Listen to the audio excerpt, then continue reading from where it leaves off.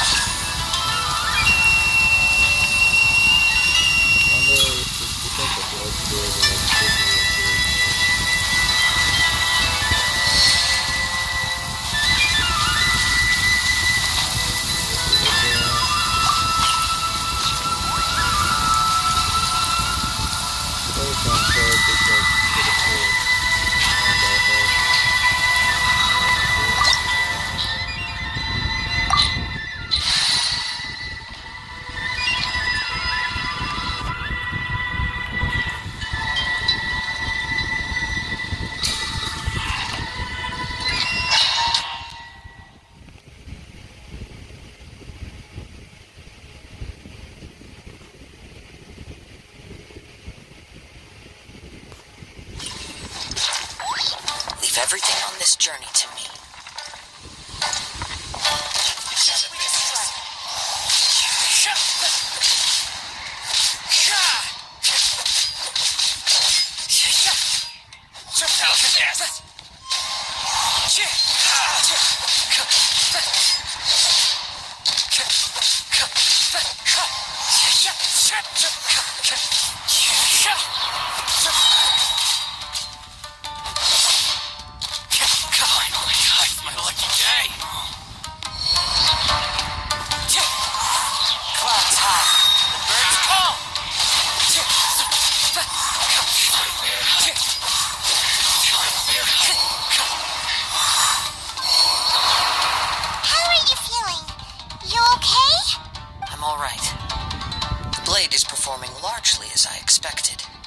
Having gone so long without proper use and maintenance, it's become very difficult to use.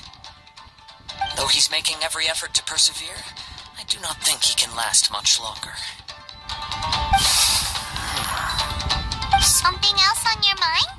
How strange. Rather than trying to control me, he is instead trying to match my fighting rhythm. Let's keep going.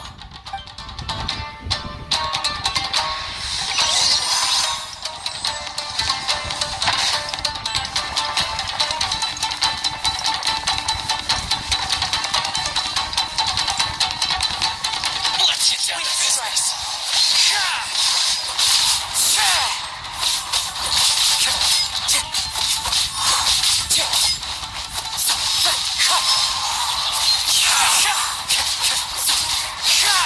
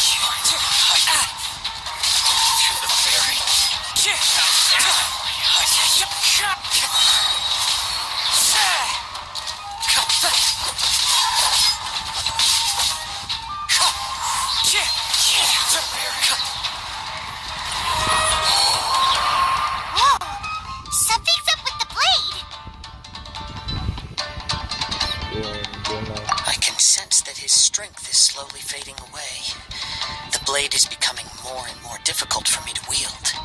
He cannot hold out much longer.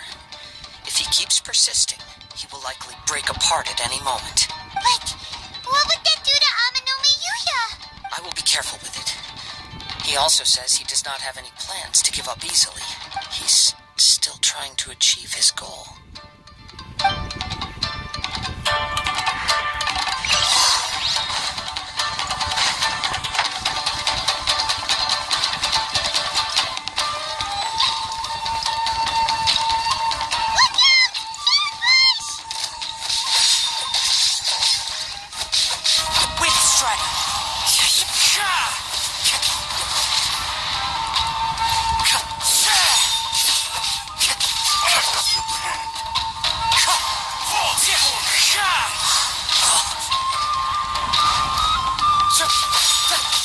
Time to go. Fine. Wind strike.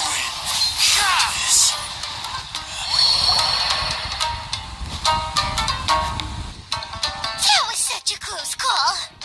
My apologies. In the end, I still needed your help. Are you okay? It looked like you were really struggling the entire fight. Yes. And it looks like he's reached his limit. The sheen's grown a bit dimmer again. It doesn't look anywhere near as impressive as it did at the start. Perhaps this time we'll finally have a chance to see his true form. True form? What are you talking about? Huh? What the? Is this the same blade as before? It looks like a piece of junk. Yeah, I'm sure. If you choose to continue in the state you're in, you wouldn't even be able to beat Samurai and Kairagi, much less the almighty Shogun. Maybe you did truly wield power to rival the Shogun's light when first forged, but the long journey from Snezhnaya back to Inazuma has left you battered and broken. It barely needs stating anymore. Your ambition is a flight of fancy. I finally figured out why it was that you agreed to my bet. You wanted to reach a state of harmony with me. For perhaps then you would still be able to wield commendable power. But regrettably, we are nothing alike. I will never understand your obstinacy and cruelty, nor can I empathize with the one who made you. The only one who truly understood you had already passed away by the time you were born. Huh? What's that supposed to mean? There they are! Take them down! Where do they keep coming from? Yup. We can help this time. Don't worry. I'll use my own blade. It's just more of the same. It's my lucky day! Let me try one.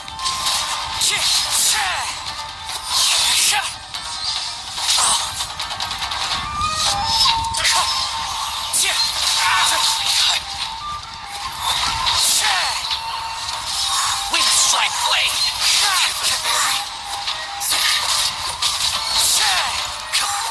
Keep tricks.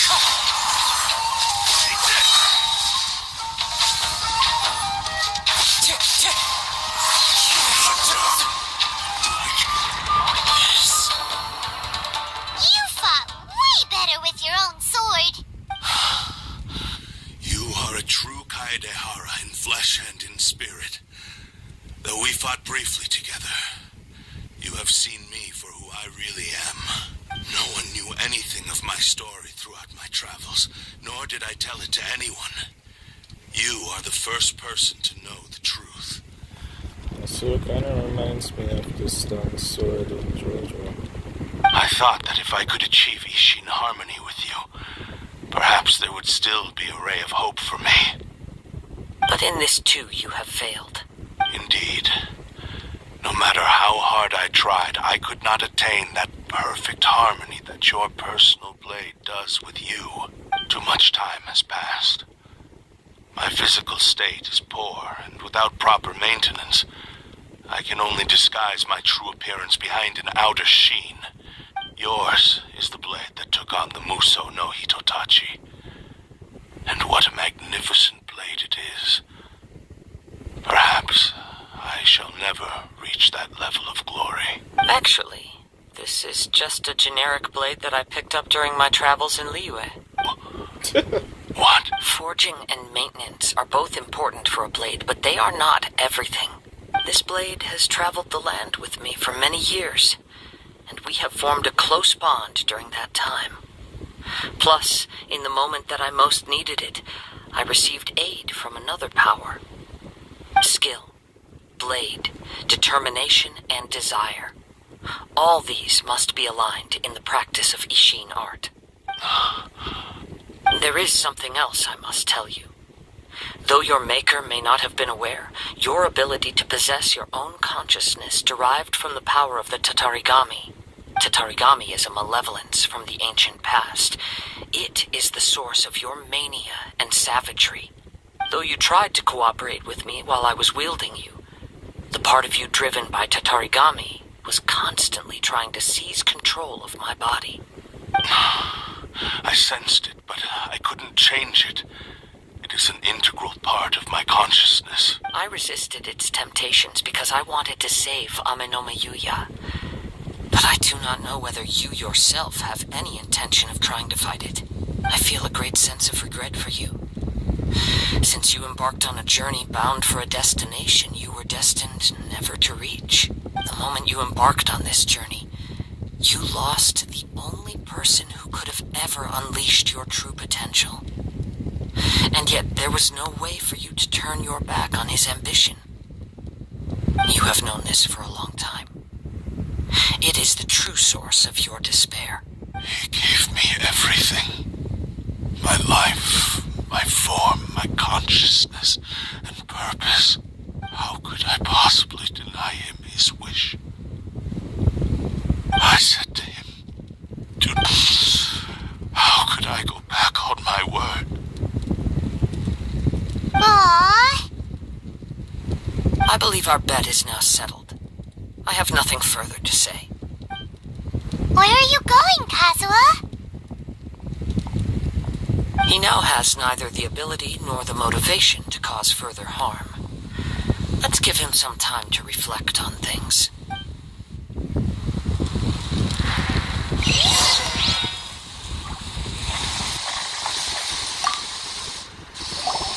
When I touched the hilt for the first time, it's as if I was transported to a strange dimension. It was somewhere I've never been. A bladesmith lay quietly on the bed, his frail face barely visible under the moonlight. His breaths were weak, and his life near its end. A newly forged blade lay by his side, listening attentively to his final words. Wow. That was the Blade's memory, wasn't it? Indeed. While in exile in Snezhnaya, the bladesmith eventually learned the truth behind everything that had happened. The Ishin art had been dealt a devastating blow by the desertion of its best smiths. He spent the rest of his life in the forge, not to vent his frustration and hatred, but to atone for his actions. He felt intense regret at being tricked by the Fatui, but he could never again return to his homeland. His sole wish was to one day return his single, proudest creation back to the land of his birth. So he instructed this sentient blade to find a way back to Inazuma, no matter how long or how hard the journey. But he never wished to rival the gods. All he wanted to show was that they once shone brilliantly as blade and smith, that they were still worthy of being trusted. So that's the true story. But after that, the blacksmith's intentions were warped by the Tatarigami, slowly turning his proud creation into the cursed blade of today. Right. I believe the bladesmith might never have known that the power he worked with was that of the Tatarigami. The hatred within that power is what sent the blade down its ill-fated path. This blade has committed unforgivable atrocities, but only because it lost its original master. No one was there to correct its errors when it was losing its way. Shame it's too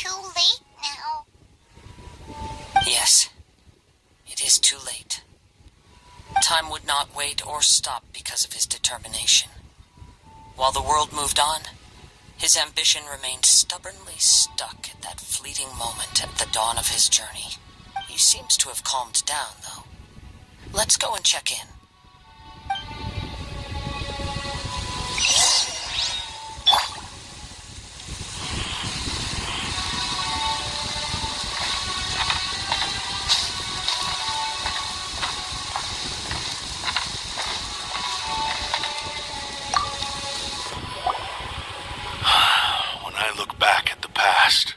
I can remember the day of my forging like it was just yesterday.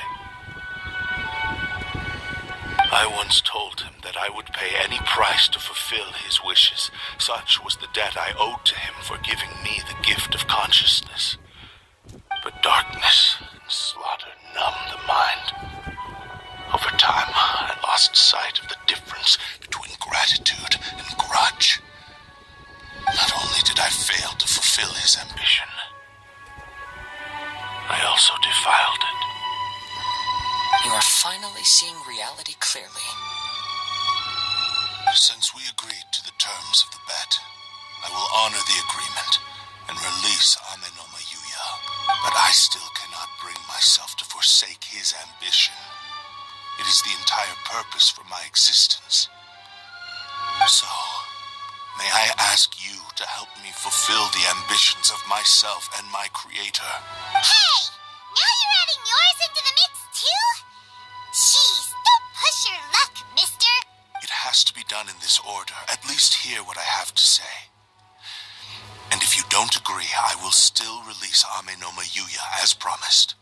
My physical form, as well as the knowledge I possess, should still be of some value to you. His attitude has grown a lot milder. What do you think, Kazuha? Should we give him a chance? Let's hear it. Thank you all. When I was first forged, my maker was already terminally ill. He told me that he had wanted me to have the grandest opening battle. Alas, after that, he never rose from his sickbed again. Nor have I ever had the chance to prove myself in battle since. My fights were devoid of any noble meaning. They were merely the next step in my never-ending journey. The next in a long line of transgressions. You are a fine warrior. I would like to request your hand in battle and experience a true duel between samurai. Oh? And who would be the opponent? Yeah. I will release Ame no Mayuya and restore his consciousness. Perhaps after that, you can convince him to commit to a fight with you. He must have plenty of reasons to both hate me and desire a good fight. Understood. Then let's start by waking him up and seeing if he has the stamina and will to fight. I see. He used my body to inflict harm on others. I utterly despise him and his actions. But since he stayed true to your agreement by releasing me, he must still have some remaining semblance of honor. If a duel can help to set this state of affairs in order, I am willing to put myself forward. I do not wish to be a mere victim in this story. There's no need to worry. We'll vouch for your innocence to the Tenryo Commission. Thanks for your help. Who knows how this would have ended without your intervention? All right, then let's move on. More Ronin could appear at any moment. We can't stay here. In any case, for a final duel, I think we should aim for a greater sense of ceremony.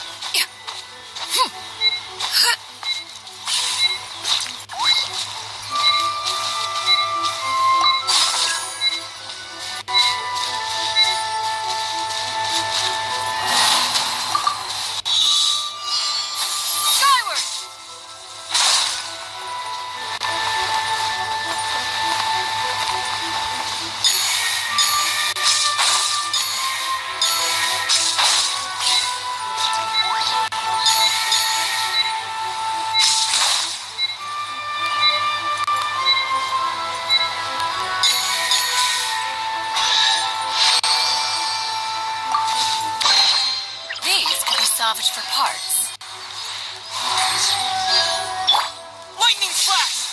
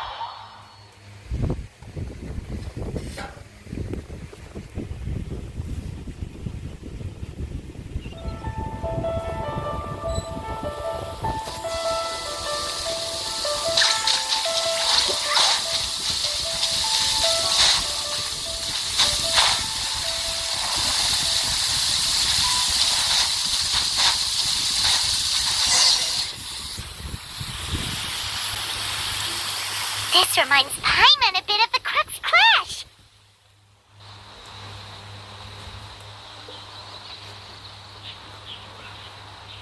Yep, we still can't let our guard down.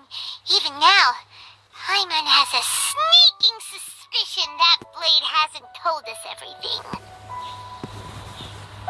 Still, even if he's way past the point of redemption, it's hard not to feel a teensy bit sorry for him.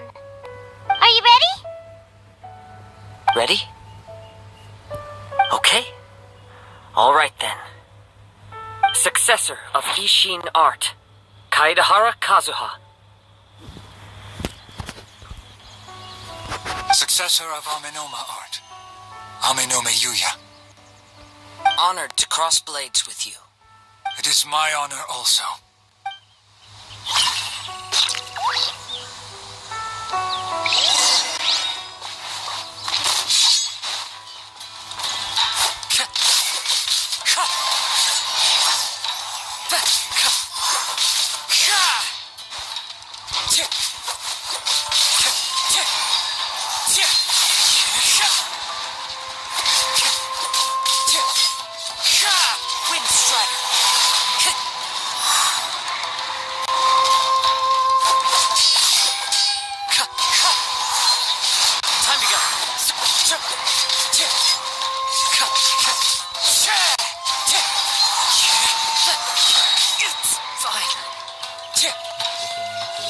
As one with wind and cloud.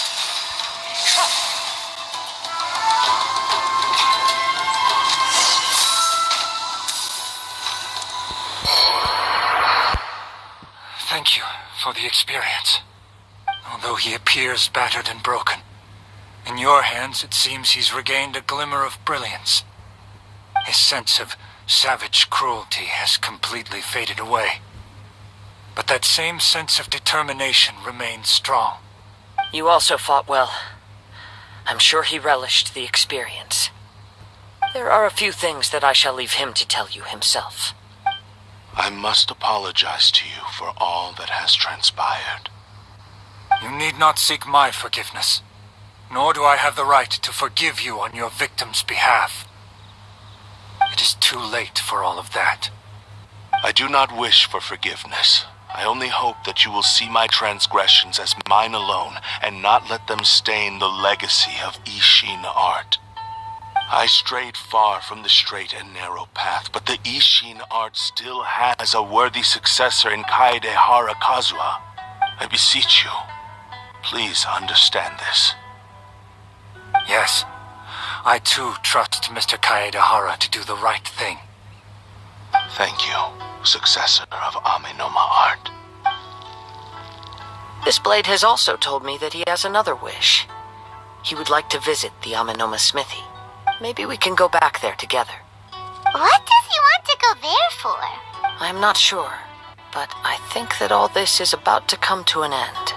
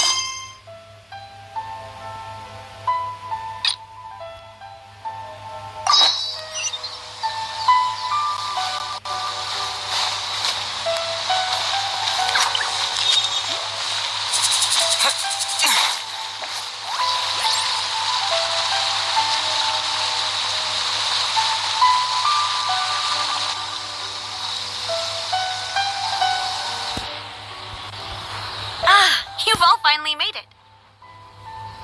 Good news, everyone. I just received word that your light novel is flying off the shelves. Multiple sales locations are asking when we'll be printing more copies.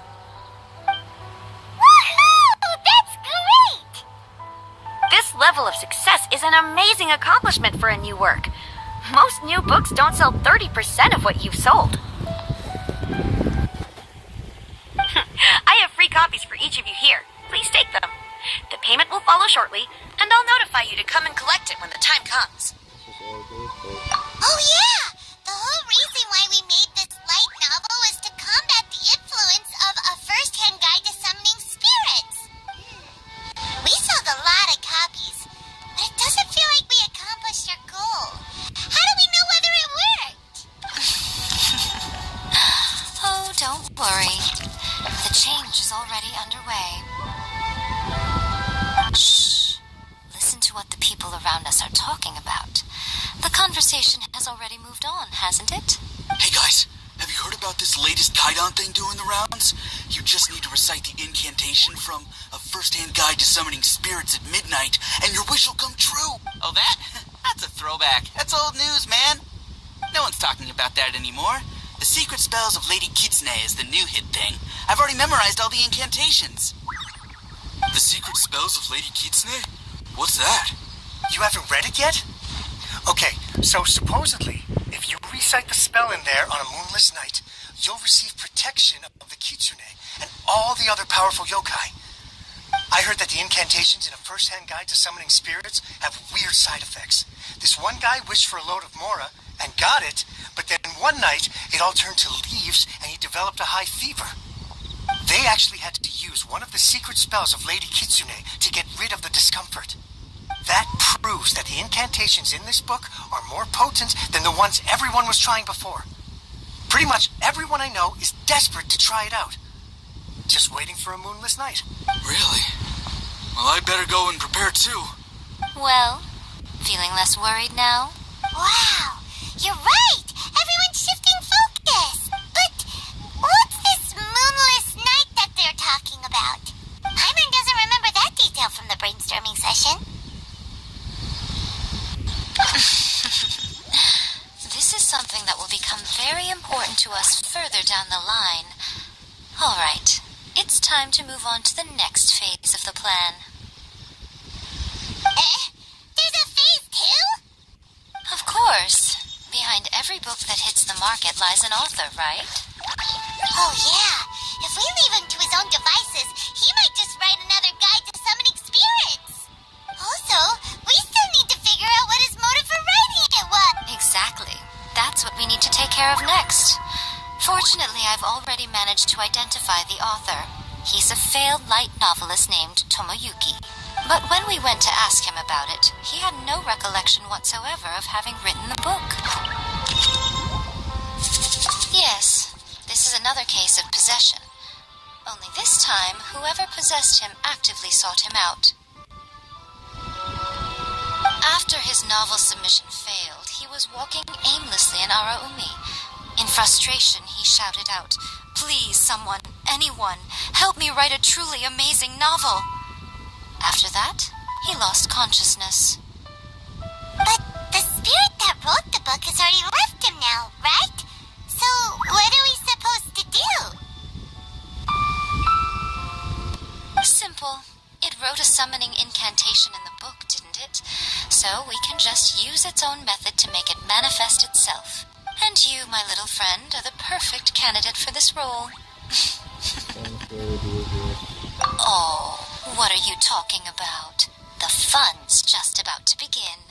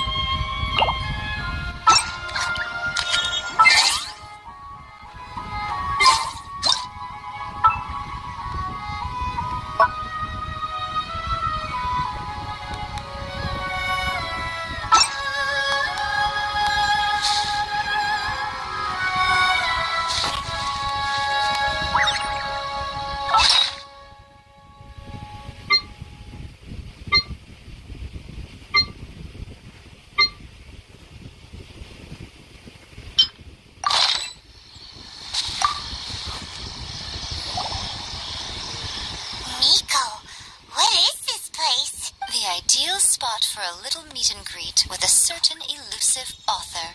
This is the place where we are most likely to succeed in summoning the spirit.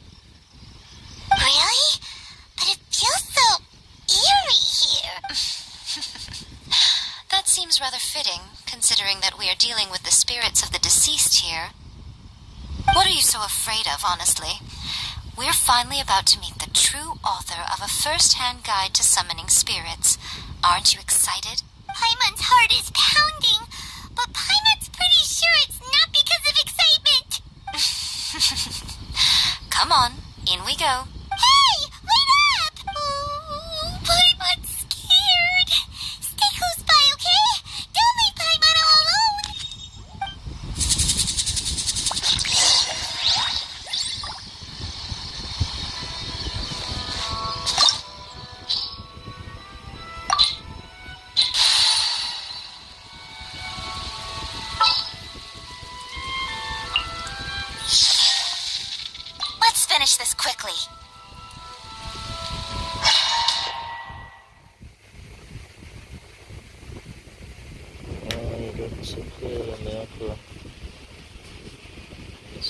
stuff I can do.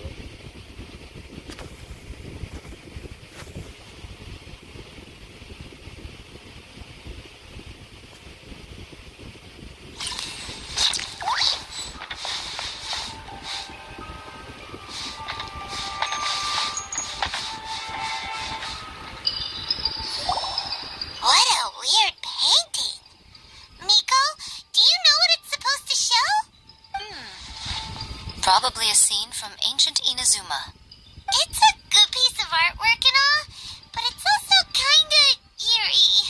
So it's a bit scary. Looks like the artist signed their name. Rakuzai? It's not very clear. Let's go inside and take a look.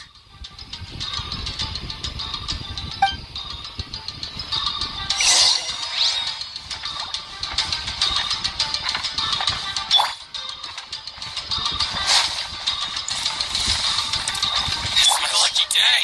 Show them. What a nuisance. Right here. Emerge.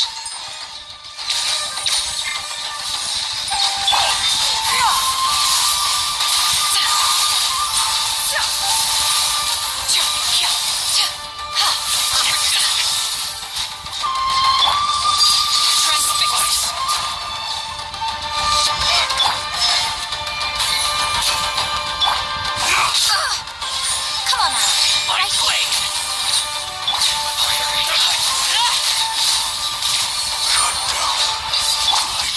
Straight fast confirmed.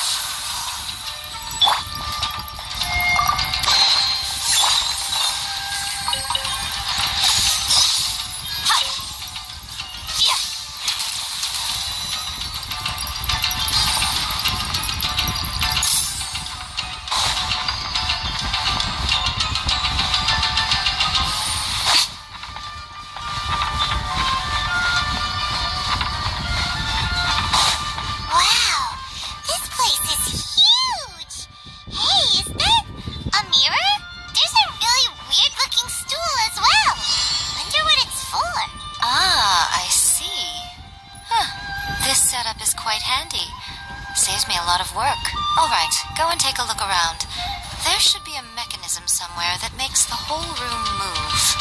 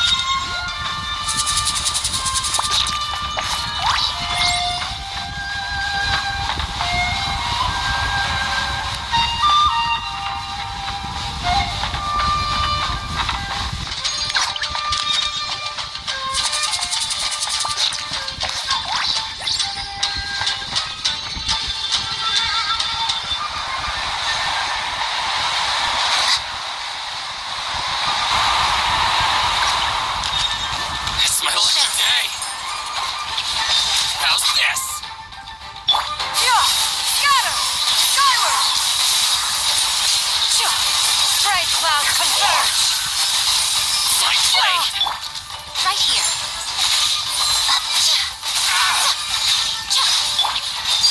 Transfixed. Retiring.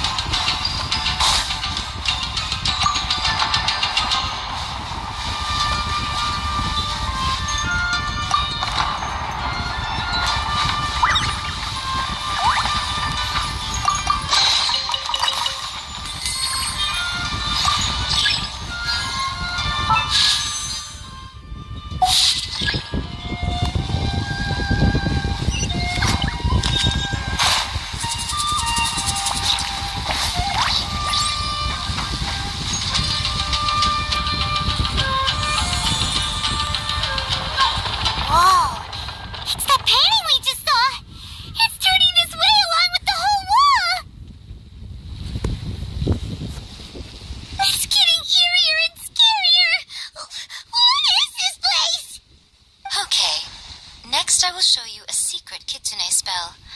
This painting is a swift summoning medium, which means I'll be able to skip many of the more tedious steps. The murky mirror reflects the view of Inazuma in a bygone age. Spirits stirred by the sight of the past will be easily drawn to it. You're up next, little one. Come on, sit yourself down here.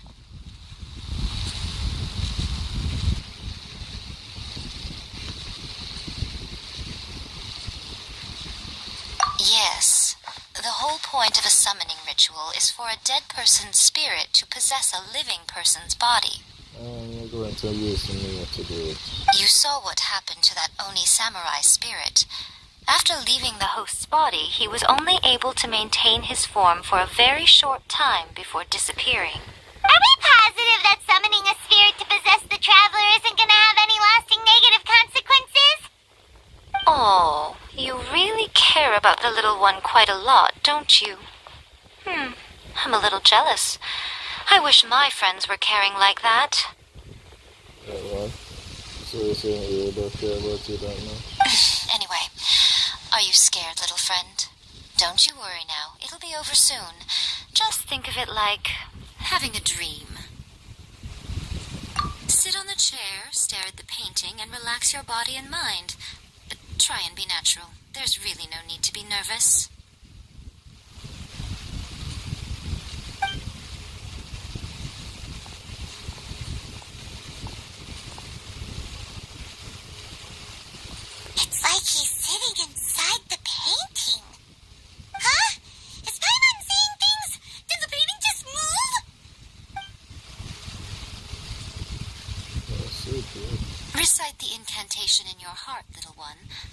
Also, you'll need to have some intense thoughts going through your head. A wish, for example. Now, what kind of wish do we think it would take to summon forth the author of A First-Hand Guide to Summoning Spirits? Anyone? Probably something to do with writing? Very good. The wish needs to be heartfelt, though, so let me help add a little realism to the equation. The book is selling exceptionally well, Traveler, but we're going to need an outline for Chapter 4 as soon as humanly possible. When is the earliest that you can turn it in by?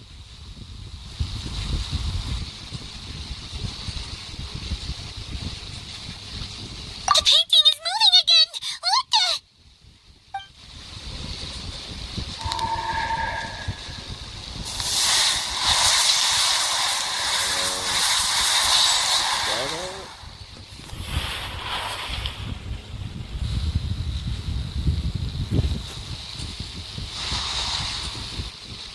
Let's take over you first, brother.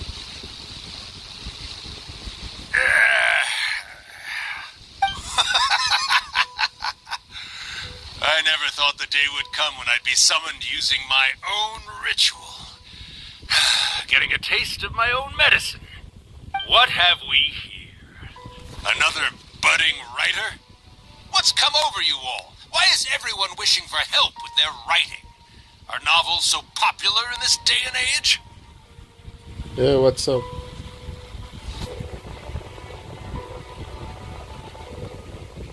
We got you!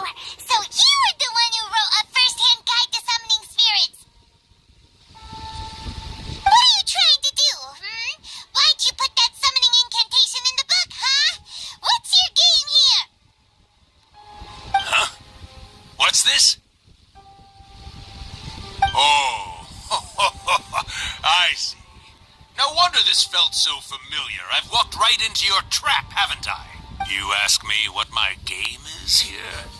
Well, of course. It was to use this incantation as a means for all the souls of the departed yokai to make their glorious return to the world and plunge all of Inazuma into a brutal, bloody war. No, this is the first time I ever hear Ether talk this much. Although it's not the Ether talking. What? I knew it! You had an evil plan all along! Oh, did you now? Then how naive of you to let me possess this body so easily. I sense, yes, great power within him. Good. Good! With this power, no one shall be able to stand in my way.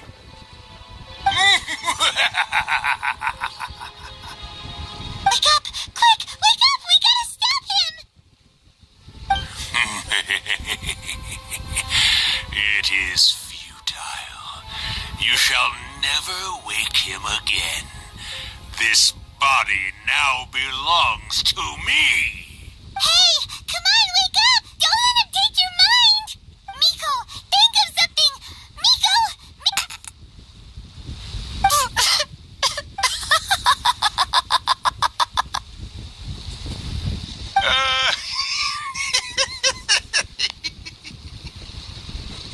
It was just joking. Mom! You're laughing? Oh, Rakusai, you haven't changed a bit. You caught on so quickly. Too perfect. I was just joking. We're just working on it. Well, you made the face enough times that I couldn't exactly miss the hint. This is what you were going for, yes? Never one to stand on the sidelines of a good spectacle, are you? Always got to dive in and fan the flames, huh? You mischievous little kitsune, you. Look what you've done to this little flying one here. Oh, poor thing scared witless. You were having plenty of fun playing the bad guy a moment ago.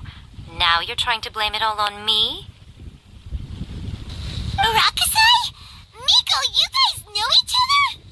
Yes, we do. Of course we do. Allow me to formally introduce the author of A First-Hand Guide to Summoning Spirits, Urakusai. No, wait. To be more accurate, it's Urakusai's memory. Memory? But isn't he a spirit? Ah, spirits, memories. They're just different words to describe the same thing. Something that comes from the ley lines. Do you remember that recent incident when the Rift Hounds were gnawing at the sacred Sakura's roots? You witnessed human memories leaking from the ley lines, didn't you? Well, since there are human memories, of course there are going to be yokai memories too. In life, yokai possess supernatural powers, and even when they are a shadow of their former selves from a bygone era, they still have the ability to control whether they are visible or not. Typically, yokai memories survive longer in the world than those of humans. Indeed. I was wandering around the sacred Sakura's roots when I suddenly heard someone yelling, "Please, someone, anyone, help me write a truly amazing novel." It piqued my curiosity, so I popped inside his body and wrote a novel for him. So that's how it happened. But why did you include a summoning incantation in the novel? Oh, little one. Not to toot my own horn here, but when I was alive, I wasn't just another kitsune, no. I was a mighty and powerful Daioko. The memories of other yokai can't possess human bodies at will like I can. But with this incantation, they can go one last little joyride in the world for a couple of days. Anything they're still itching to do, they can go and get it done. But... She's trying to say that all the commotion this causes is likely to be a great disturbance to the humans. Disturbance? I guess you mean that we might leave them with some broken dreams after we leave, hmm? Oh, yes. And they might have a fever or whatever. But you know, I actually think that the most admirable thing about human beings is the way that they go out and shape their fate with their own two hands, given that they're not born blessed with the same powers that we enjoy. As for those who would rather draw on external power than seek to improve themselves, it's quite right that they learn their lesson eventually. So when you think about it, we're actually doing the humans a big favor. Miko, you agree, don't you? Yes, that's what I thought too. All right then. You finally convinced Paimon. You guys were right. What are you scared of, little one? Don't be deceived by her day-to-day antics. Miko is actually one of the most powerful yokai out there. Not only that, Urakusai, but my latest work has beaten that book you wrote, A First-Hand Guide to Summoning Spirits, to become the most popular in Inazuma. Of course. You were never one to make extra work for yourself where you can help it. And yet you went to all these lengths to find my painting room, and even took the trouble to summon me. I knew you must have some ulterior motive. You were always the one to pick a quarrel with me when we all used to gather around and share stories. All right. You win, I lose. Happy now? I finally get to hear you say it centuries later. Oh, I must say it feels good. I remember when you were just a little girl, always hanging off my shoulders. A few 100 years later, and you're all grown up. Oh, Urakusai, how much time do you have left? Not much. That goes for all of us, actually. We've all got to go back where we came from in the end. Everyone's quite content in many ways, but they still can't help but ask, are we ever going to have another Hyakyako? Don't you worry about that, Urakusai. Arrangements are being made. When my bell rings, it means the moonless night is upon us. Great. Wonderful. Fantastic. Miko, it's been nice catching up, but I'd better conserve my energy if I want to stick it out until then. So, I'll be on my way now. All right. Goodbye then, Urakusai. One last thing, Miko. I just want to know, have you been well all these years? I've been great, of course. Every day is a happy one. Especially these days.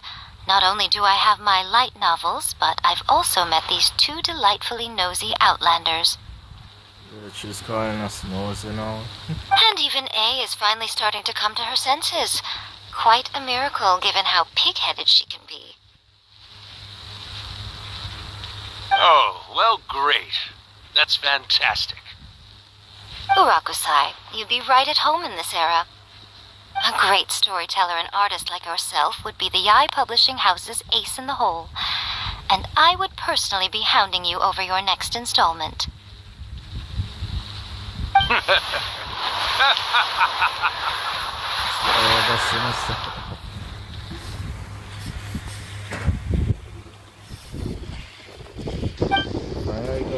He disappeared! Are you awake? How are you feeling? Are you all there? Here, like last time. Repeat after me. Shit. I don't remember what she did do the rest. Oh, you beat me to it. Looks like your brain is intact. So, your first possession, What was it like? I remember everything pretty clear. I just couldn't get any on the conversation. Good. Saves me from having to explain everything again. Hearing Urakusai admit defeat has put me in the most wonderful mood. In return, it's only fair that we make sure to deliver on what they're all hoping for. Yes, though they only represent a tiny proportion of the memories in the ley lines, it will still be quite a sight to behold when the time comes. Since you've come this far, why don't you do one last thing for me, I'll need your help with the ritual. You cannot be serious, Miko! After all that, you still have more errands for us? You guys teamed up to scare Paimon just now. If you think Paimon's gonna do anything you ask for, think again!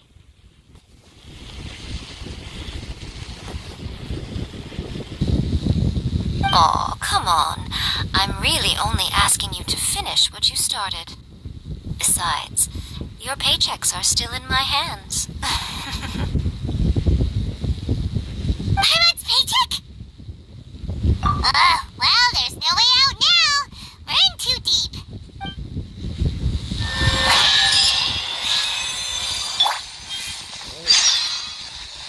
I believe when Yoko is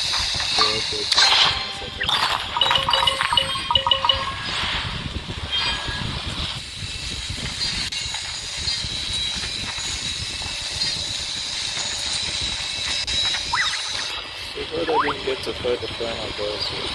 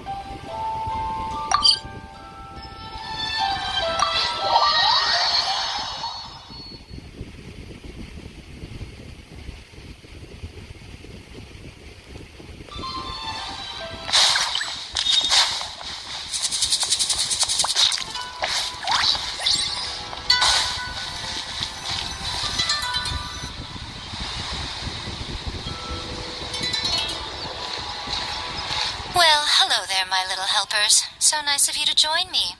You're right on time, too. As if we had a choice. We just want our paychecks. So, Miko, what exactly do we have to do to make this Hyakuyaku happen? Also, to be clear, we actually have no idea what it even means. It might sound ominous, but to put it simply, the Hyakuyaku is just a gathering of the yokai. Back in the day at yokai gatherings, once everyone had had plenty to drink, one by one they'd start soaring into the sky with their yokai powers. There were so many of them that their silhouettes would block out the moon. But now, the yokai memories that leak from the ley lines are weak. They are no longer able to fly. So I will be performing a convocation ritual for them, gathering all the wandering memories together in one place. When the time comes, they will gather in the sky above the Grand Narukami Shrine. Once their energy is spent, they will be satisfied and return to where they belong. All the preparations for the ritual have actually been made well in advance. Remember the incantation and the mention of Moonless Night that I added to our novel? Oh, yeah! Something about reciting the secret spells of Lady Kitsune on a moonless night. That's the one. Actually, it's not a wish-granting incantation at all. It's a spell to help calm the ley line memories. When that time comes, let's all pitch in and help send them on their way. I will start the ritual preparations shortly, and at that time, I need you to do two things. First, tell the shrine maidens to leave the mountain. During the Hyakyako, a whole swarm of yokai memories will be hanging around in the air above the Grand Narukami Shrine. Having the shrine maidens leave avoids the bothersome issue of someone potentially getting possessed. After that, I will commence the ritual, and the memories will begin to congregate. This will take some time. I need you at the foot of Mount Yoko during this part to keep an eye on nearby monster activity.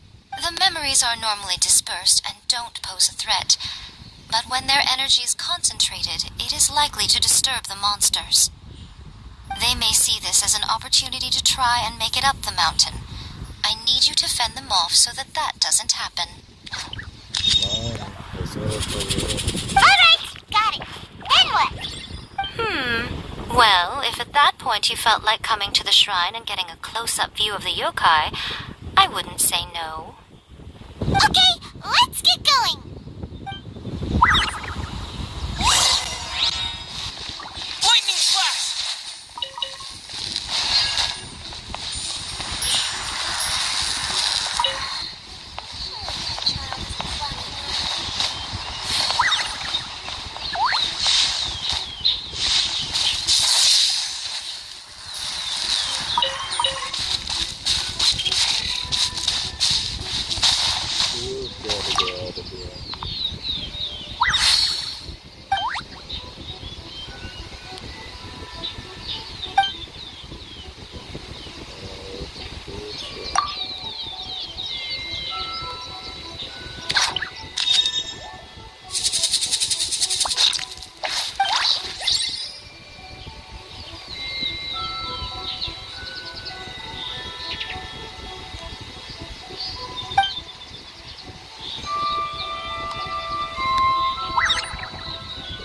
She's talking about the Ninja.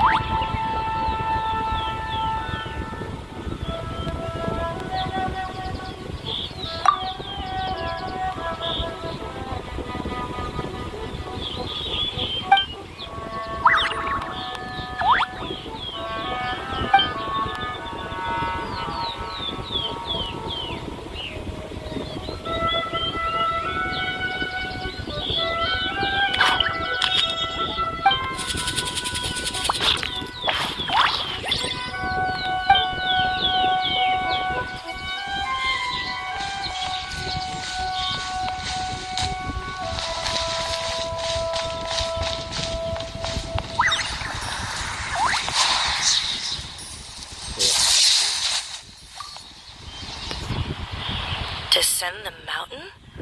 Are those Lady Kuchi's orders? Yep, Miko said the ritual she's gonna perform soon might pose a physical danger to you all. I see. I'll evacuate everyone right away. What about you? We'll be taking care of a couple other things for her. And once we're done with that, we're gonna come back and do the ritual together.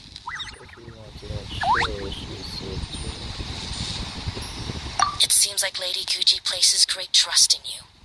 Lady Kuji's never allowed anyone else to be in her presence when she's conducted rituals like this in the past. Thank you for helping with the ritual, and good luck. Don't worry, we're much stronger than we look. Ringo's about to start the ritual. Come on, let's go deal with the monsters down the mountain.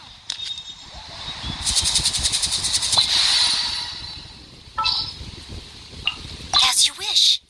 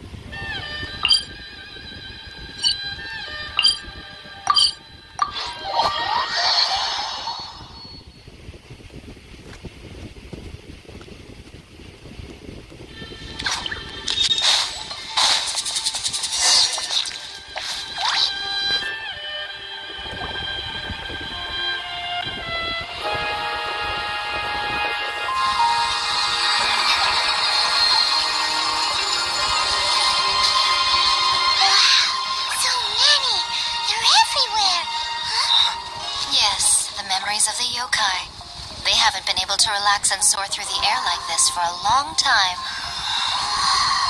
Come with me.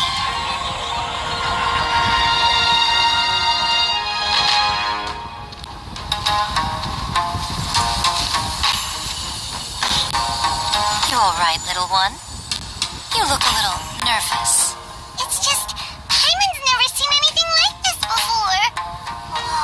They've really blacked out the moon.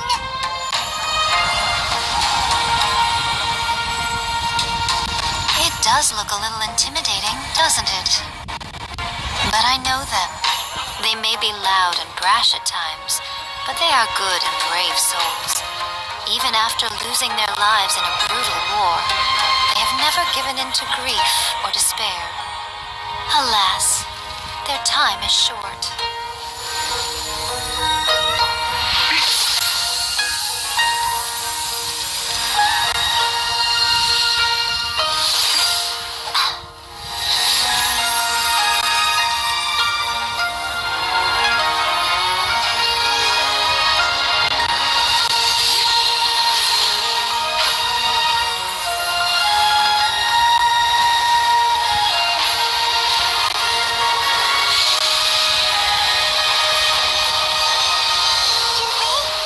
Do they really have to go? It's a feast, and all feasts come to an end. Since you're sorry to see them leave, why don't you do the recital along with me? O Hakushin, cause of this enchantment, in reverence I perform this rite. In reverence, I perform this rite. To be a guiding light.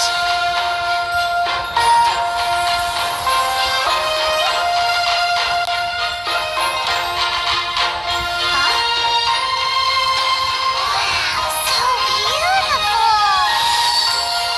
Look! Lights are coming from Inazuma City!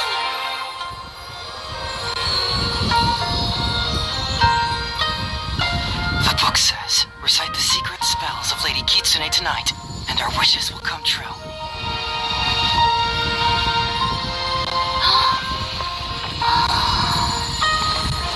Oh, Hakushin, cause of this enchantment. I perform this rite to be a guiding light. Your unrivaled power will be honored eternally.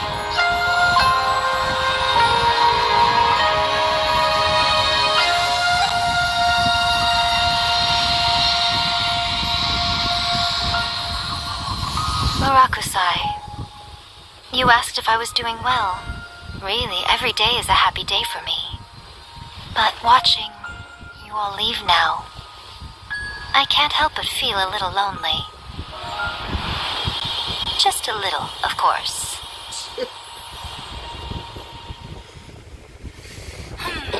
Just as I thought, the ritual went very smoothly. Thank you both. Oh, I'm great. But the look on your face just now... Oh, she's sad. I'm fine, seriously. Really, No. Honestly, you two. Pico... Fine. Well, if you're dead set on doing something for me, you can treat me to a meal. Oh, yeah, that's good. Sure, no problem. A meal it is. Yeah, Okay. Well, see you soon then.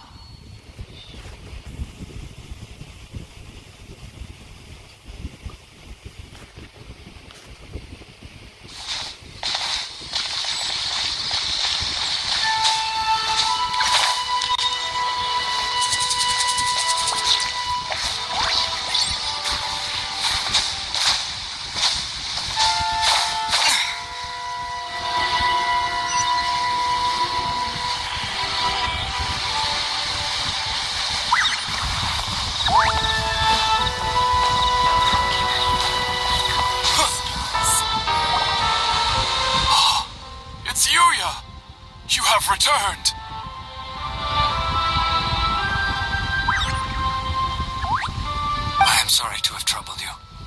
It's all thanks to them that I was able to return safely. A prized Ishin blade, turned weapon that controls the human mind. Considering their forging philosophy, this was indeed within the realm of possibility. This is a great pity. But I have some good news as well. Ryuji from the Bonton Sango Detective Agency tells me that they've found the missing Mr. Nagato. Really? Is he okay? Yes, badly wounded, but he will live. And now that Yuya is back, it seems like the final ending to this story is a happy one after all. I think I know what you want to do. What's wrong, Kazuha? Is the blade whispering in your ear again? Yes. He said he wants to take control of me for a brief moment. What? No way! Hasn't it learned its lesson?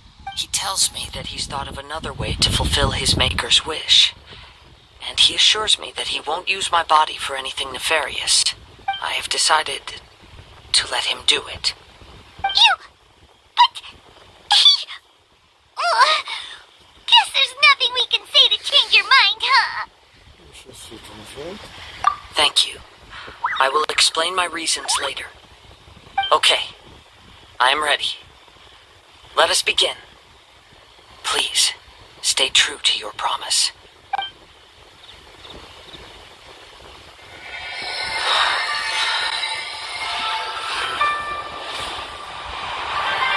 My power is almost spent.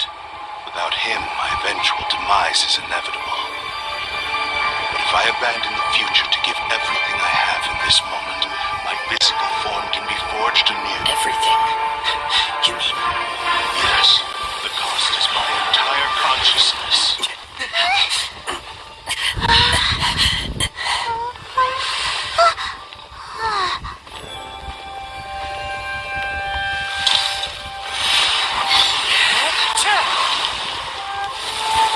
You were right.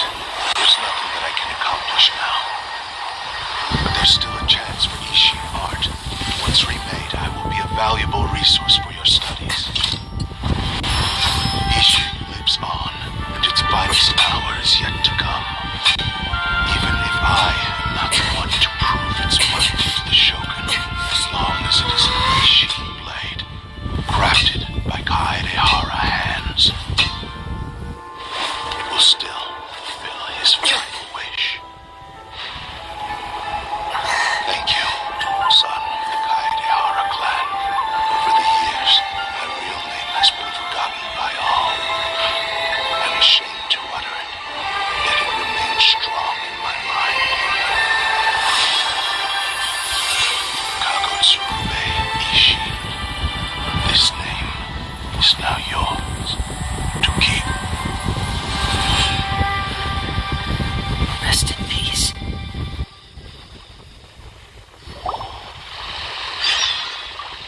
Whoa, I'm feeling a bit jealous because I got a new So, sword. that's why he said it had to be done in that order. His consciousness will disappear forever after fulfilling the bladesmith's wish. Kagotsurube Ishin.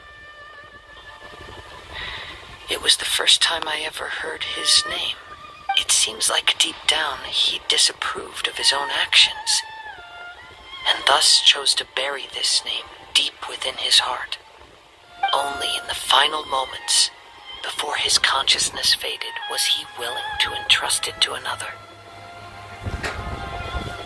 Seems like he really, really wanted to fulfill his maker's wish.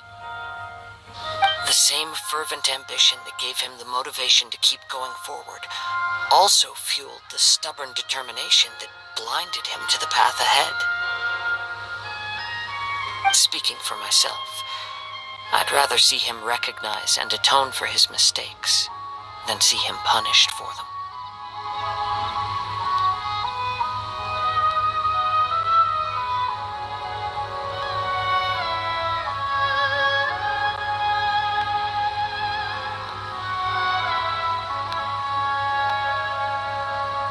I understand. Perhaps this is a flaw in my personality. I've always been captivated by grand aspirations. Hearing his wish to rival the divine light touched something inside of me, just as the sight of those who fought to repeal the Vision Hunt decree did. Your quest to face the gods and trace your sibling inspires me in the same way. After everything I've seen, perhaps these pursuits fascinate me a little more than they should. Oh, Kazuha. I will continue to support you from this point on. Know that you will have my assistance whenever you need it.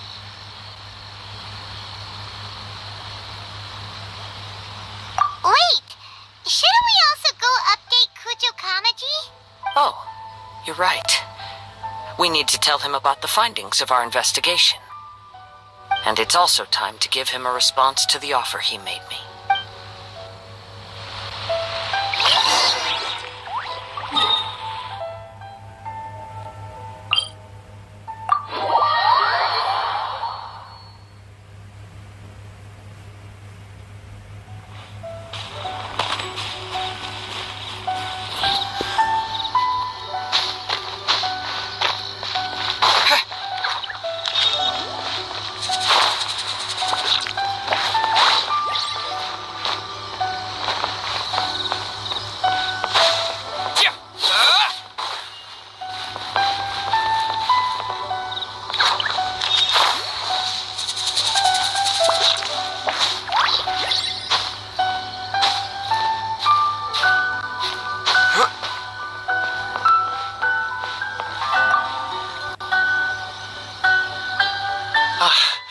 Returned. I hear that the issue has been resolved.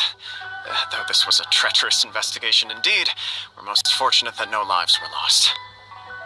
The Tenryou Commission has already attended to the danger at the warehouse.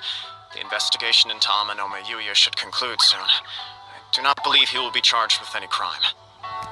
Wow, you sure kept your ear to the ground. Then we needn't recount all the details again. Now, as to your earlier offer, I wish to give you my answer. Please take a look at this blade. What's this? Kagotsurube Ishin, a weapon crafted using a long-lost blade forging art of the Kaidahara clan. By means of a series of fortuitous events, I was able to recover and restore him. I also promised him that I will continue to study and pass on the secrets of Ishin art. And so, it looks like I will likely continue with my journey across the nations, learning more about this blade as I go. I see. I understand. The Kaidahara clan has always been a family of bladesmiths, so it is only proper for me to continue on this path. Were I to accept your goodwill, I may find myself embroiled in conflicts between the shogun. You misunderstand. That was most certainly not our intent. I am aware, but I still desire to continue walking my own path. Very well. I can understand. Then let's pretend this offer was never raised. However, if you should ever change your mind or find yourself in need of the Shogunate's assistance, please do not hesitate to inform me. Great. Thank you for your generosity. Where will you travel to next, Kazuha? I'll probably take to the seas with Captain Beto again for now. As for my next destination, let's see where the wind takes me.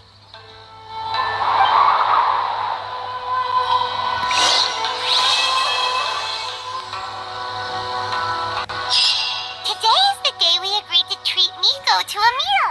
The venue is Uyu Restaurant. Let's go!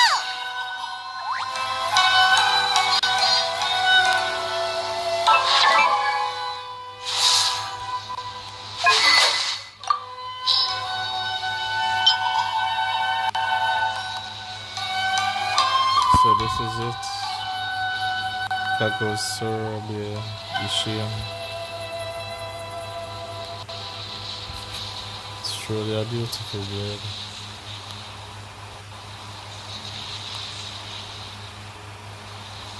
Wait, you sure I can keep something like this? I mean, I know it's not a 5-star, but still.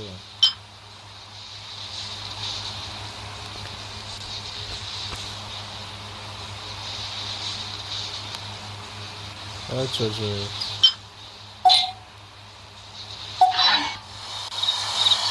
Alright, time to go for Miracle.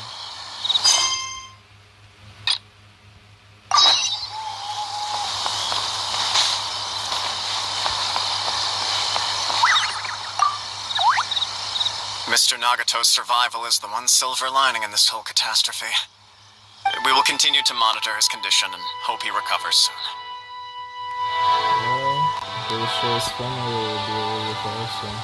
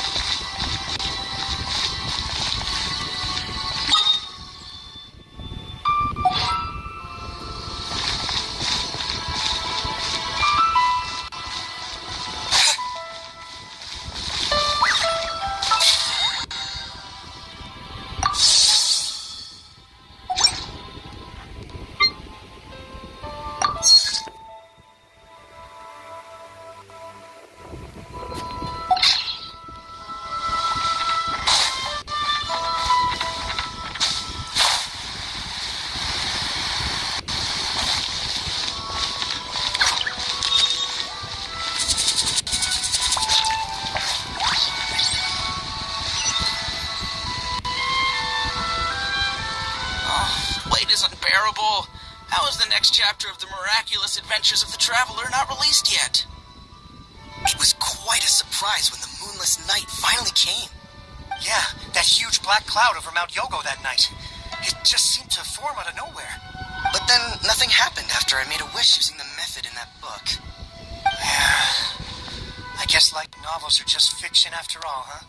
That night was definitely the nail in the coffin for the incantations from novels fad. Still, something tells me the miraculous adventures of the Traveler will remain an interesting series for a long time to come. Huh? Paimon can't see Miko anywhere. Guess she's not out here. Maybe she went inside already. Let's head in and look for her.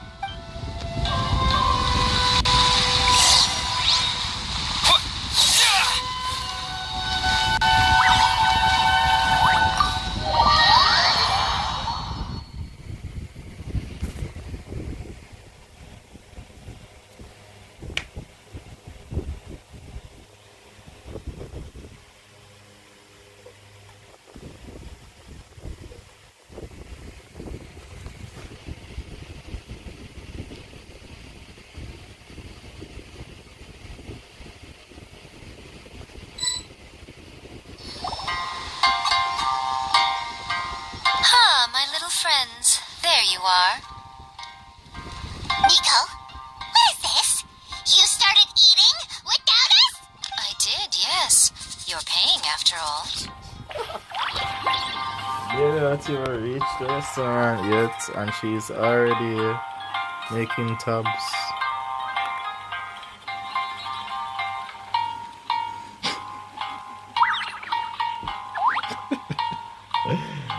She's already pay for the funniest she's having right now. The thought of being able to eat the most expensive dishes and drink the finest sake, all for absolutely free? Oh, I just couldn't wait any longer. Bye-bye, paycheck.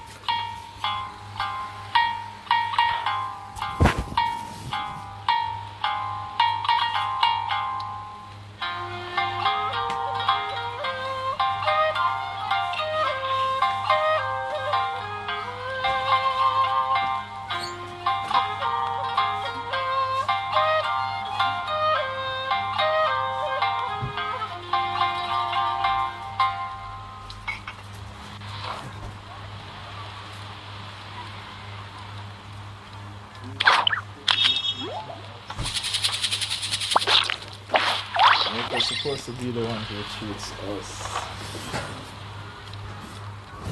That's a bit a lot for her. Ah, boss, see these two faces here? Remember them. They're the ones picking up the bill later. Alrighty. Bye-bye, paycheck. What's gotten into you? Come on, sit yourselves down. You have to try this fish. It's found exclusively in the waters around Seirai Island. They shipped it to Inazuma overnight, and it was still alive right up until I ordered it. Or maybe you'd rather try this? I know. I normally can't bring myself to drink sake this expensive either. If you don't drink alcohol, that's fine too. There are all kinds of fruit juices covering the whole price spectrum. Rico! You are outrageous! Last time we were here working on a novel, all you ordered for us was the plainest kushikatsu! Strange. I remember no such thing. Nico always however you get what she wants. Yeah, I certainly remember. Oh, so what? You did offer to treat me to a meal, didn't you? Anyway, I am something of a VIP, you know. Wouldn't you find it embarrassing to treat me anything short of lavishly? Miko, this meal is going to be super expensive! Aren't you afraid we won't be able to afford it? Oh, don't you worry about that. You can most definitely afford it. They're still printing your light novel by the batch, you know. You have quite the generous payment due. Like I said, bye-bye, paycheck. Darn it! She tricked us into this! Miko was after our Mora from the very beginning!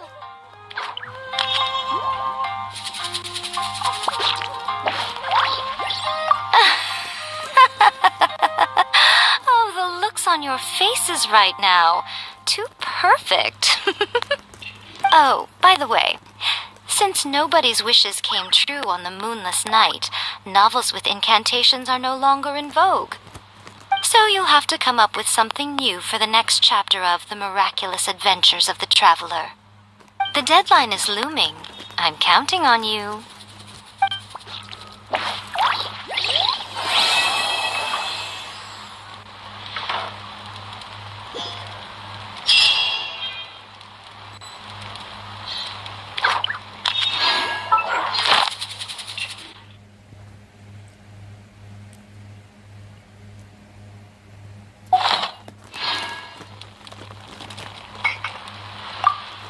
Thank you for the meal. I thoroughly enjoyed myself today. Oh, did I mention?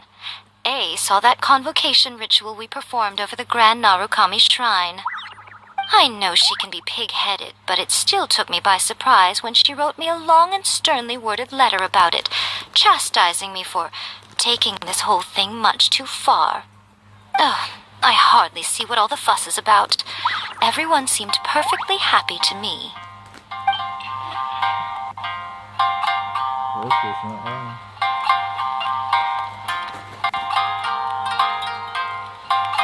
That's just like Erika, always refining her craft. Welcome to Uyu Restaurant. Please talk to me if you want to order.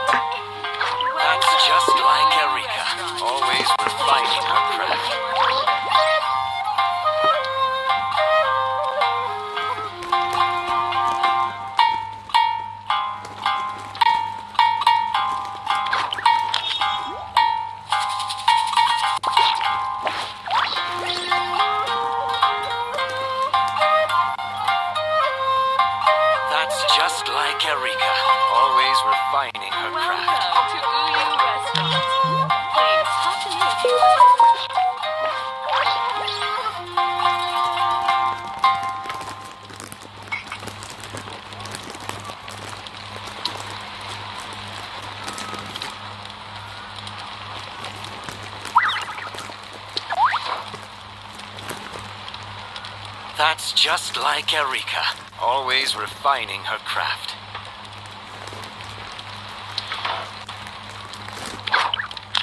Welcome to Uyu Restaurant. Please talk to me if you want to order.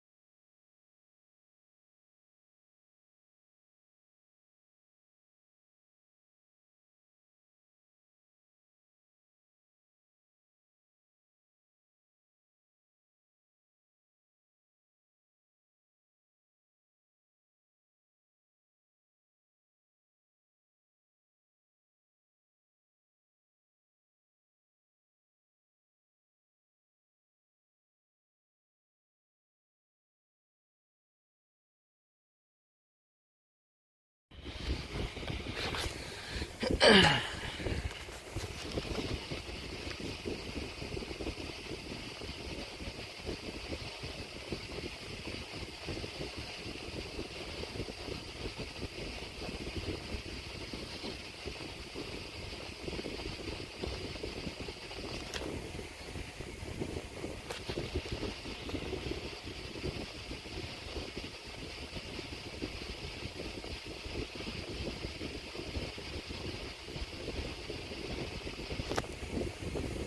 know where we haven't been in a while? Ina's...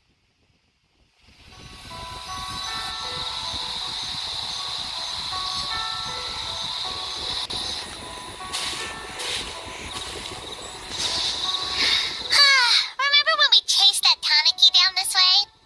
Good. Huh? What's that?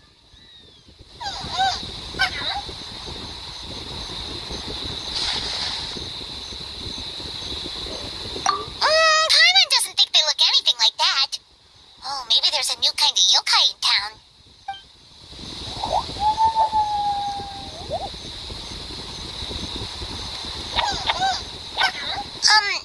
Is it trying to get us to follow it?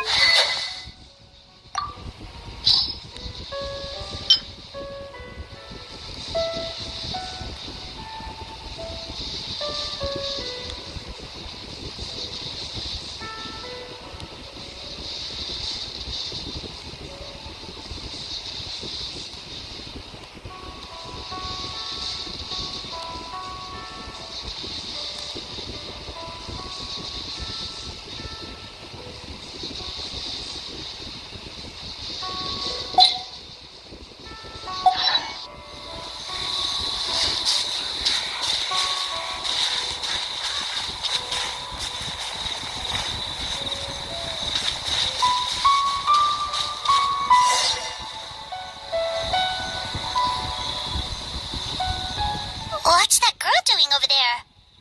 She doesn't look well. Let's go check on her.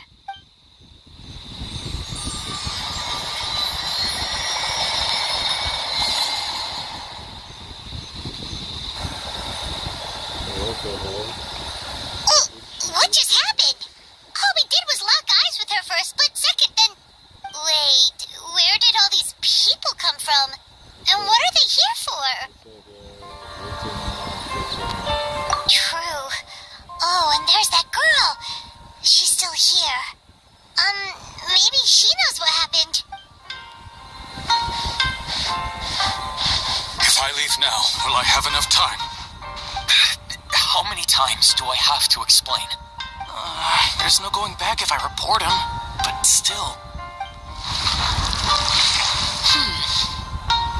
Anxiety over a lack of creative inspiration. Well, inspiration tends to give anxious minds a wide berth, so I hope our treatment will help you relax. Thank you.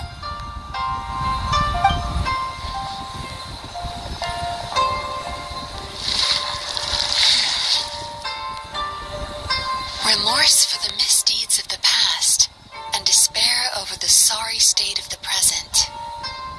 I can help you face your troubles with a more positive mindset, but you'll need to work through things in your own time too.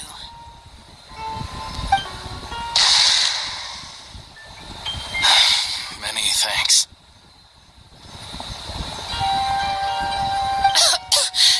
Next, please. What's wrong with her? I'm fine. Next, please.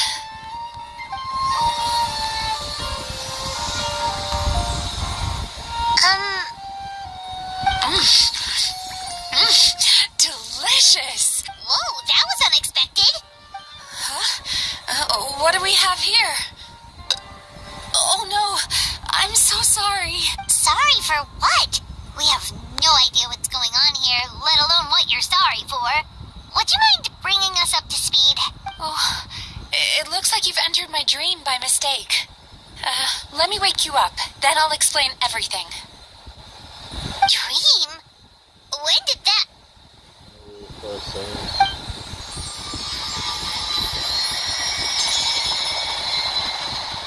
Whoa! Come in and look into her eyes. Hi. Feeling more awake now? I never expected the Traveler to literally come to me in a dream. Oh, someone I know talks about you all the time. Plus, I'm pretty good at profiling people based on their reputation. So, who are you? Right, of course. It's our first time meeting each other, so I should introduce myself properly. My name is Yume Mizuki, or just Mizuki for short. I'm a Yumekui Baku, which is a kind of yokai here in Inazuma.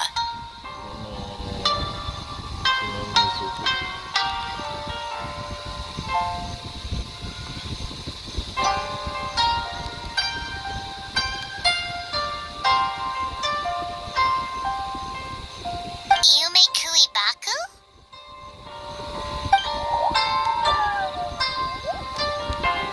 Hey, it's that little critter from before! That's what we look like in our original form. I'm guessing that's the one that led you into my dream earlier?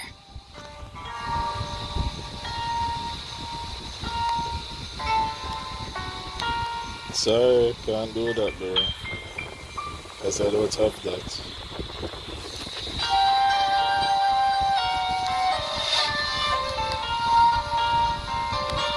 Baku feast on the bad dreams of human beings, but we need to be in a dream of our own to digest them.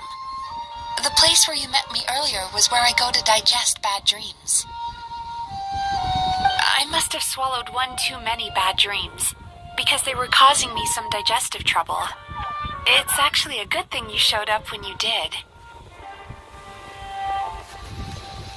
Call it a happy accident, I guess.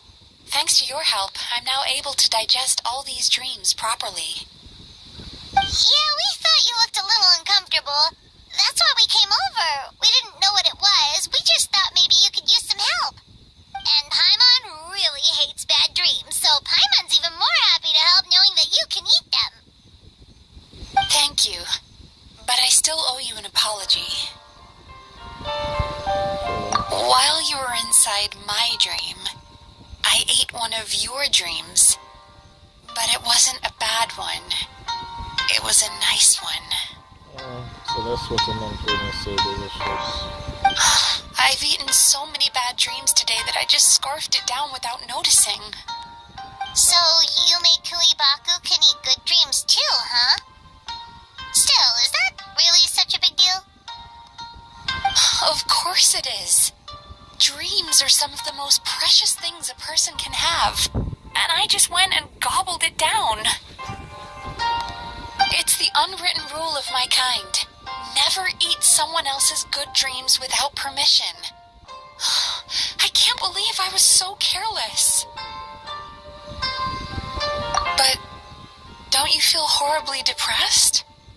Isn't your mind suddenly flooded with distressing memories? Remarkable. I've never heard of someone remaining so mentally stable after having a good dream of theirs devoured.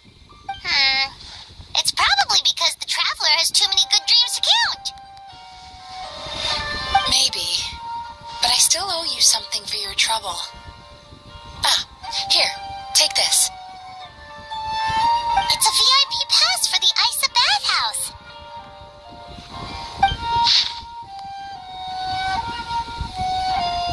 I do want to the bathhouse before I go to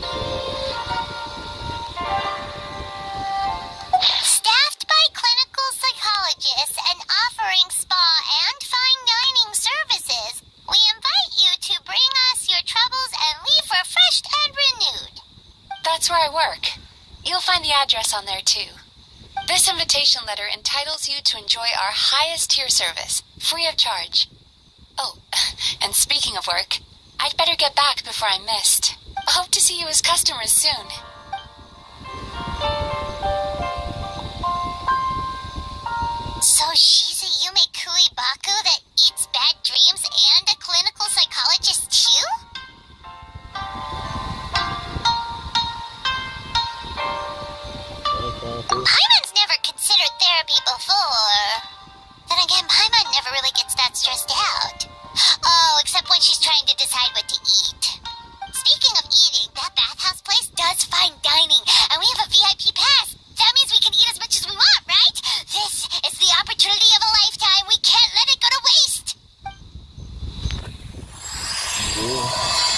if you check out the doctors.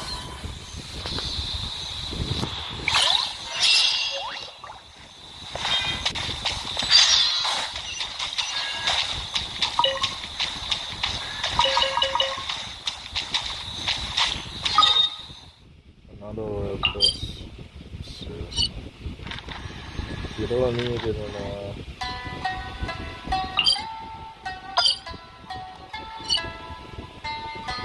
So suspected.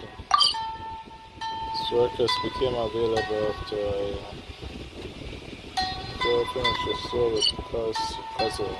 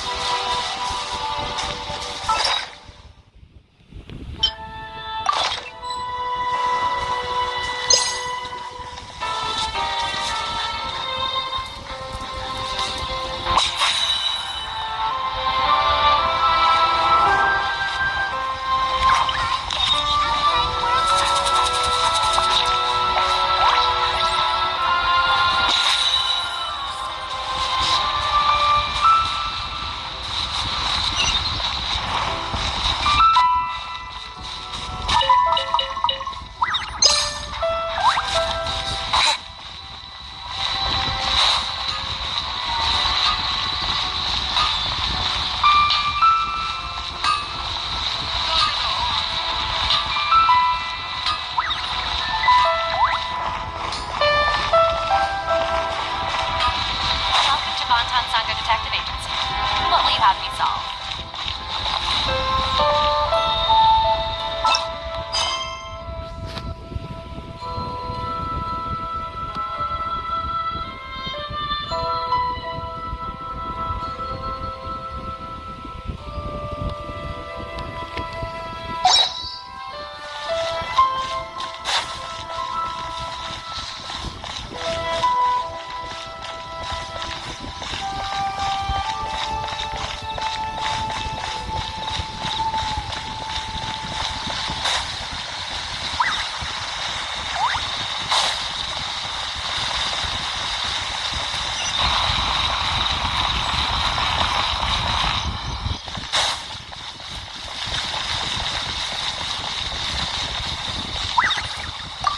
Astra Abyssosk. Welcome to the Adventurers Guild.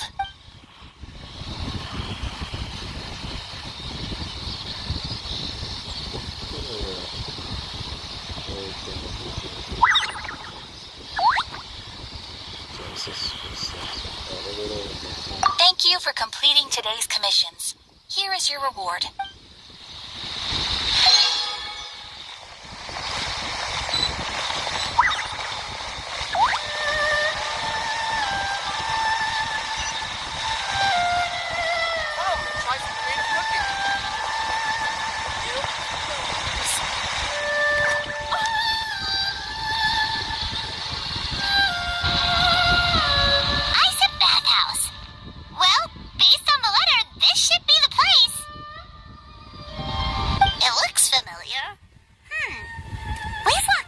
Several times before, right? Just never got inside.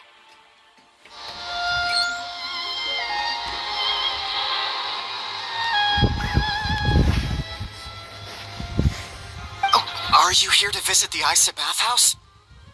Ooh! Oh, where did you come from? Oh, sorry. Forgive me, I didn't mean to intrude. We've been struggling to attract customers recently, so I got a little overexcited when I heard you discussing my bathhouse. Your bathhouse? So you run the place, huh? And business isn't going so great, you say? Oops. Please forget I said that. It just slipped out. And now, do you have an appointment? We have a VIP pass. Can we use it now? What? I've told them before, a promotional gimmick isn't gonna magically fix our business. Who issued this thing? Wait, is that Miss Yume Mizuki's signature? I'm so sorry. I had no idea you were invited here by Miss Yume Mizuki. Please, feel free to redeem your VIP pass now if you'd like. Just give your names at reception. Sounds like she has a lot of clout. But aren't you supposed to be the boss? I am, yes, but Miss Yume Mizuki's a major shareholder. The business never would have gotten off the ground without her investment. What? Oh, it's no cause for alarm, though. She's a very responsible person. In addition to being a shareholder, she's also personally involved in our day-to-day business. She only returned to Inazuma recently. Otherwise, I'm sure you'd have heard of her by now. She's a highly renowned clinical psychologist. Please, head on in. Is there anything in the world that will satisfy my taste buds?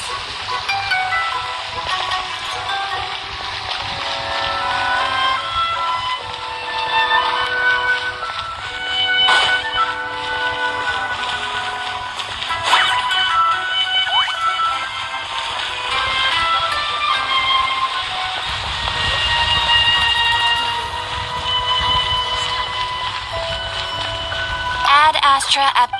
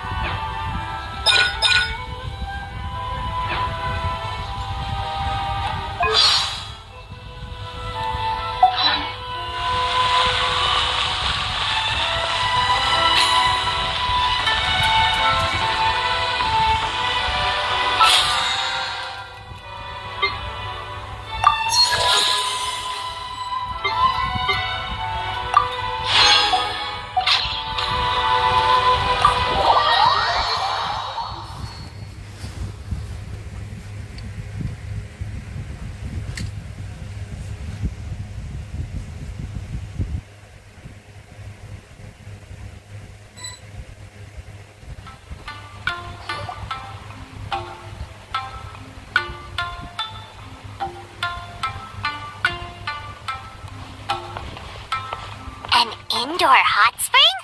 Oh, Paimon's gotta give that a try. Hello? I'll be right with you.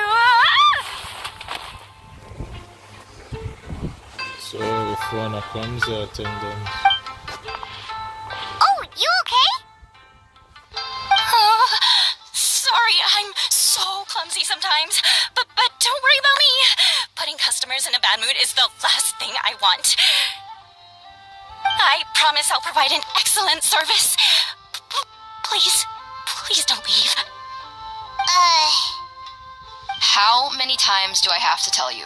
You breaking a few plates isn't the reason we've been losing business. Stop apologizing for yourself all the time. All it does is make you look like an easy target. This is always attendant. It's all good. We're not out to target anyone. You didn't hurt yourself, did you? Nope, don't worry. As long as it didn't ruin your experience, that's all that matters. Now, well, it looks like you'll be my first customers today, so, according to our standards of service, I need to, Why is she so panicky? Actually, Shion, let me see to these two. They're my guests. Ah, there she is! Baku Lady is back. So Mizuki invited you here? As VIPs? Does this mean you're gonna save the bathhouse? She means you must be very wealthy. Not everyone can afford our VIP service after all. And that explains why your business is not going well. But a couple of customers with cash to splash doesn't solve anything in the long run. You should focus on what to do about our new competitor. Aw, Murasaki. Was that you showing some concern for our business? I'm touched. Ugh, did not. Since you're so eager to find solutions, you can work on our most pressing task, bringing our accounts up to date. With your smarts, I'm sure you'll fly through it.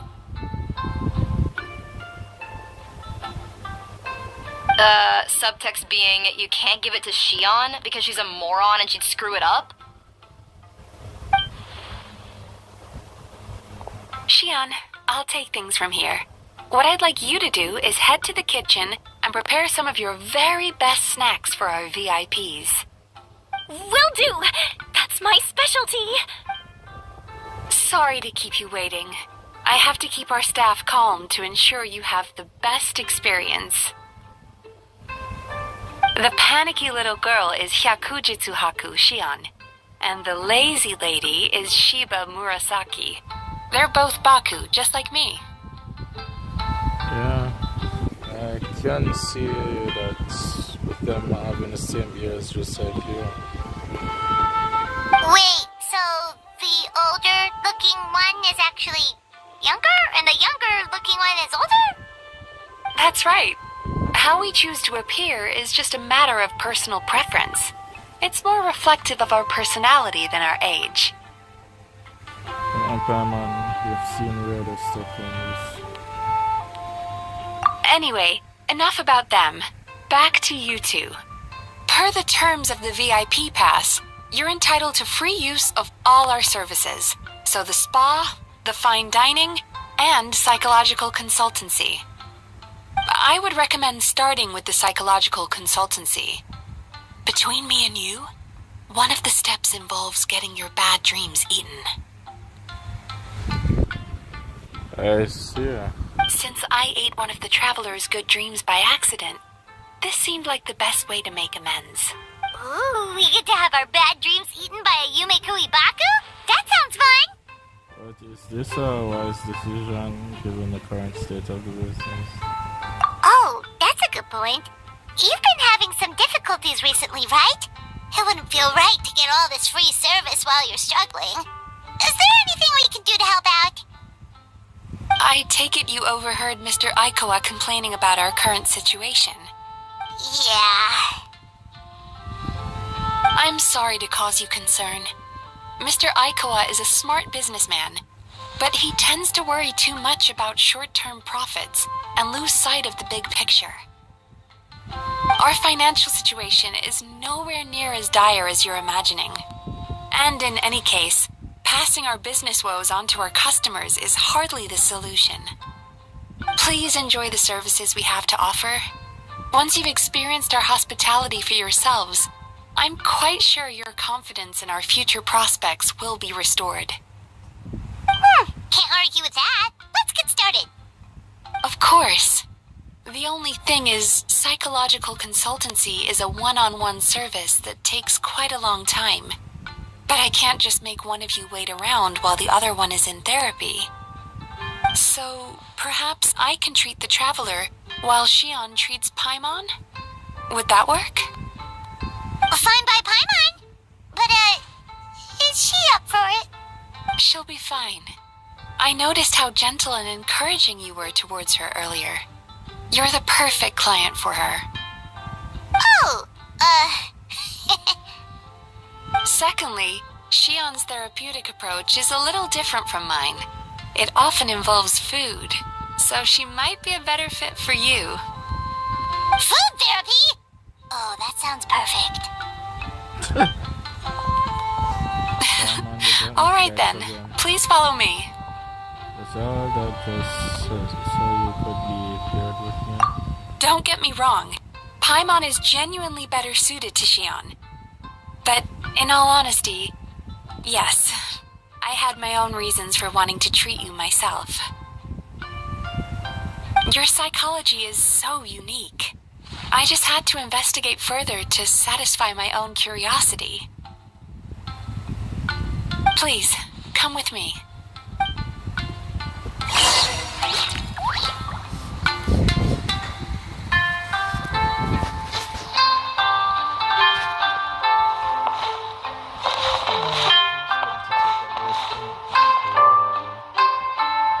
This is about to get interesting.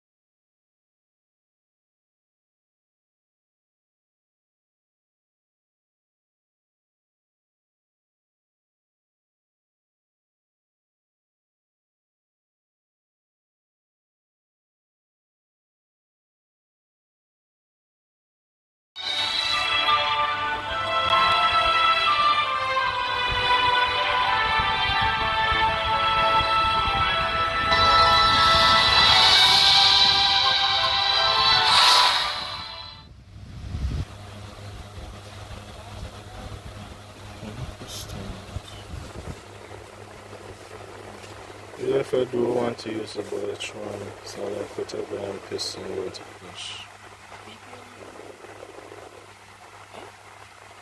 If I do use the bullet one, so I'll put a gun to this one to push. No, I don't flush away.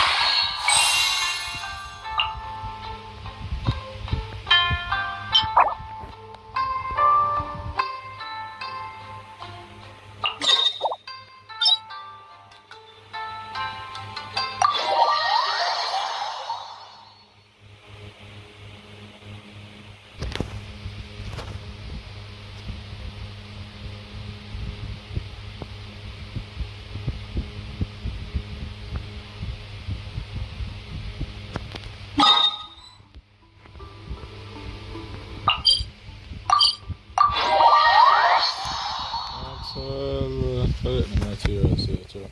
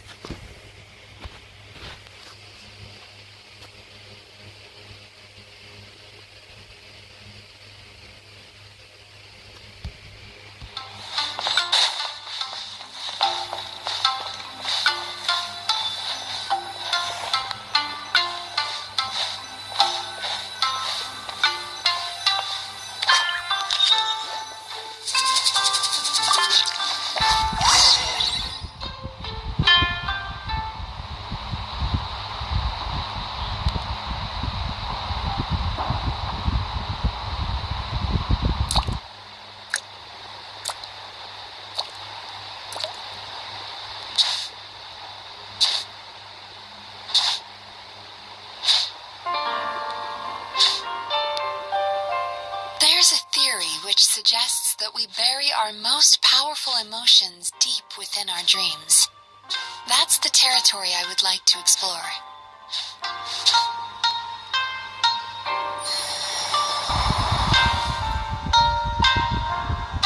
Before I start, I'm going to ask you a few questions. I want you to nod your head for yes and shake your head for no. All right?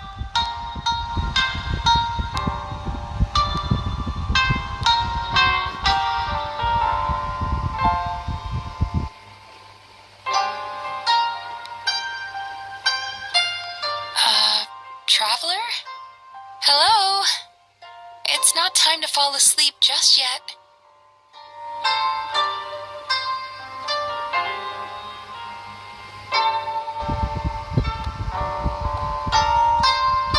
Very good. Now, I'm going to plant a few thoughts in your subconscious. But it's nothing to get nervous about. Just a way to improve your sleep quality, so the treatment will be more effective.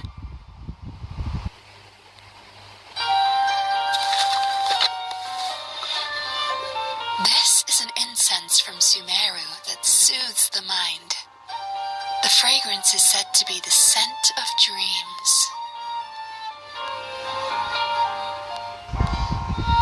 Now, close your eyes, take a deep breath, and concentrate on the scent.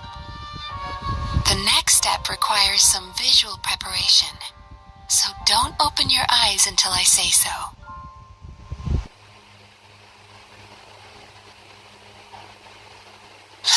Oh, where did it go? I need to have a stern talk with Murasaki. How hard is it to just put things back where they came from?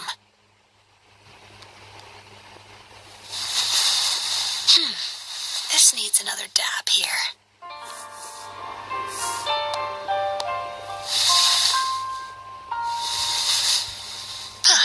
That's better.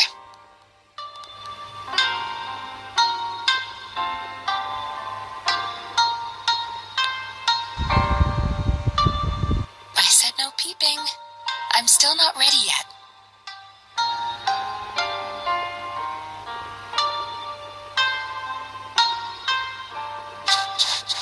Hey, don't run off now, darlings. Come here. For goodness sake, your butt's showing. All right. Shh. Let me do that for you.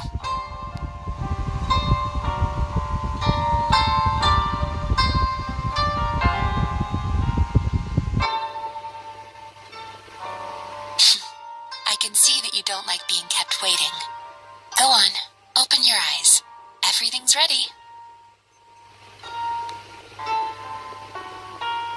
Take a good look at this painting. There are some very special little darlings hidden within it, and I'd like you to find them.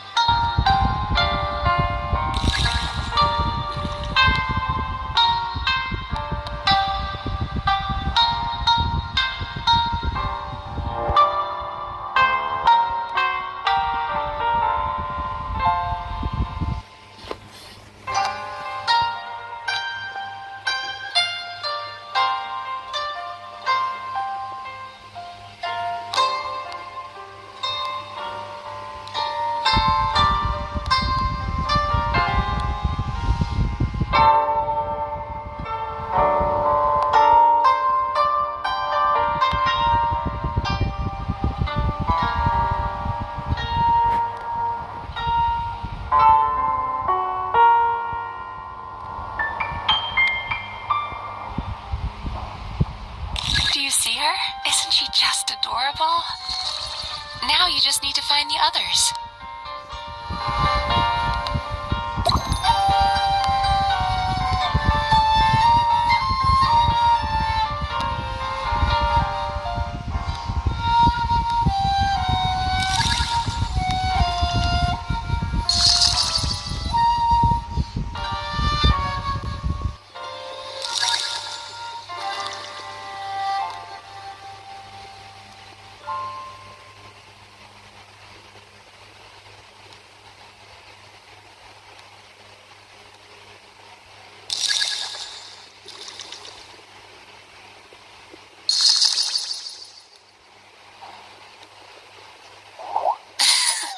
She's a Baku as well.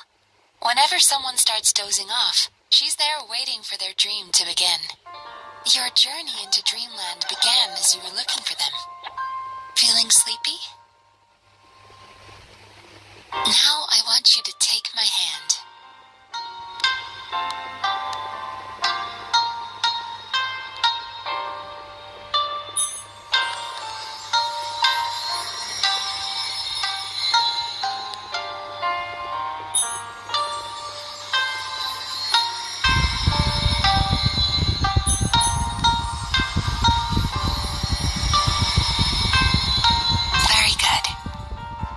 Close your eyes again for me. I want you to completely relax and focus your attention on the feeling of my palm touching yours. Notice how all other sensations in your body are slowly fading away. Now, imagine you're not holding my hand, but your favorite things in all of the world. You run your hand through the sakura blossoms, gently falling through the air. Then through a squirrel's fur. Then you grab a fistful of sand on the beach. You are once again in the wilderness, running with the wind at your back. But slowly, your palm loses sensation. You lose your way and find yourself surrounded by darkness. You can't see anything, but you hear someone calling you. And now, a light is shining from the same direction as their voice.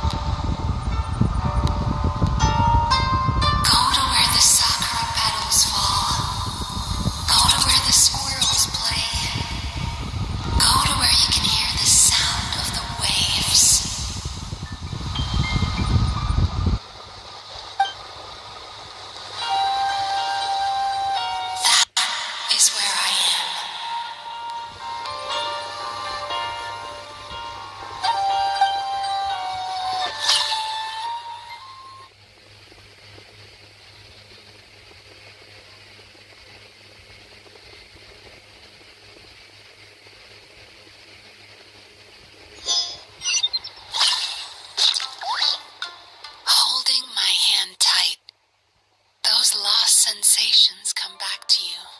The feeling of running your hand through falling sakura blossoms, or through a squirrel's fur, or of grabbing a fistful of sand on the beach. And as you return from the wilderness, you gradually recover your other senses as well.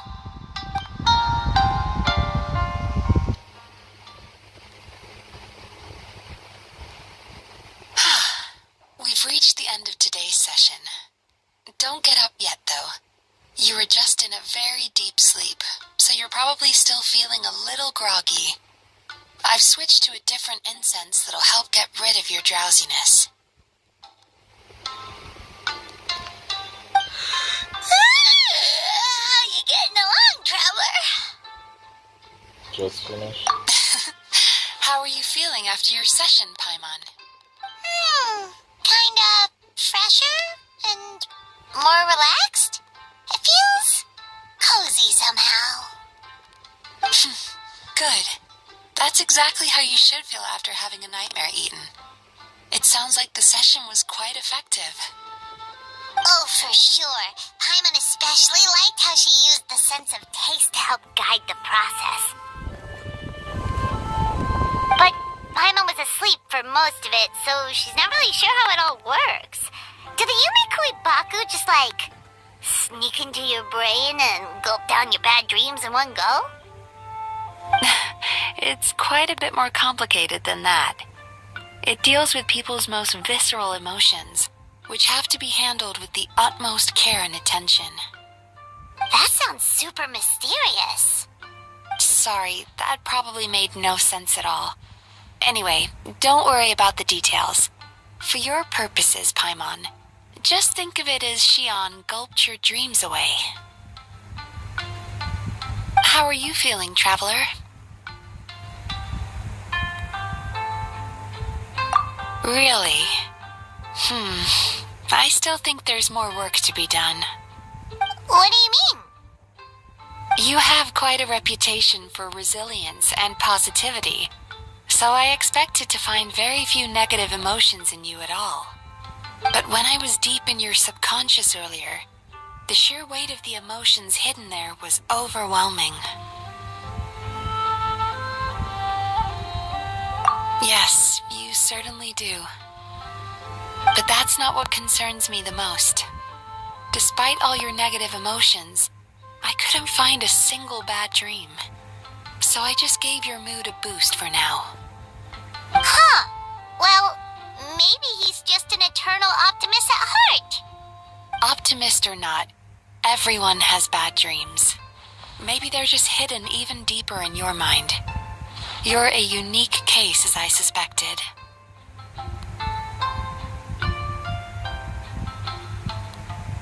But he said he feels cozy, just like Paimon. So whatever you did, the treatment worked. True, but as a clinician, I would have hoped to reach a better understanding of my patient.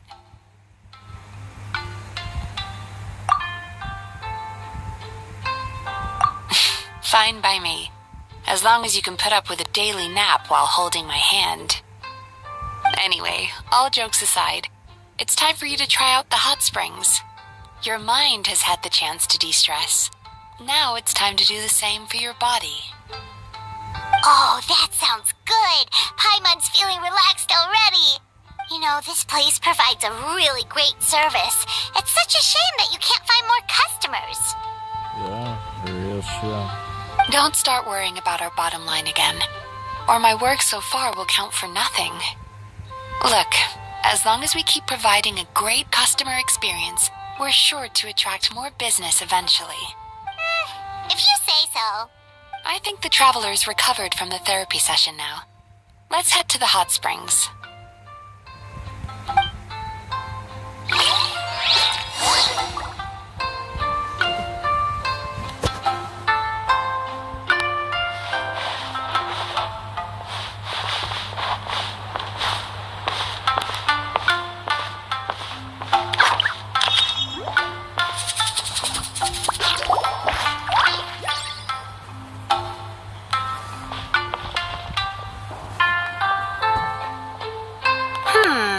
Most impressive, I must say.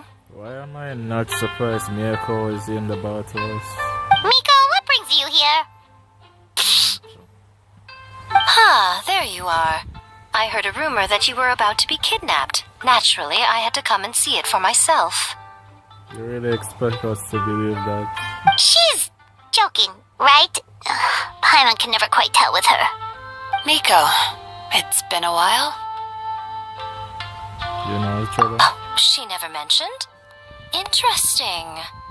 We've known each other since before I became the Guji. I've told her all about you. But it sounds like she's forgotten all about me. You'll have to forgive me. I just didn't want to scare the traveler off. And hi, I'm Miko's friend. Seemed like a surefire way to do that.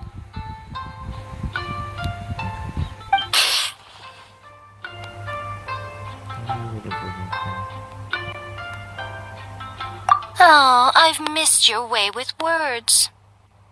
So, Lady Guji, to what do we owe the honor? Why, I simply came to see the business that my dear friend has invested in. Oh, and also to urge you to sell your shares before their value plummets to nothing. You could always invest in the Eye Publishing House, you know. Business is always booming. You only need to ask. Sounds serious. But what's wrong? Are the shares really gonna plummet to nothing? Well, hasn't she told you? Of course. She's your therapist. She has the perfect excuse to never open up. The Isa bathhouse used to be very popular, although not because of the hot springs, despite the name. Their main selling point has always been the psychotherapy services offered by the Baku. But recently, a competitor cropped up. His name is Emura Ichigensai. He operates right here on Narukami Island, and his methods are said to be quite revolutionary. Since he provides a similar service to the bathhouse and boasts even better results, he was able to poach their entire clientele in just a matter of days. Oh, it's such a pity to see how empty this place is now. Miko, my job is to relieve my clients of their burdens, not to share mine with them. Oh, of course you'd say that. You're a professional. But no amount of professionalism is going to fix this situation, is it? I heard people have been lining up since the early morning for Emura Ichigensai's clinic today. He's seeing patients just west of Inazuma City. And, how many patients have you seen today? Surely you know I'm not going to quit. True. Very true. So, that's it? You're just gonna leave? Aren't you two friends? Oh, I'd love to help, little one. But I don't want to upset my old friend. Miko's acting all mysterious again. I understand why she doesn't want to help. The two of us are technically competitors, after all. Huh? Light novels are one way for people to pursue happiness in their free time. So are hot springs, and so is therapy. I'm not sure, so choose yours.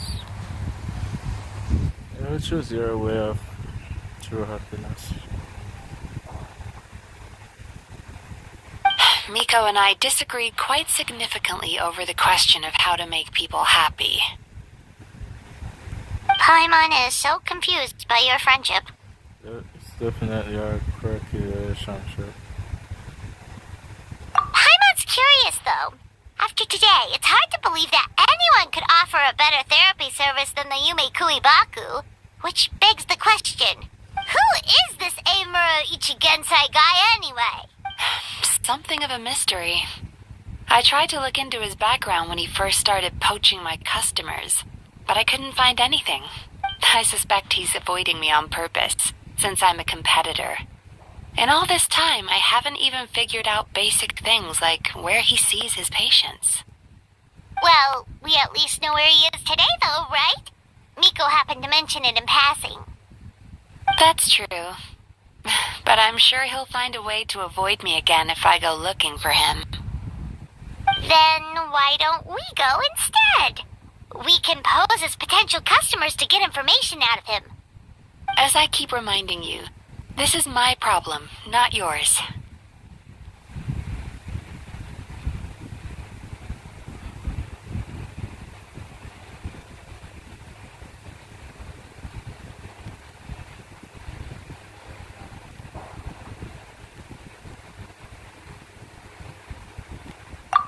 Exactly. You provide an amazing service here, and we want all our friends to experience it as well. Huh. Well, now it just seems rude if I reject your help. In return, all I can offer is an even better service on your next visit. Sure thing. Just leave this to us.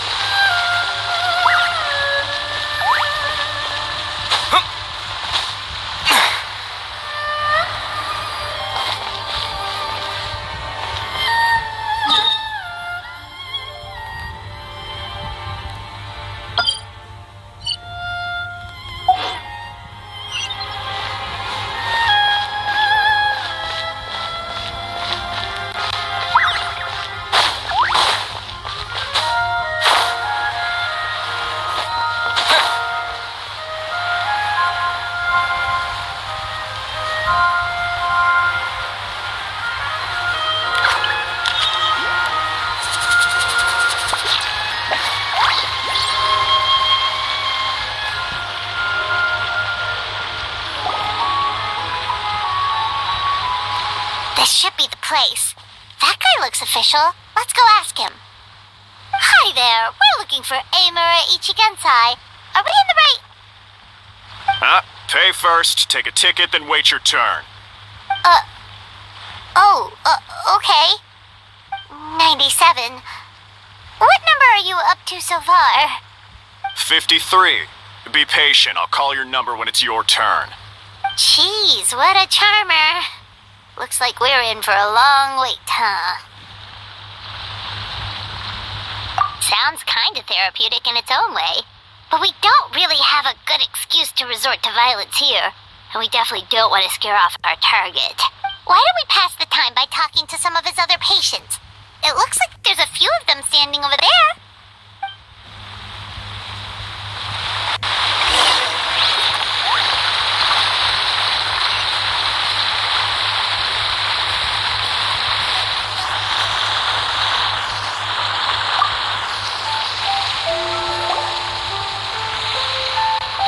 Sorry to interrupt. Do I know you? Ah, so you're here for counseling too. Yep. Fellow clients of Amura Ichigensai here. Although this will be our first time using his service, so... Service? How crass. We're talking about spiritual guidance here, not some business transaction. In fairness to them, they haven't experienced it yet. Ignorance among the uninitiated is only to be expected. Okay. Well, anyway, Isa Bathhouse calls it a service. Ah, more defectors from the bathhouse, huh? Service might have a veneer of professionalism, but all it really means is inadequate treatment that costs a fortune. Why do you say that? I'll tell you why. After just a few sessions with Emura Ichigensai, you'll completely forget about all your troubles. From then on, it's happy thoughts only. Today's supposed to be my last counseling session. He says that after we're done, nothing will ever trouble me again. Meanwhile, Isa Bathhouse boasts about their strange and mysterious methods, but it's a total scam. They only treat the symptoms, not the root cause, meaning you have to go back time after time. Also, they can keep charging you, of course. Exactly. Overpriced and ineffective. But counseling from Emura Ichigensai? I can't get enough. I know I'm done after today, but I'd take any excuse to keep coming back. Me too. Probably see you tomorrow then? Whatever the truth of the matter is, Paimon is starting to seriously dislike these guys.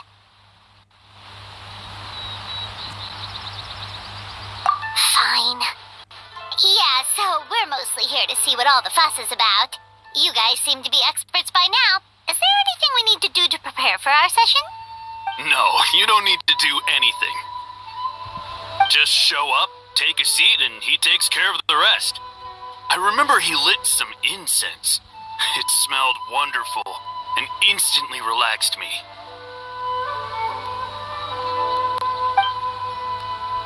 I already know of the troubles that bring you to me. I don't know why I lose my temper so easily. I'm pretty messed up, right? Yes, in the sense that all negative emotions are defects of the mind. But I can remove these defective feelings, leaving your mind healthy, whole and free of distressing thoughts. Now, receive my guidance.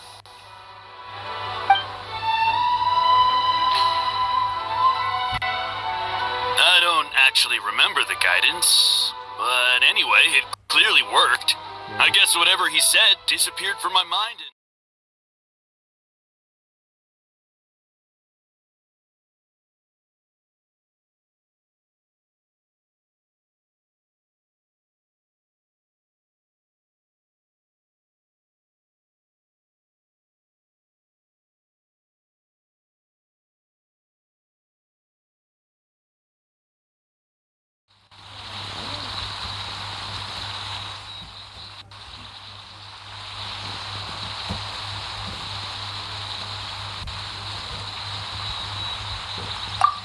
So rude.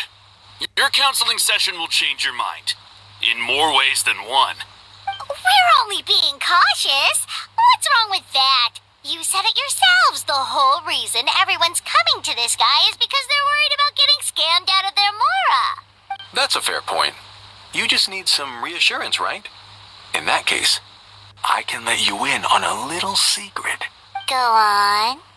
Well, someone in my family actually knew Imura Ichigensai before he made a name for himself. Apparently, he had a terrible temper. Pretty much everyone in the neighborhood had issues with him. But he must have had some sort of epiphany, because he did a complete 180. Went from having the most rotten temper you can imagine to one of the most cheerful people around.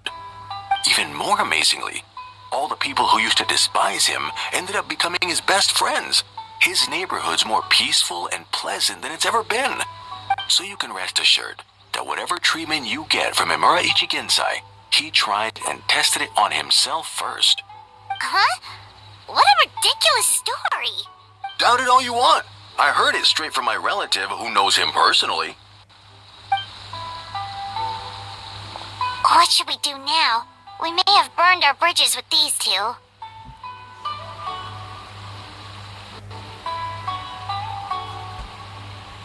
Yeah, there's still a lot of people ahead of us, though. Why don't you take a rest while Paimon keeps watch? Just like how we do it on the road.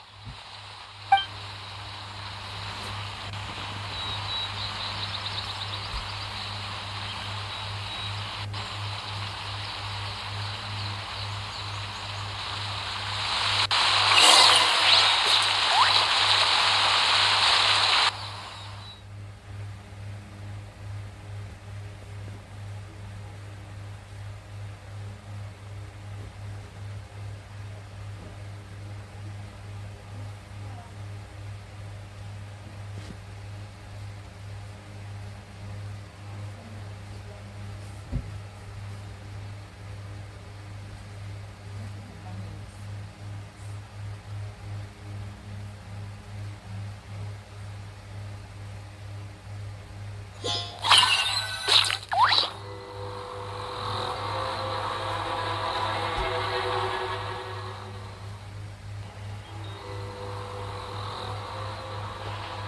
man. Go of your pain. What the hell?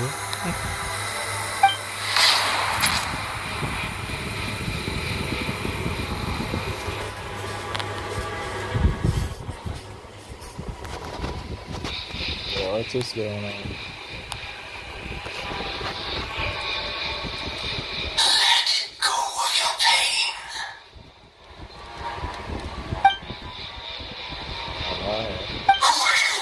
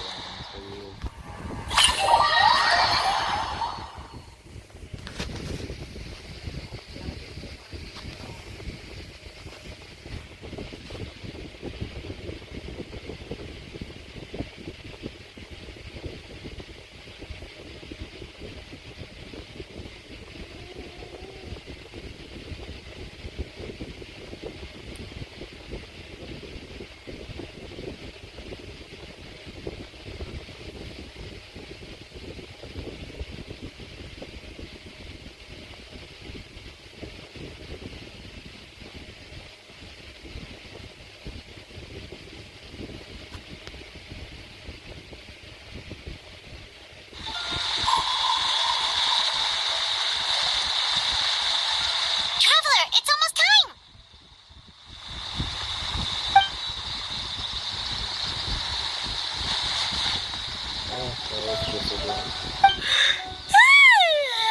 That was a long wait. Paimon's gonna need a nap after this, too.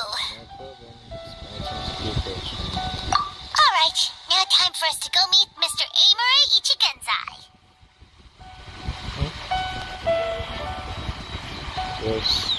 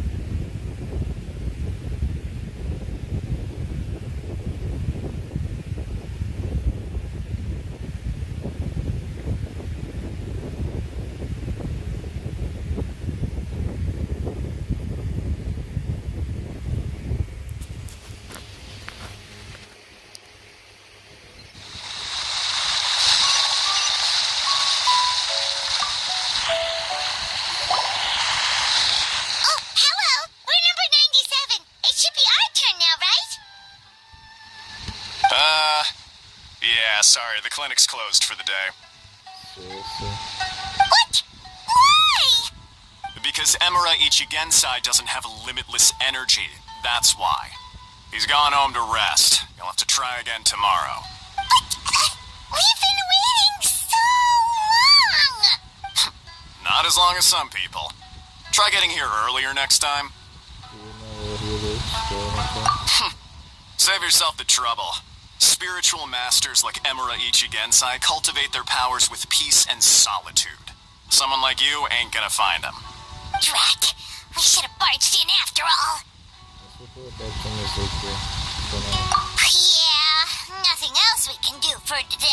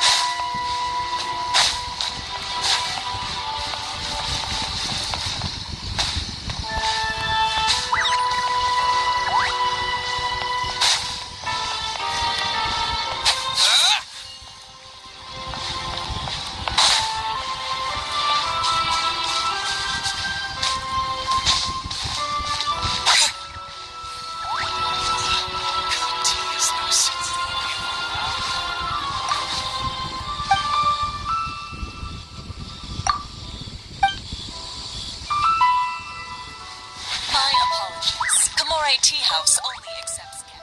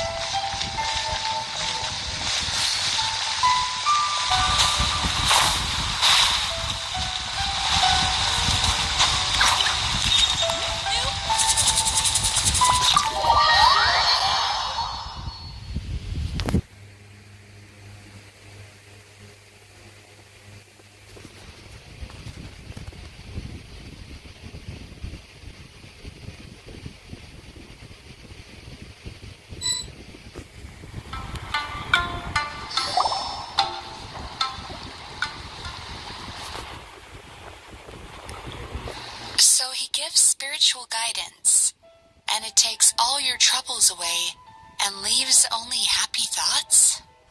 Yep, at least that's what his clients say. How is that possible? Not even Mizuki could do that, and she's an incredible psychologist. Is that right? Paimon was gonna say, it all sounds too good to be true. It certainly is. Humans are, how to put this, they're a moody race. Always upset about something. Show me a human without a care in the world, and I'll show you what messed up really looks like. You think? Because honestly, this sounded pretty convincing. And they said they only left the Isa bathhouse because they found it didn't deal with the root cause of their issues. But the idea he is spreading is categorically wrong. That settles it then. Imura Ichigensai is a quack, making false claims to steal all our customers. Is that why he's doing this? To steal our customers? Or is there more to it? It's unfortunate that you didn't get to meet him in person. I need some idea of the kind of person he is. Otherwise, I have no hope of figuring out his motivations and goals. Yeah, it's too bad. Although, if it's any help, we did hear a bit from someone else. Apparently, he used to have a really rotten temper. But then one day he suddenly reached enlightenment and became a spiritual master or something. Imura Ichigensai. Rotten temper. Now wait just a minute.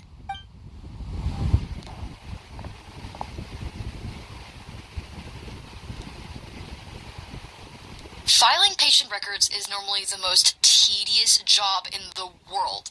But once in a while, something mildly amusing grabs my attention. Take a look at this. Amora Chuya? It's him. I remember him. Wait, that guy? Oh no! What is it? What about him? Where to start? Imagine a big ball of negative emotion took on human form and started walking around. It's pretty much Imura Chuya. His patient record mentions that he loved nothing more than a heated argument. No matter how trivial it was, he could never agree to disagree. He always had to be right. The happiest part of his day would be winning an argument and proving the other person wrong. If he lost, he'd sulk, and if anyone called him out, he'd throw a huge tantrum. Before long, he'd turned everyone against him. Sounds like he had issues.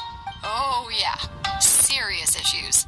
Anyway, since no one would talk to him in real life anymore, he turned to the reader's letters column of a magazine by the Yai Publishing House, where he would attack writers and trade insults with other contributors. Naturally, this ruined the column for everyone, and the editors soon started rejecting his letters. Next thing you know, he's written a complaint letter to the Tenryo Commission, demanding that Inazuma pass a law to make it illegal for the Yai Publishing House to reject letters from readers. Gee whiz! Where would you even start with a client like that? In my case, by giving them a wide berth. Mizuki dealt with this guy. I'm pretty sure he only came here to try and start something. But Mizuki managed to get him into a session, and after some treatment, his mood improved by a lot. Murasaki makes him sound like a rabid animal. He wasn't that out of control. Sure, his personality was very abrasive, but it wasn't hard to see why. Once I understood his situation, I was able to diagnose him very quickly. You have very high expectations for yourself, but you've faced a lot of rejection in the past and haven't achieved much in your life.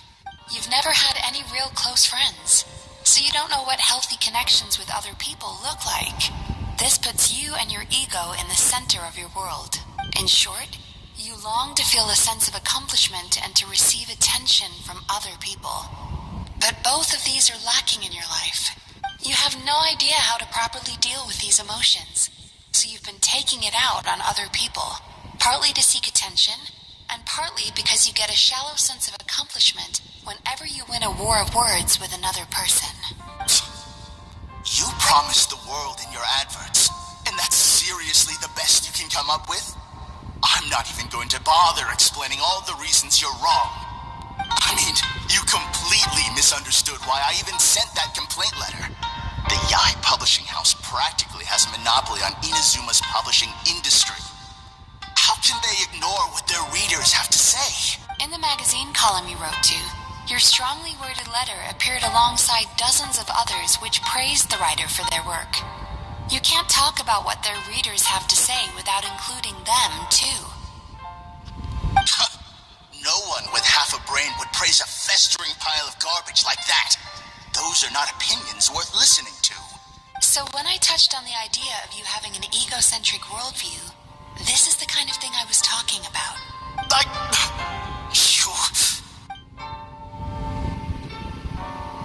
Wow!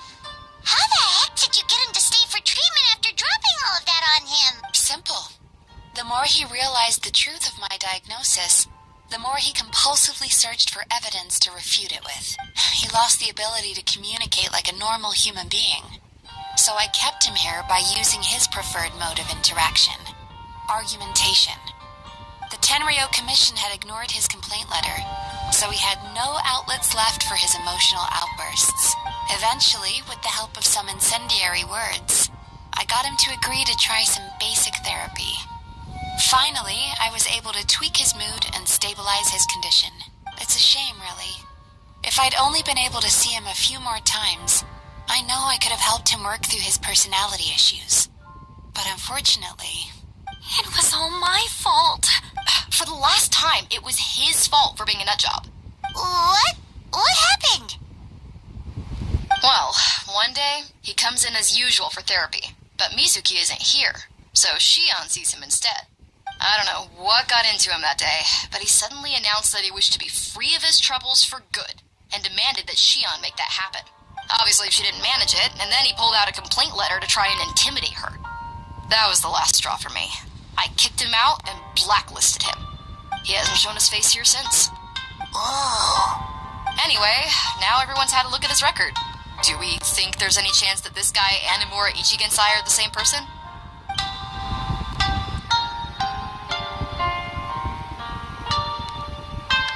Because it sounds to me like after he didn't get what he wanted, he decided to have his revenge by lying to our customers and getting them to leave. Bad dreams are formed from a buildup of negative emotions in the subconscious.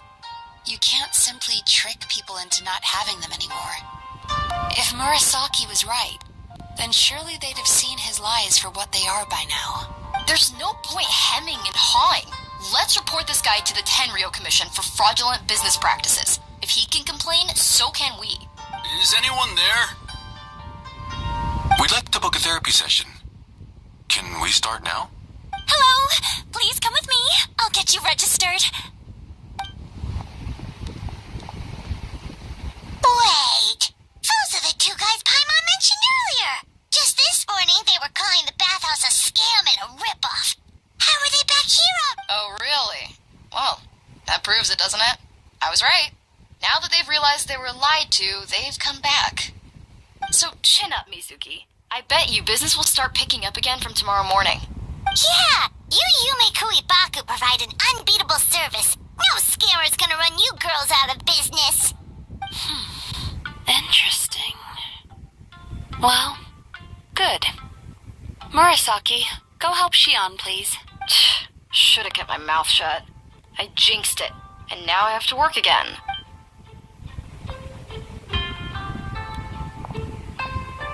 Now we just need to report this guy as a fraud to the Tenryo Commission.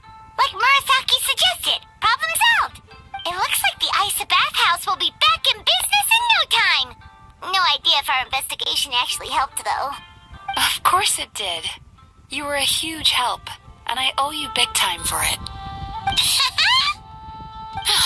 Now then, you only got partway through the VIP experience last time, didn't you?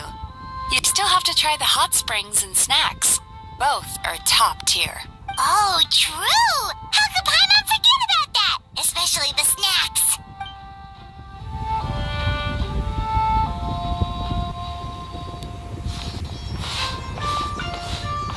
Wow, Paimon feels incredible now. Nothing beats the complete service package.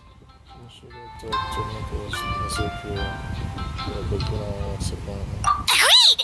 Although, Paimon didn't notice her inside just now. What could she be doing out at this hour? Let's ask around. Hey there, Mr. Aikawa. Do you have any idea where Mizuki went? Oh, you're looking for Mizuki? She actually tends to disappear for a while around this time every evening. It's the one part of the day where she gets to relax herself. As for where she goes and what she does during that time, I'm afraid I have no idea. She takes the evenings to relax, huh? She probably tells people she's relaxing, but actually she's digesting the bad... Oh, remember the place from last time? Let's head there and check on her.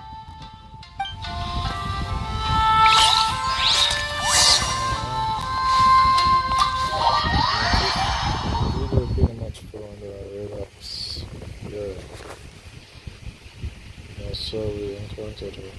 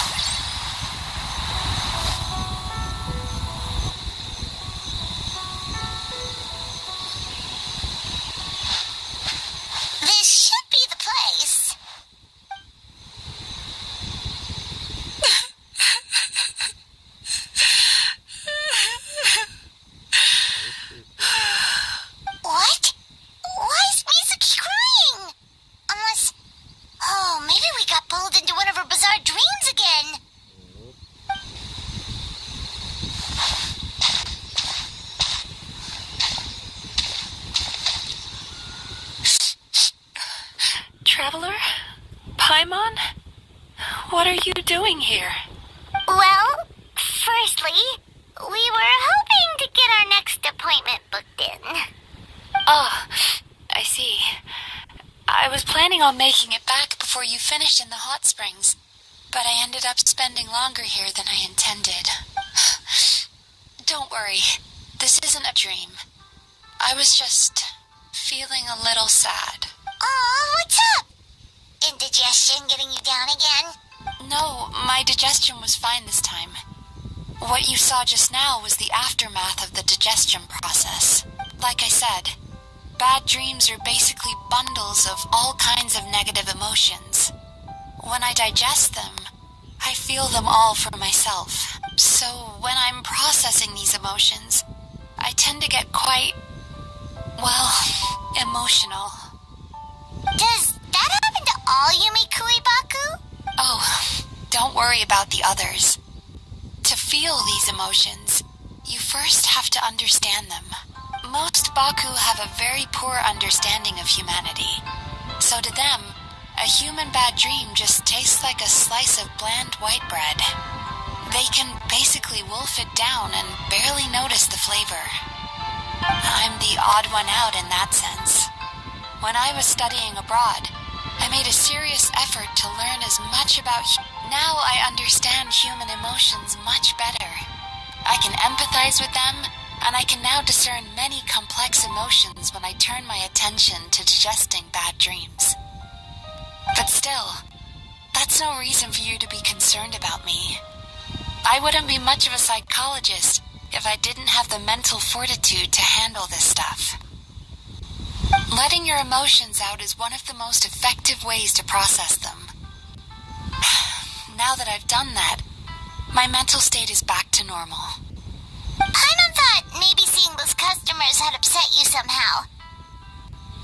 It even makes Paimon mad. You work so hard for them and then they turn around and accuse the bathhouse of being a money-making scam? Yes, they were led astray by some swindler, but it's not like they took much persuading. I can't blame them.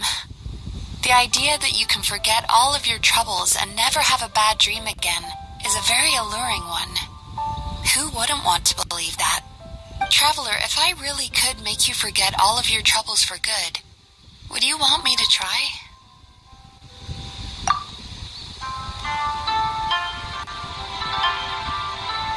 So imagine forgetting my pain and mourning. Joy, fear, that you are looking forward to one day disappears on it. As you imagine letting go of your hopelessness, you also feel your thoughts and spirits slip through your fingers. As you imagine being free from your painful regrets, formative experiences of your journey with their roots. Yes, so I really could make you forget all of your purpose for good. But you want me to try. But if I forget all of that,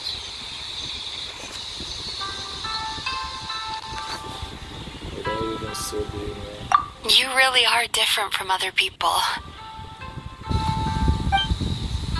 Discovering what troubles people is easy for me, even in your case. But although I can see your troubles clearly, I still don't completely understand you. Thanks for checking in on me.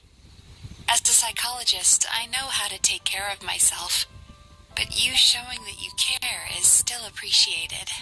Anyway, it's much too late to book another appointment now. You should head home, get some sleep, have a wonderful dream, and come see me again tomorrow. Alright, good night! Bye for now. If you still want to book another appointment tomorrow, make sure to come see me early.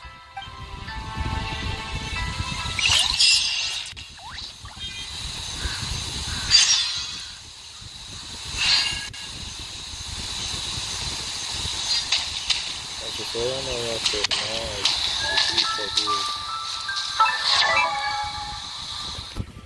Each of these circles. What do you mean?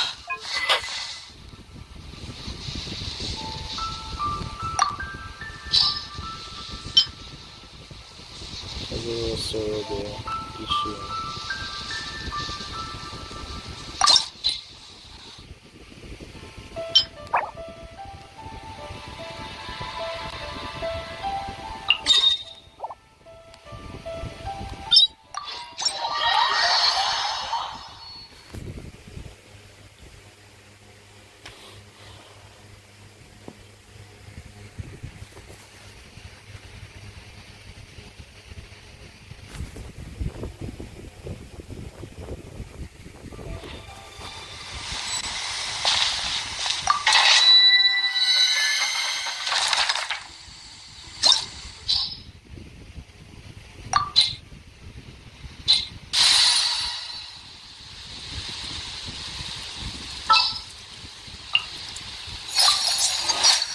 Expelling mantra is ready.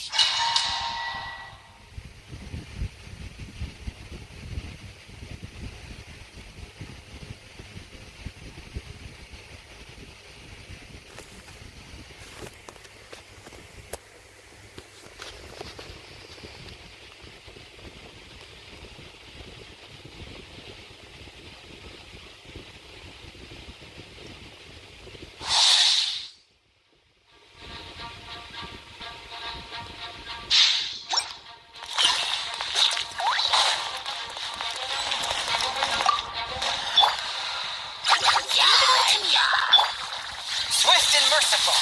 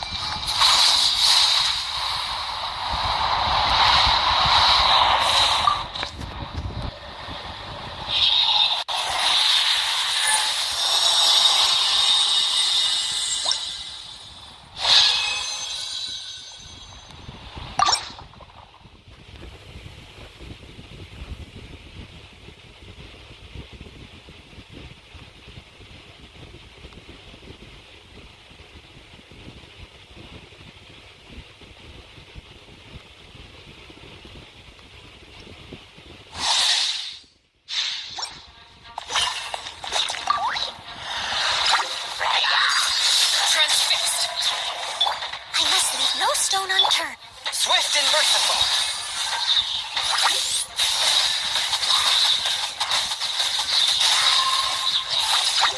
Submit for judgment.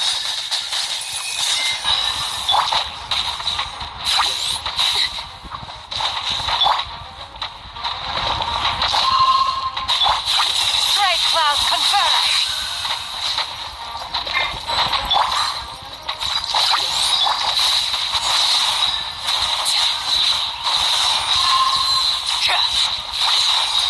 Laid bare.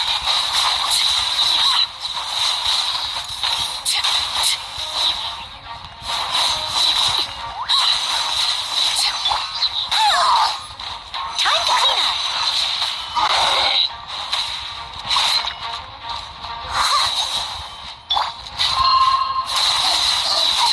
Transfixed.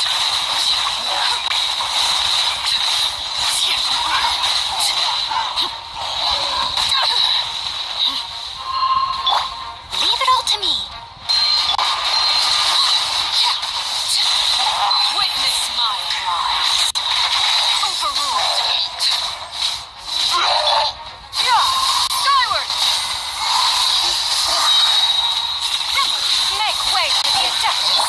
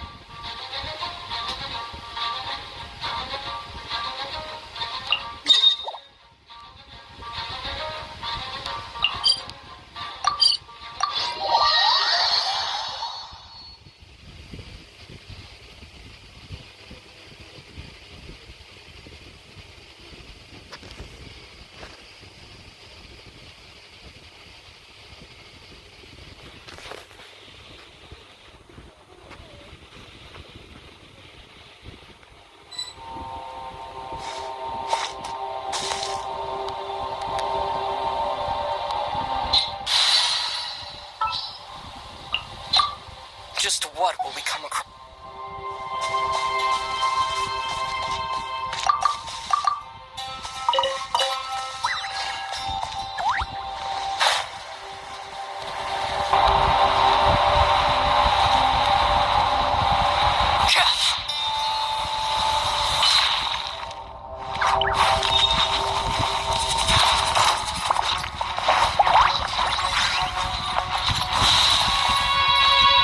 Laid bare.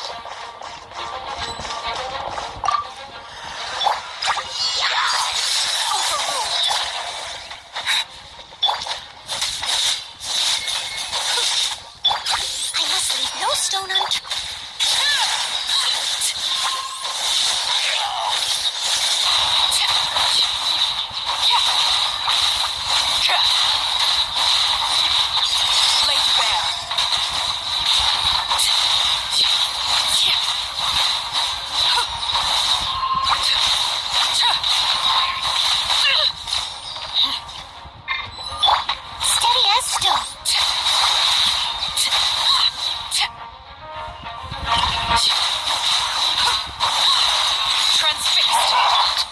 Yeah! Skyward! Seize the sky!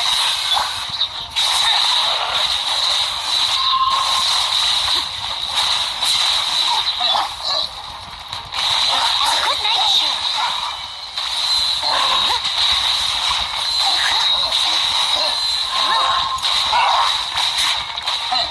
I must leave no stone. Late bear!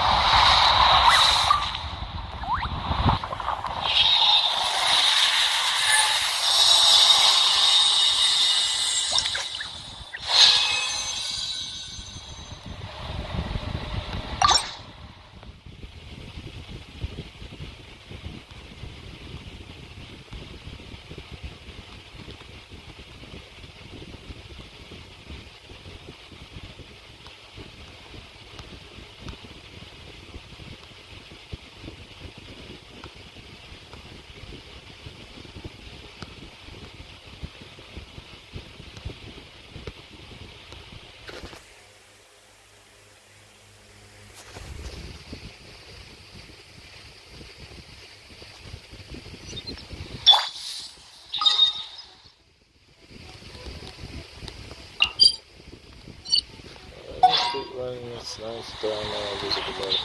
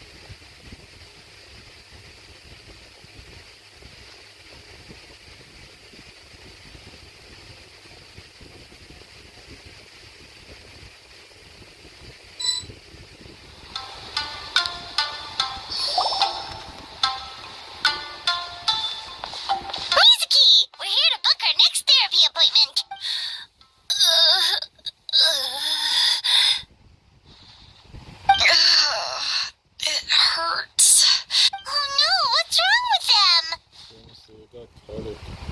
They've been like this ever since they woke up. Oof. It's an extreme case of indigestion. Huh? How come? Oh, did they eat too many nightmares last night? I doubt it. We only had 4 customers yesterday, Paimon blames the other 2. You're right. Something's definitely wrong with their nightmares. Our ability to digest dreams isn't just a matter of quantity. It depends on the emotional intensity, too. Point being, no normal person should ever have a nightmare of this magnitude.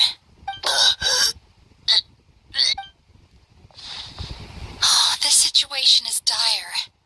If I can't find a way to help them digest their dreams soon... What can we do? Let us help! We need to find those 2 customers from yesterday and figure out the cause of their bad dreams. Without knowing that, I have no way of treating them. Traveler, Paimon, I know you spoke to them both. Think you can track them down? Let's see. They did say they were gonna get counseling from Amora Ichigensai again. Chances are that's where we'll find them. Lead the way. I'm coming with you.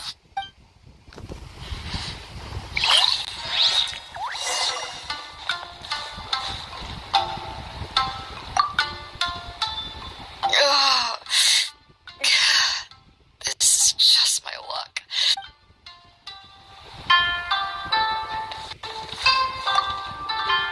Don't worry, I'll look after the bathhouse.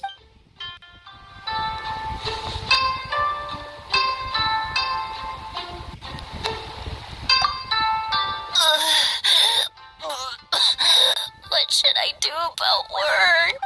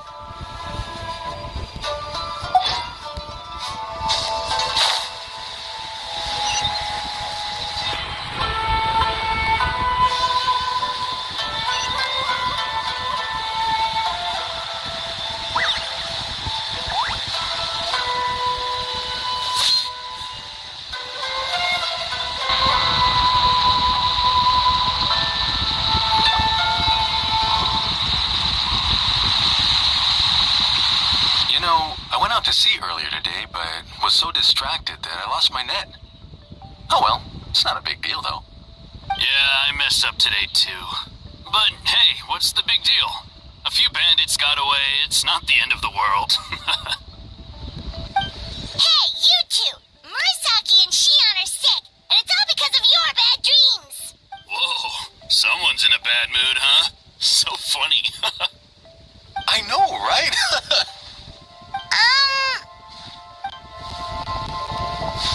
What's wrong? They're acting so weird. Paimon was pretty aggressive just now, but they don't seem offended at all. Allow me.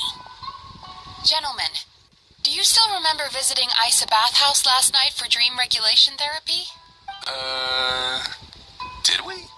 I don't think so. Huh. Do you recall having any bad dreams recently? No, why would I? What in this world could be so bad that it'd give me nightmares? Nope, nothing comes to mind. Bad dreams must be highly irregular, surely. You don't have to look far to see that life is beautiful. What is going on? It's like He did nothing.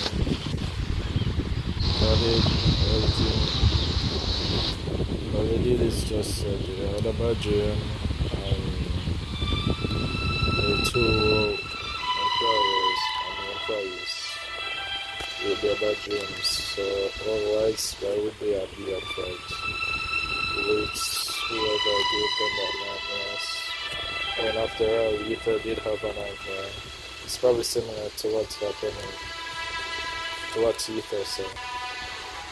Although Paimon can believe what they're saying, they don't exactly seem troubled by nightmares. Does that mean Amora Ichigensai's counseling actually works?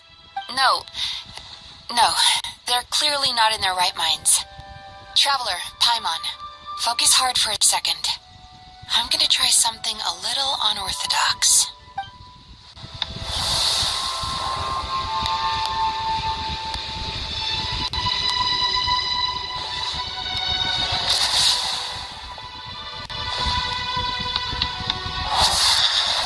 Whoa!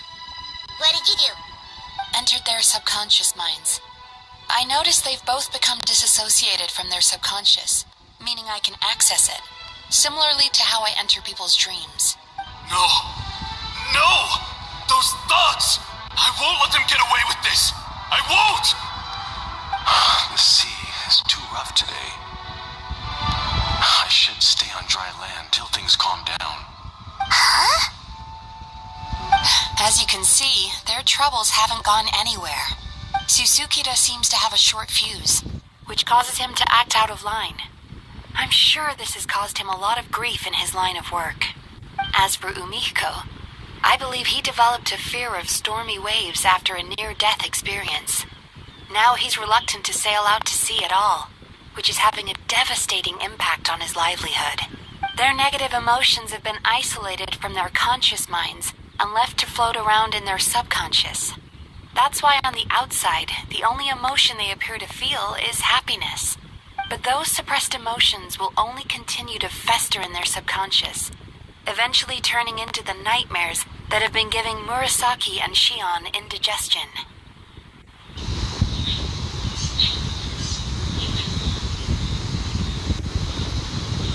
If it's Emura Ichigensai's doing, I guess he's not the straightforward calm man we thought he was. Maybe he really does have ways of influencing human emotions. That would explain why no one has blown the whistle on him yet. Did you notice anything strange when you came here yesterday? Not really. They were a lot more serious than today.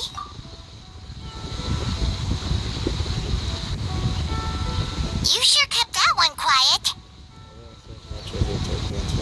Oh, no. Look, we have to find this Emura Ichigensai right away. Mizuki, what is it? Something inhuman is at work in Emura Ichigensai. The Traveler's Dream confirms that. He has victimized everyone who has received his so-called counseling. If we don't find and stop him as soon as possible, his victims may well suffer irreversible damage to their psyches. Yikes! Well, guess we better press these guys a little harder. Do you know when Amura Ichigensai will be here next? What's with the urgency? Why does it matter when he shows up? Yeah, he'll turn up when he's ready. No point in trying to rush him. This is infuriating. You do remember what happened last night, both of you. Only you don't want to talk about it, because you can't reconcile the presence of a nightmare with the happiness you presently feel. Just thinking about it brings up an overwhelming sense of being torn apart. You can't quite put it into words, but you fear you're a hair's breadth away from a total breakdown. Is that about right? Please, stop. Everything will be fine, as long as we don't think about it. Emura Ichigensai's treatment has clearly left you wounded and vulnerable. But don't worry, I'm not here to snap you out of your denial. At least, as long as you answer our question. Alright. But seriously, we really have no idea. We've asked already, and all we know is that he's not coming today. Yeah, apparently, yesterday's session kind of tired him out.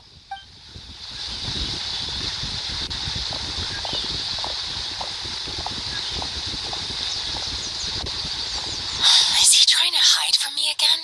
I really don't know anything? Darn! Looks like we've hit a dead end.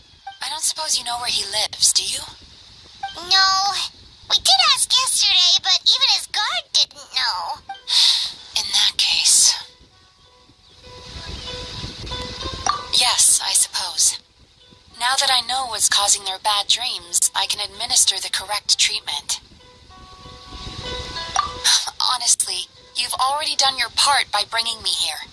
I can't keep troubling you. Don't forget, we want to book our next therapy session. The sooner you stop having to worry about Amura Ichigensai, the sooner we get you all to ourselves.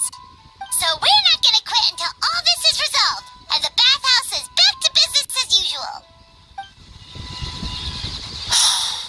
Looks like I have no choice but to accept your help again. I have to make sure Murasaki and Shion get the treatment they need. Still, I'm gonna need your full cooperation. If you do find Amura Ichigensai, please do not approach him. Just send me a message and keep an eye on him until I arrive. The last thing I want is for you to put yourself in harm's way. Don't worry about that. You should see some of the other bad guys we've taken down in our time. This guy's small potatoes compared to them. Paimon. Alright, sure. We'll keep our distance and send the message. Very good. Let's get going then. Pretty bold claim saying you'll track this guy down. It's nice of you to give Mizuki one less thing to worry about and all, but what the heck do we do now? What if we can't find him?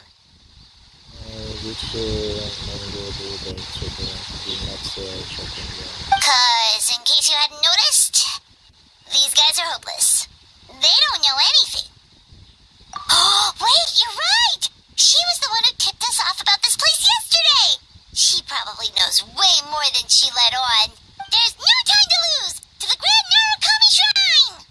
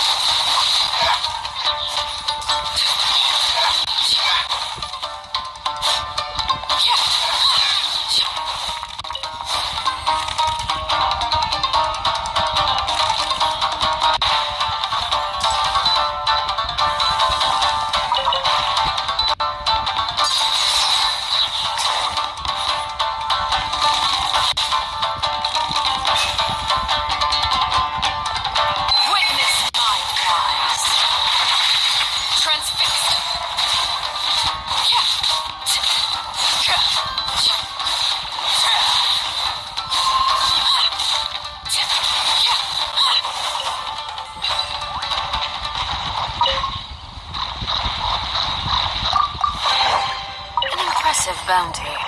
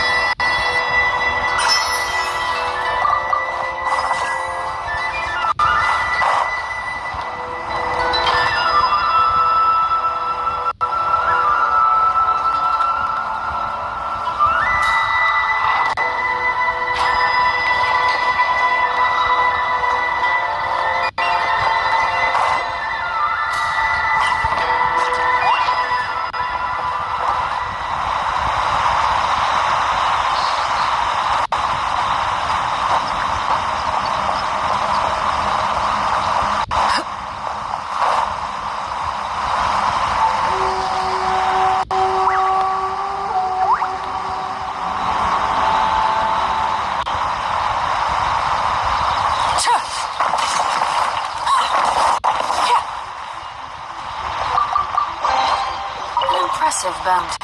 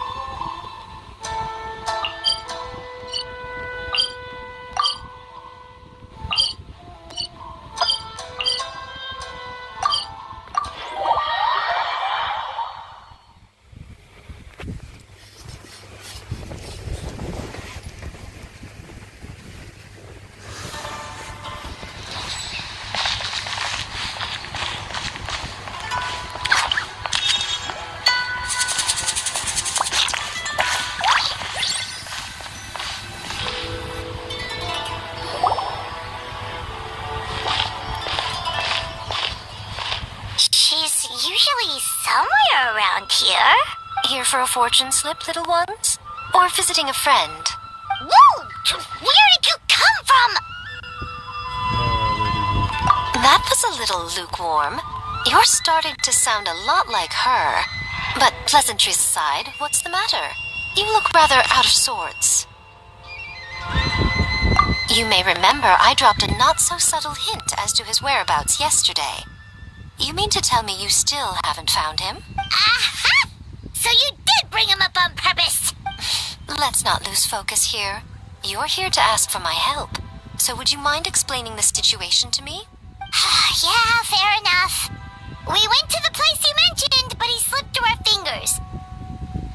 Next thing we heard was he's not seeing patients there anymore. Apparently, he loves his peace and solitude. So obviously, we've got no idea where to find him now. Oh, and after the lengths I went to get you that location. Don't know if this helps, but we did learn some other stuff about him yesterday. For example, a guy matching Amura Ichigensai's description came to Mizuki for therapy once. Only his name was Amura Chuya. Wait, what? Amura Chuya? You know him? I once asked the Yai Publishing House to host an event for contributors to the Reader's Letters column. I had hoped it might be a fun chance to meet some like-minded people and chat. Until he showed up. Are you telling me that Amura the Hellraiser and Amura the Healer are the same person? Based on everything we've learned so far, it certainly looks that way. All right. Well, in that case, give this address a try. Really? Who chooses to live in a place like that? This was the delivery address he gave to the Yai Publishing House once, when he placed an order for several dozen books in one go. He also requested to pay on receipt. The warehouse took one look and assumed it must be some kind of prank, so they rejected the order, earning them an honorable mention in his complaint letter. Of course, with the benefit of hindsight, it's rather obvious why he lives there.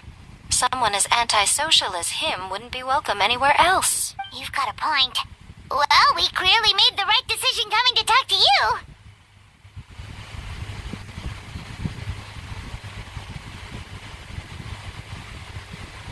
I'm just glad I could help my old friend. You mean Mizuki? So you really do want to help her? I can tell that she's invested an awful lot into the Isa bathhouse.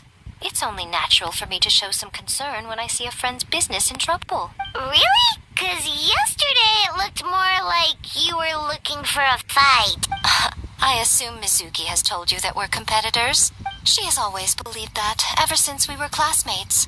And now that I'm the Guji of the Grand Narukami Shrine, I'm sure she must feel the need to prove herself through her endeavors at the Isa bathhouse. The last thing she'd want is for me, of all people, to swoop in and save the day the moment the going gets tough. So if I want to help, I have to be mindful of her feelings and tread delicately. I'll take that as a compliment. Mizuki's always so considerate towards others. It would be nice for someone to reciprocate once in a while.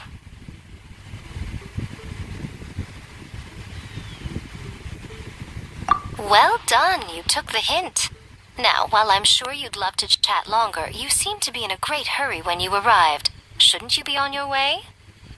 Oh, right. Come on, let's send a message to Mizuki right away.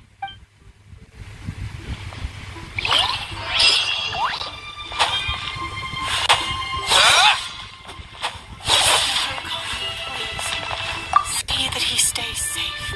Don't tell Mizuki about our conversation, by the way. If she asks, just say that you figured it out all by yourself. By the protection of the Electro Arc, may the blossoms...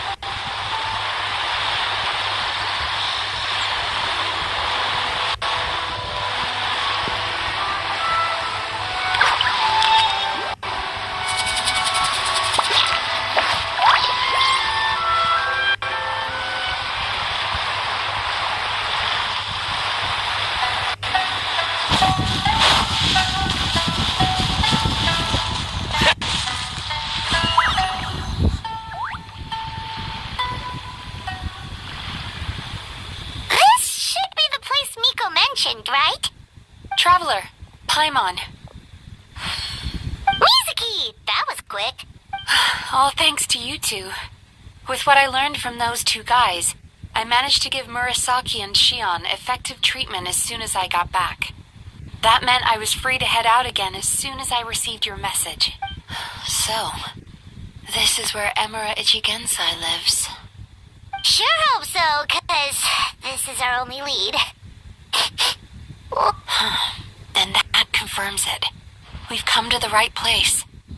Now we may face great danger once we're inside. So from here on out, stay close to me and stay focused. I don't want either of you getting hurt. I can take care of myself. We'll be fine. You just focus on what you need to do. Mama won't be fine, so she should stay close to you. Alright, fine. I suppose you're used to leading the charge.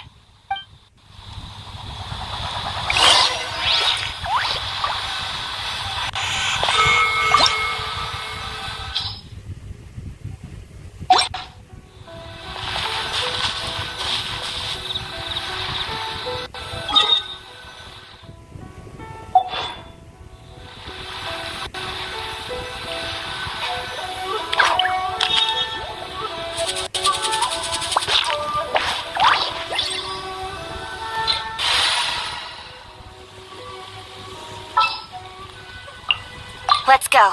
Time is against us.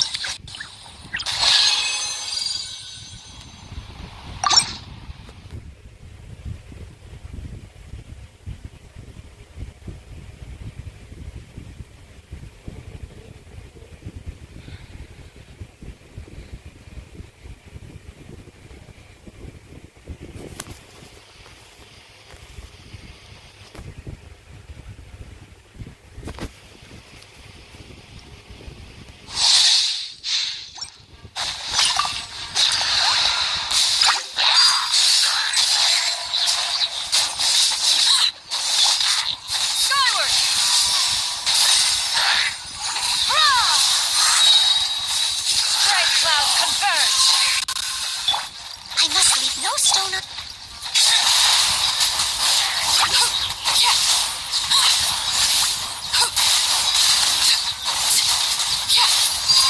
Transfixed.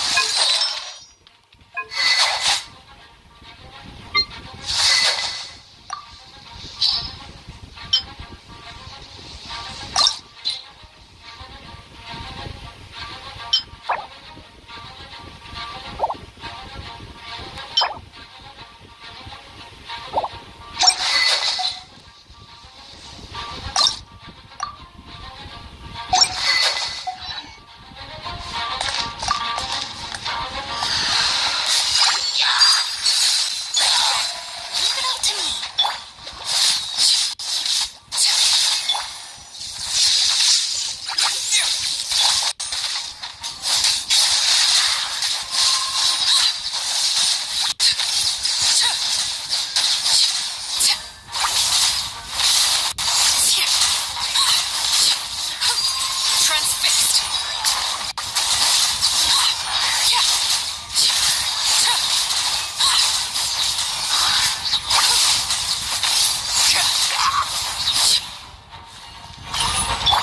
Bellowing thunder! Inconsequential! Make way for the Adeptus! Steady as stone.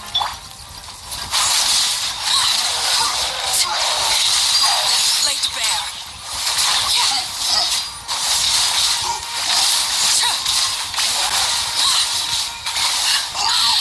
Mitre. Everlasting as the moon.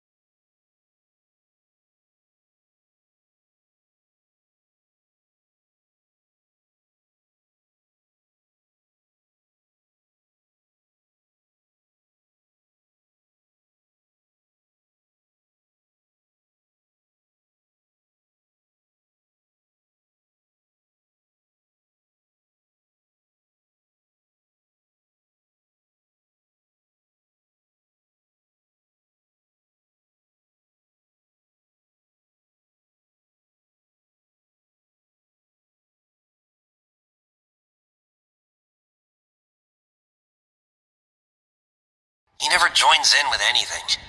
Why should we go out of our way to invite him? Let's keep playing. Ignore him.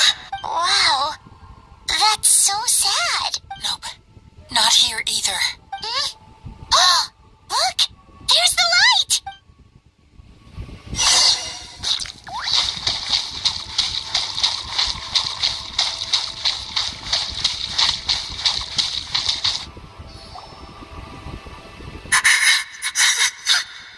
What is this place? It's his sorrow. Yes, sheer, overwhelming sorrow. Human emotions exist in a delicate balance. When that balance is lost, negative emotions spiral out of control and go on to fuel nightmares. By isolating these negative emotions and allowing them to fester, that monster has completely destroyed his emotional balance.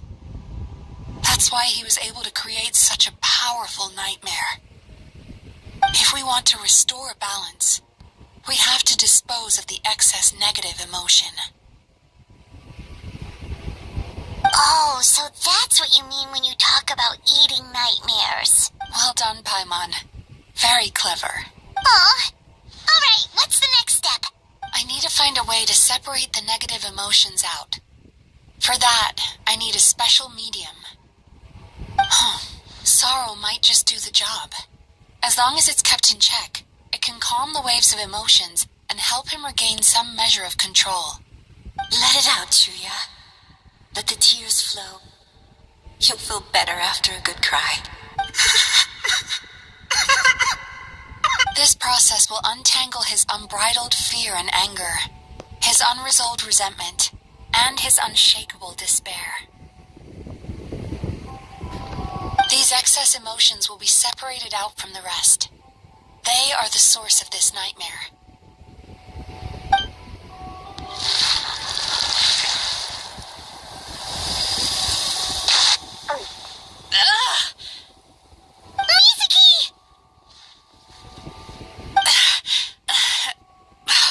It's alright. It's an unpleasant flavor, but I've tasted it thousands of times. A good cry can work wonders. Even though he seems beyond helping, I think he should be able to take another step out from the swamp of despair now. Are you ready to come out now, Chuya? I'll be waiting for you right here, son. I'd love to listen to more of your stories whenever you're ready.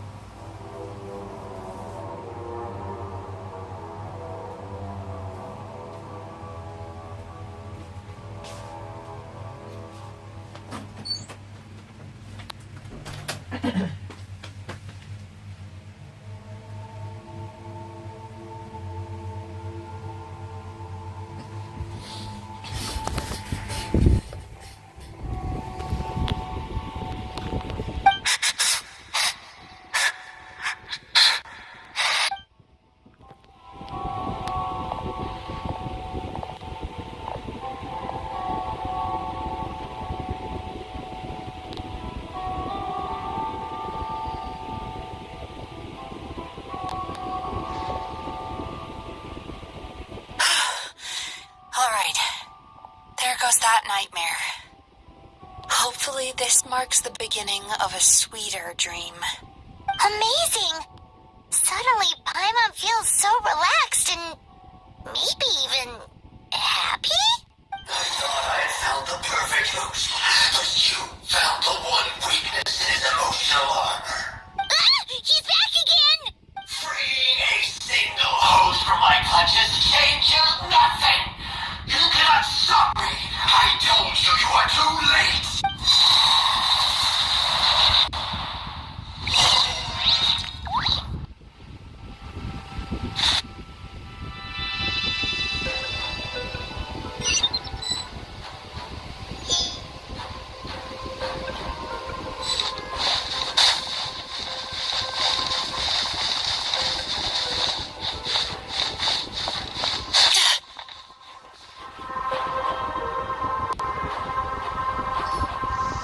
What is this place?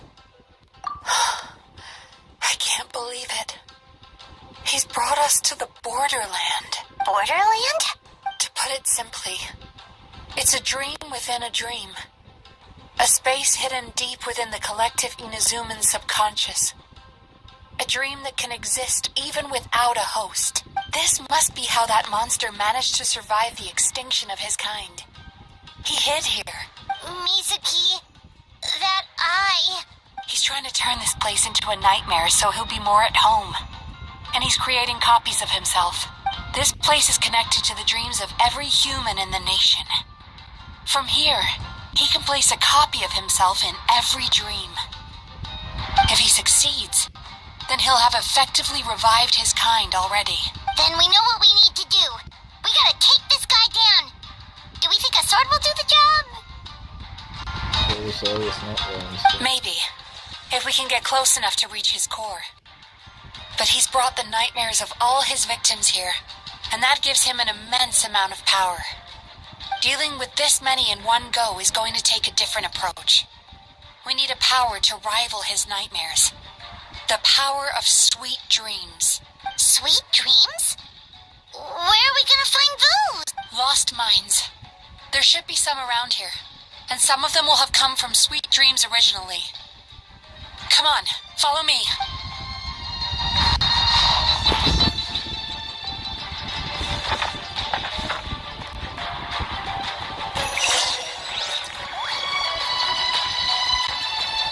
Careful. We've got to move quietly. The nightmare monster has usurped control here.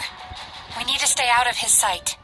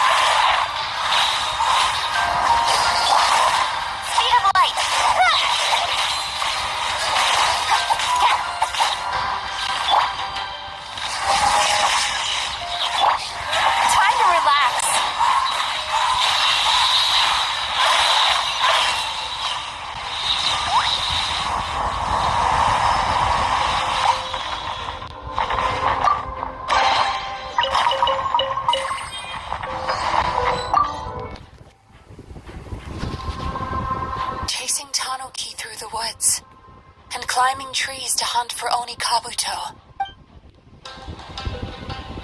Thank you for lending us your happiness.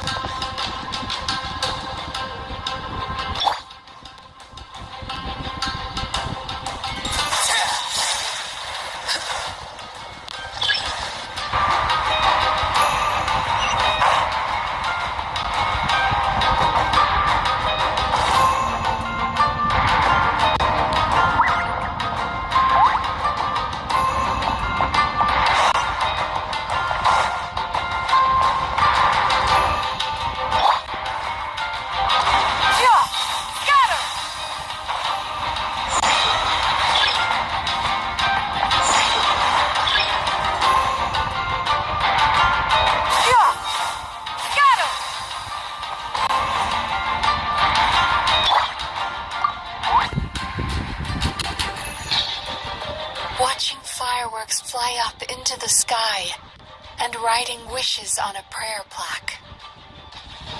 Thank you for sharing your passion.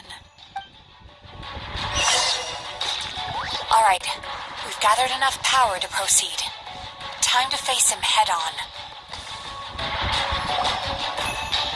The core should be just up ahead. This will be a tough fight. Why? Are these sweet dreams not sweet enough? I just wish we could have gathered some more. But these are all we could find in the immediate vicinity, which means we're running out of time. Our chances of success are shrinking by the minute. We have to act now. No problem. We're ready to go.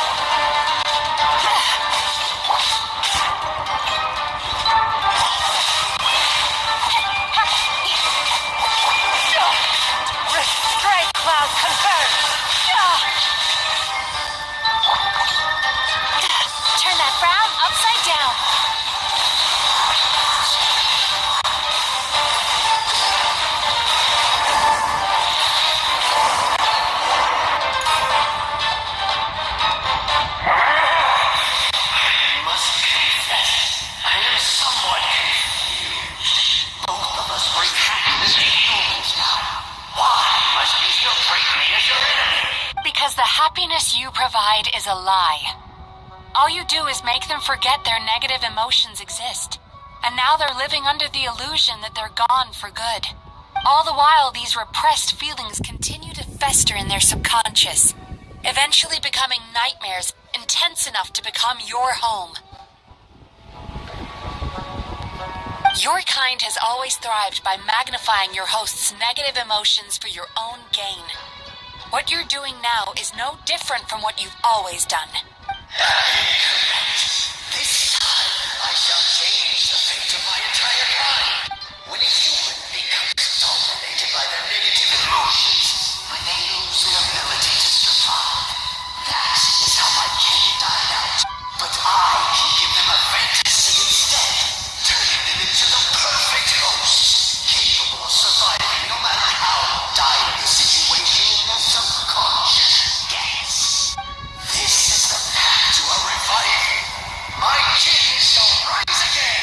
do realize what that means, don't you? You've gone from one extreme to the other. There is nothing you can say that I do not already know. For over all the years that your kind has been learning about the human mind, I have been hiding, watching and learning from the fruits of your labor. But I'm afraid I could not care less for the moral burdens that you impose upon yourselves. The health of the human psyche is of precisely zero interest to me. Now here's a question well worth thinking about. If we allow the humans themselves to decide which of us would they really choose, you or me? Do you see now? I won this battle long before you ever set foot inside this tree. What's going on?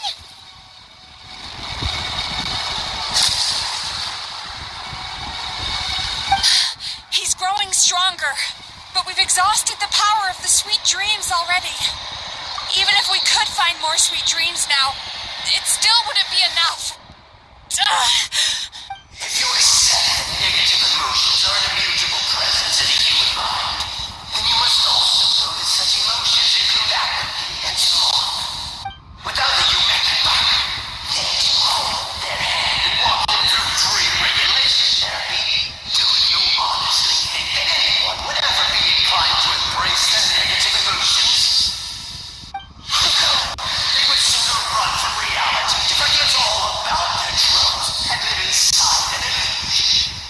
But the whole reason I wanted to become a psychologist.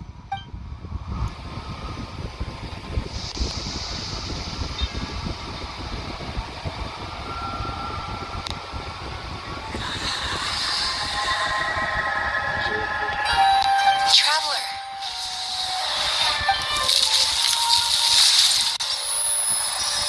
These feelings. So that's how they should taste.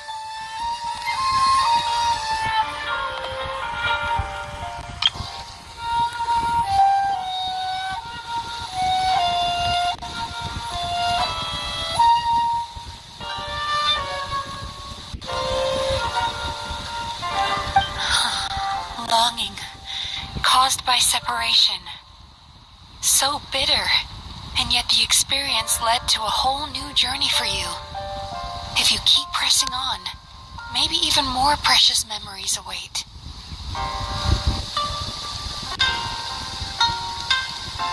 Despair, caused by failure, icy cold, and yet in conquering this despair, you gained the courage to face the lightning. Regret, caused by missed opportunity, a harsh aftertaste. And yet it's only through that loss that we can learn to appreciate everything we have. And after all these flavors comes sweetness, passion, and refreshed hope. So long before you ever met me, you'd already gained the courage to never avoid or run away from your feelings. And all your nightmares had become the fuel for sweeter dreams. The power that you have gained by processing everything from your long journey is surely far stronger than any power wielded by that creature. The whole reason I wanted to become a psychologist was to try and help people become someone like you.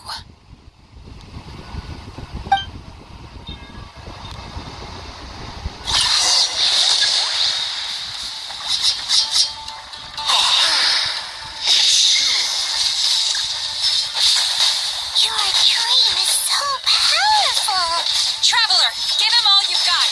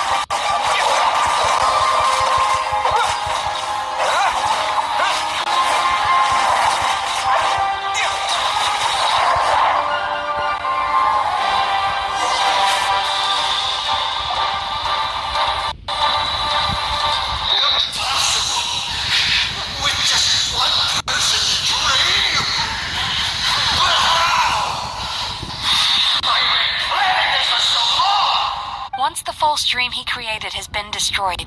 I can make sure all his victims make a full recovery.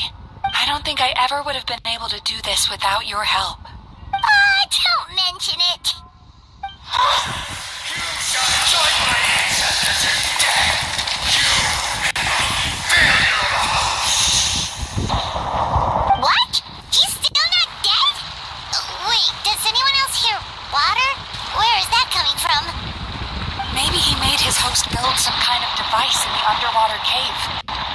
Once he realized we were onto him, he decided to sacrifice his host. So you mean we're in danger in the real world too? We've got to wake up. What? How? Like, pinch ourselves? This should be high enough. Traveler, Paimon, jump. Huh?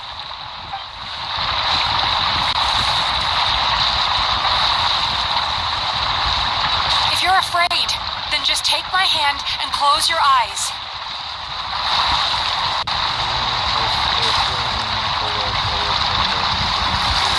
Yes, just like the last time.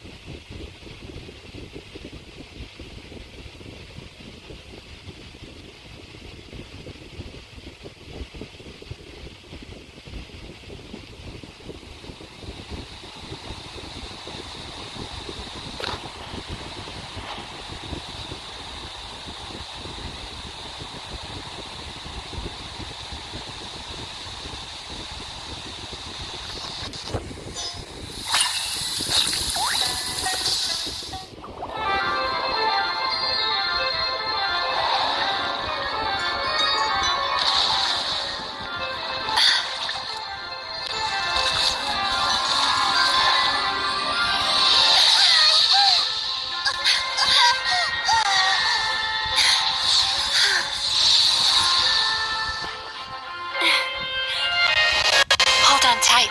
The Yomekui Baku are getting to work.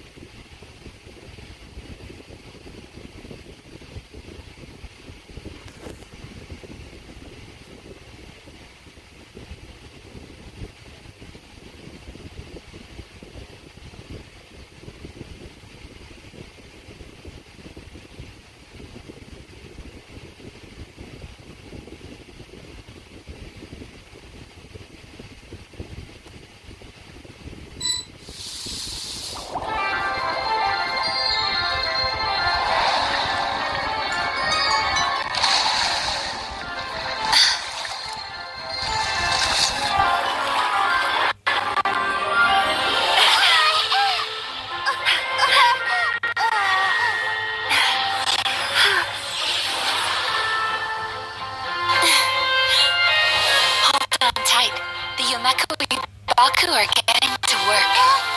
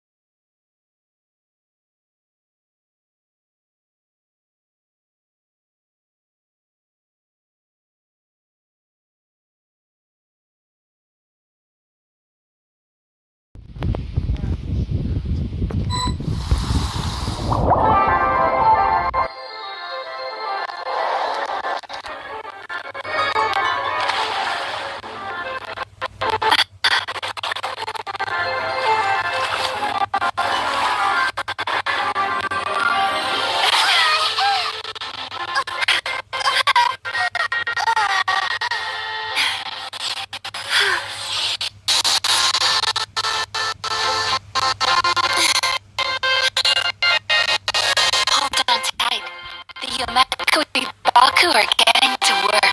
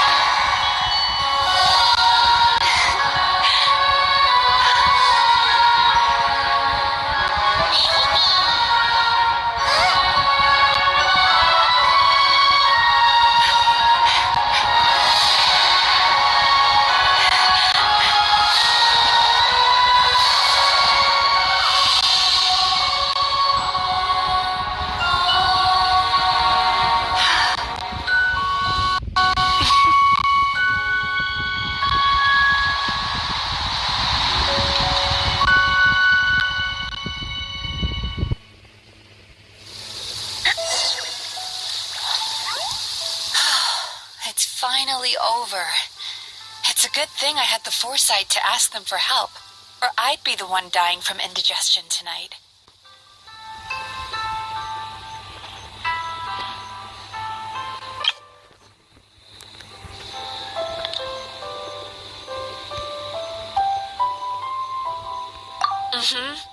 They were very delicious. That's a way to say things. Traveler, could I pick your brain with another question? What do you think humans tend to have more of? Happy dreams or bad ones?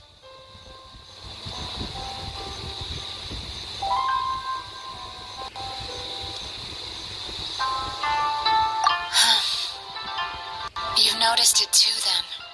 Most people struggle to deal with their negative emotions.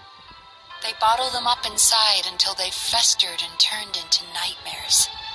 As a result, humans have far more bad dreams than good ones, and most happy dreams are short and fleeting. They are so rare that it's basically impossible for them to be shared with others. Heck, there are even people out there who only have the mind space to have happy dreams after they've given us their bad ones. Which is all to say that the dreams we get to taste are usually bad ones. No matter how hard we try, we can't seem to change this state of affairs. I once believed the only reason we Yumekoi Baku existed was to serve as a disposal method for nightmares. It's a fate that we cannot escape, no matter how many dreams we eat or how many years pass by. Even though I call myself a clinical psychologist, I also have dark thoughts sometimes.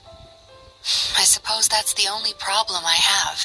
Still, after learning the principles of psychology, I came up with a new way to look at all of this. If we can use psychotherapy to help people come to terms with their emotions, they'll gain the ability to deal with their nightmares on their own, so they'll no longer need to call upon us for assistance. That way, more and more people can free up their minds for truly happy dreams, until there'll be enough to share around. A naive one, more like. Even though I've run this business for quite a long time now, it still hasn't come true. Not even once. So I must thank you, because after meeting you, I finally became sure that my wish is achievable. And knowing that is all the treatment I need against the dark thoughts I sometimes have.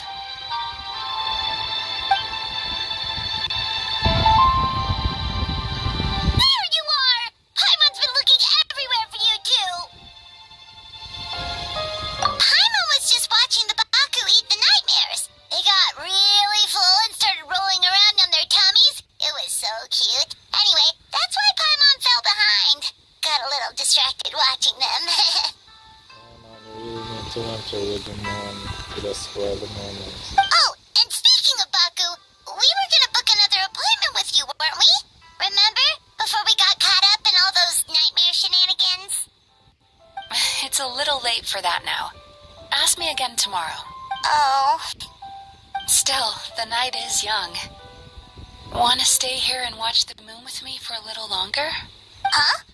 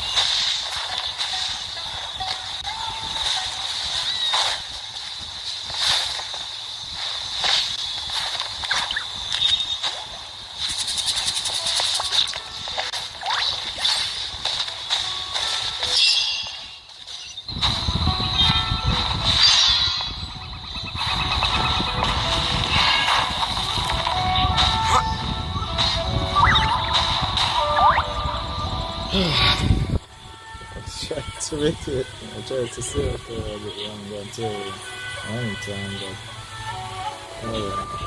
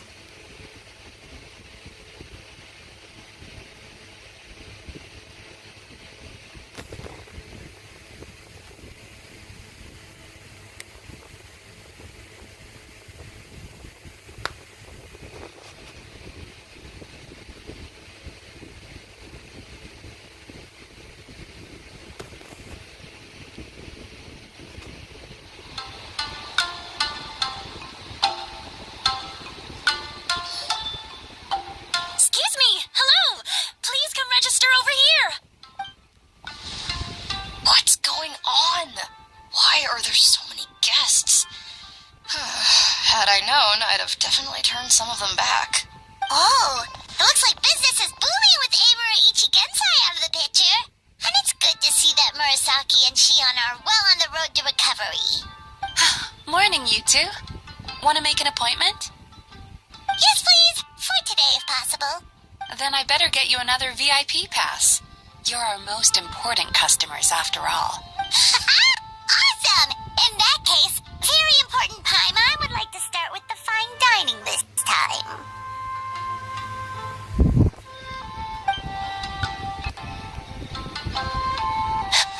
Oh my.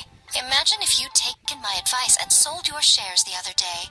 It could have cost you dearly now that business is booming again. I hope you're not too upset with me, old friend. Why would I be upset? It's not as if I ever took your suggestion seriously. Oh, I've missed that way with words. So affectionate. Would it kill you to not sneak up on people every darn time? Morning, little ones. Did you enjoy the scenery last night?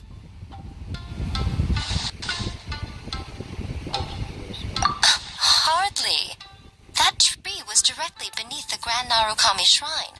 What was I supposed to do? Move the entire shrine to give you some privacy? Is there a reason you're here, Lady Guji? Mostly because I felt like a walk. But I do have a message from the Tenryo Commission to pass on as it happens. The gentleman who your fellow Yumekui Baku fished out of the water last night is no longer in a critical condition. Although his mind seems to have regressed to that of a young child. It could have been worse, I suppose. Lady Guji, I owe you my thanks. Without your help, things might have gone a lot less smoothly yesterday.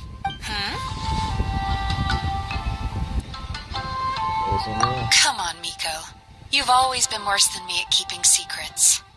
I admit that I feel inferior around you, and have an urge to prove myself. How could I not? But maybe these feelings are what have driven me to take this business as far as I have. My sense of inferiority keeps my ego in check, and my desire to prove myself gives me the strength to persevere. I'm able to accept these parts of me for what they are. There's no need for you to tiptoe around them. Oh, you could have told me sooner. The poor traveler here has been doing all my running around for me. True. But then again, without the traveler's help, you'd have been placed in a difficult position. Emura Ichigensai had amassed a huge following. For the Guji of the Grand Narukami Shrine to publicly go against him would have been a dangerous move. An angry mob of zealots could have done some serious damage to the shrine's reputation. Much safer for the Guji not to get personally involved. It was the right decision. While that's all true, my main concern was that I didn't want to upset an old friend. Otherwise, I could have taken a much more direct approach. Miko. I always seem to forget that you're more cunning and less adorable than you look. Seems like my worries about upsetting you were unfounded. It's not that I don't get upset. Everyone has their fair share of troubles. But every sorrow has its cure. Here's your new VIP pass. Please take good care of it.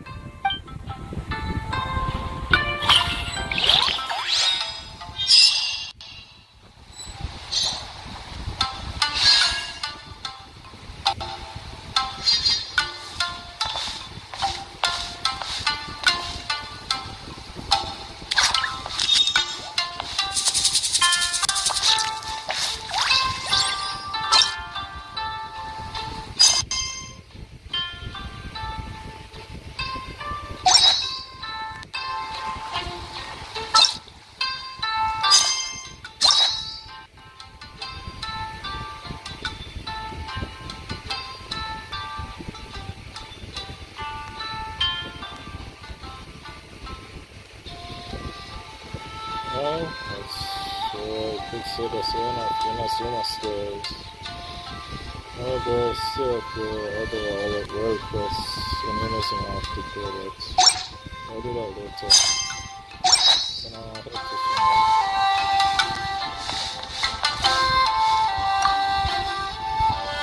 Could we go over your past experiences when you have a moment? There's a lot of gaps in your medical history I need to fill in.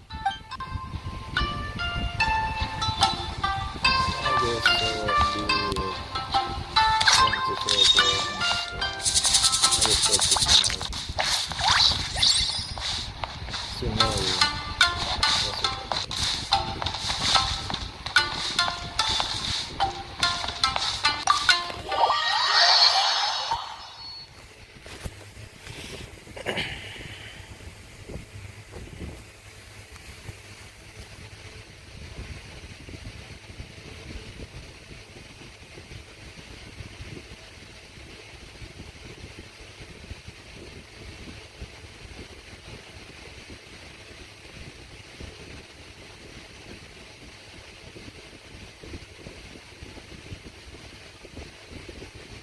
So I got Anma in Inozum, in Wano, and I got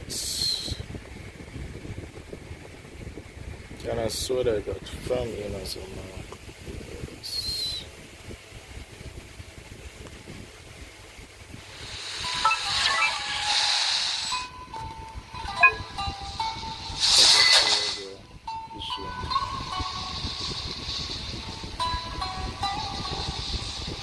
I got it from here and that's circus.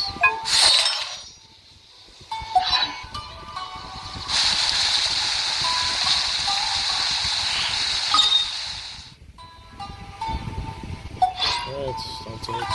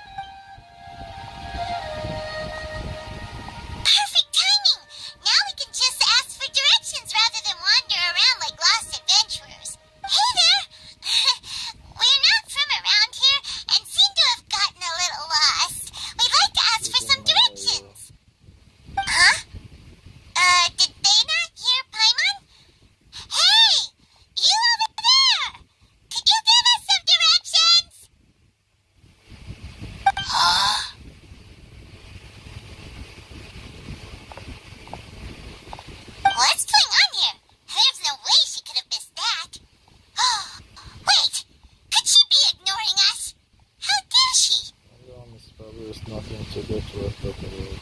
I mean, there's a reason she ignored us. Well, even so, she might be heading someplace where we could find other people to ask.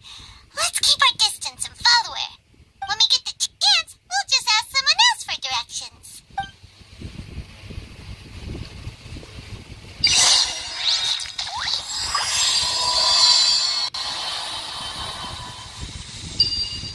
Come on, let's follow her. Just keep quiet. Make sure she doesn't notice us.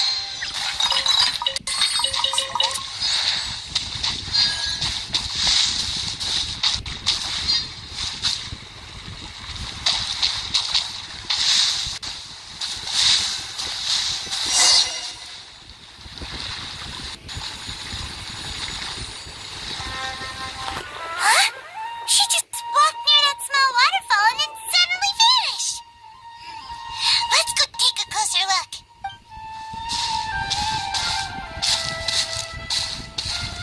Paimon thought this cave would lead to a village or something, but it looks like that's not the case. Look, she's sitting over there. Wait, she couldn't possibly be living here, could she? What should we do now? Do we try asking her for directions again? It looks like she's meditating or something. If we bother her now, she probably wouldn't let us off very lightly. That's what I said. Let's see that Oh! What a lovely smell! It's coming from that sensor over there. This is definitely not your typical place to call home, but at least it smells nice. Maybe living here wouldn't be too bad after all. Huh? What's the matter? You don't look too good. What? Is the smell making you feel sick? Strange. Paimon doesn't feel anything. Got it good. Oh, it's okay. I think I'm gonna pass away. What's happening? Traveler? This is no time for a nap. Oh, come on, wake up.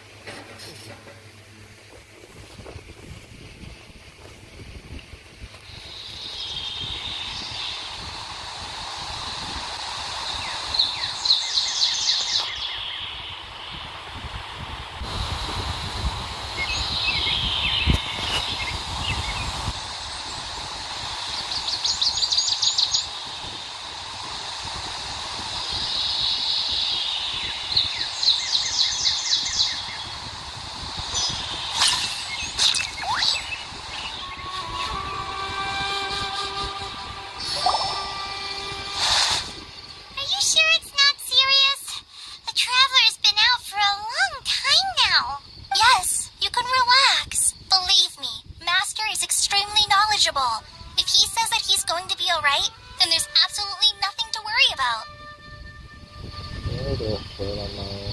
Oh, are you awake now? Oh, thank goodness! Traveler, you're finally awake! Well, we're at... good question. Where are we? Hana was in such a panic when you passed out that she even forgot to ask what place this is. This is Gandharvaville. It was originally built by scholars from Sumeru as a place to rest in the rainforest. Now it's mainly used by the forest rangers as a base of operations. My name is Kale. I'm a trainee forest ranger. My master and I found you passed out during our patrol, so we brought you here. Oh, no things are necessary. I didn't do anything really. By the way, how are you feeling now? Any discomfort? Oh, that's Master's herbal medicine you're tasting. He gave you some while you were unconscious. Before I forget, Master mentioned you should take more medicine once you wake up.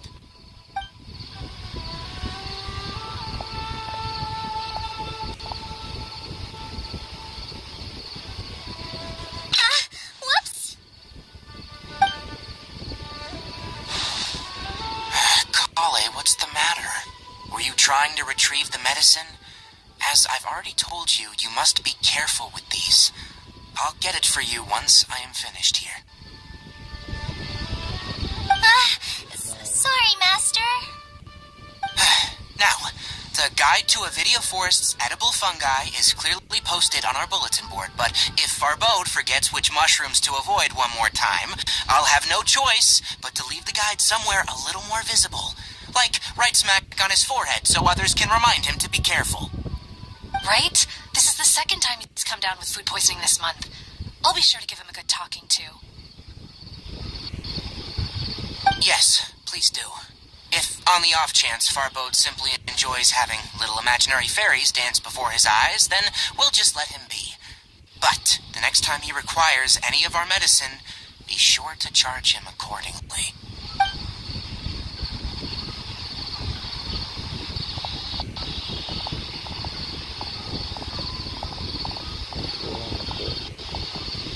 So, how are you doing? Feeling better?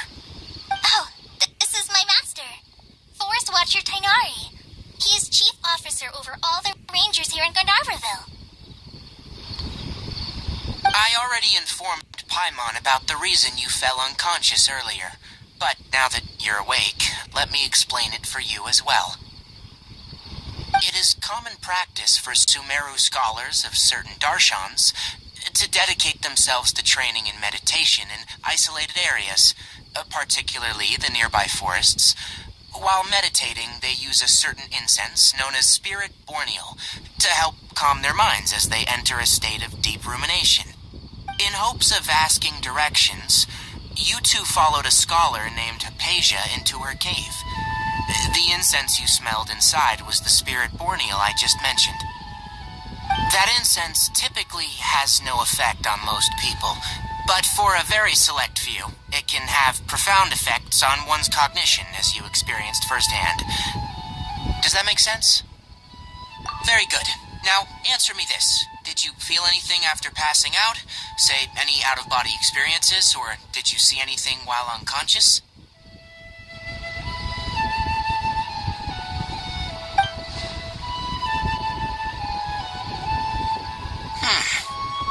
Kale, let the others know to stop bringing their patrol logs here for now. Huh? Why? Because these two will be staying here for the next few days. They can have my room and I'll bunk with Amir.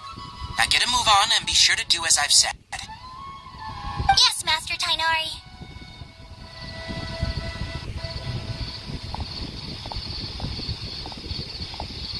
Wait, hold on a second. Can you tell us what's going on? Sure, let me fill you in.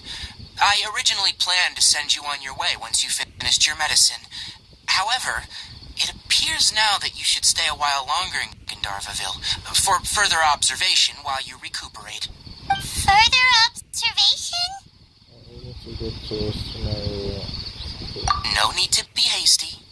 As long as you have the capacity to judge between right and wrong, I promise that you'll understand the gravity of the situation once I explain everything to you. Based on what you saw after smelling the incense and losing consciousness, we can conclude that you experienced a powerful hallucination, which suggests your mental state is not in the best of shape. If you're skeptical, have a whiff of this. Oh, are you okay? You're experiencing a similar sensation as when you passed out, aren't you? So even though your condition is stable as of now, if I were to haphazardly let you leave, it's highly likely that you'd suddenly pass out again somewhere else. And that somewhere else of the similar scent coming from that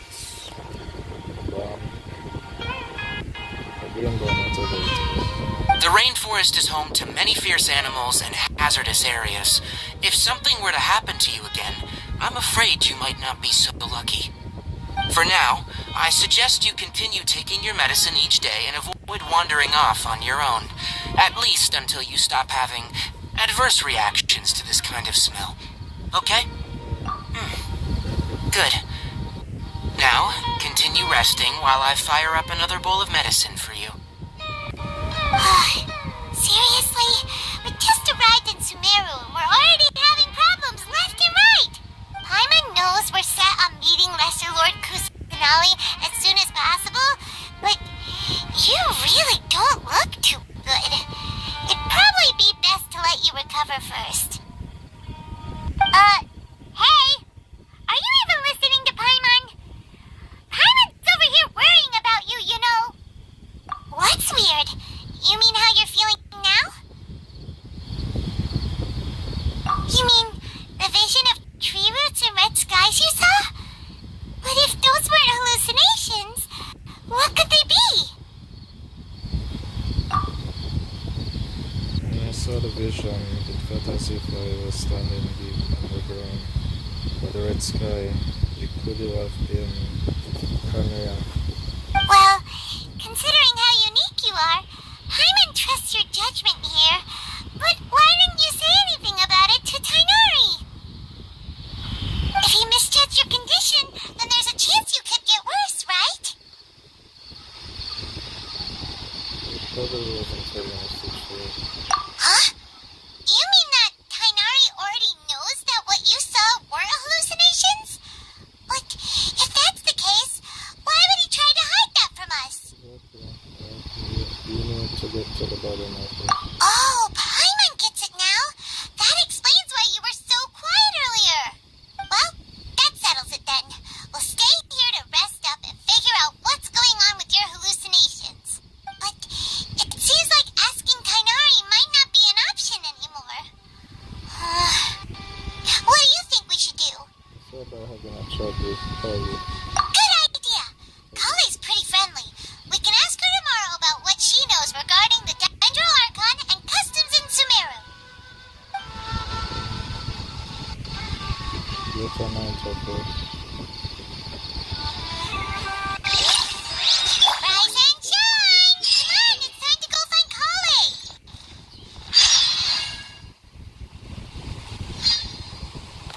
I think I'll be starting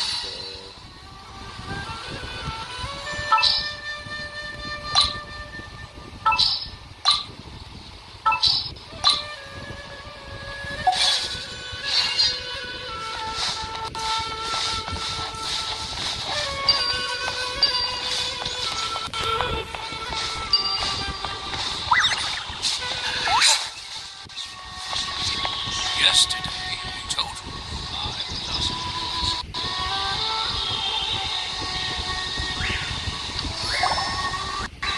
Alright, next let's see your right hand.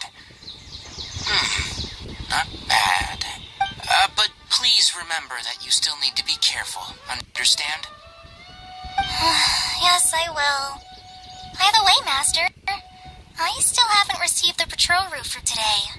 Look, Kale, today's patrol will be a long one, so you won't be coming along this time. Besides, there's a chance we may encounter... Well, you understand. But I have a vision too. Am I I useless to everyone now? Don't talk like that, Kale. This is not something you need to be worrying about right now. Ah, there you are. Feeling any better? So something is going to happen. Yeah! Since we'll be staying here for now, we thought we might as well try lending a hand around here. Seems you're not the type to sit back and take it easy for a while, huh? In that case, perhaps Kale could take you two for a patrol south of Gandharvaville for the day. And if you're feeling up to it, you can be responsible for cleaning the Statue of the Seven. Tenari, we're ready to head out. Got it! I'll be right there. Alright, we'll be heading into the forest now. I'll leave any further details to Kale. Yes, you can count on me. So, Kale, what exactly are we going to be doing today? Kainari mentioned cleaning the statue just now, but, that doesn't really sound like the job for a ranger. Well, a forest ranger's responsibilities can be pretty diverse. They handle a variety of tasks, like checking the condition of outlying roads, maintaining forest facilities, ensuring fire prevention standards are met, and providing assistance to travelers and locals. As for Master, well, he has to handle more dangerous areas of the rainforest. Today we can perform routine checks on the pathway lamps as we make our way to the Statue of the Seven.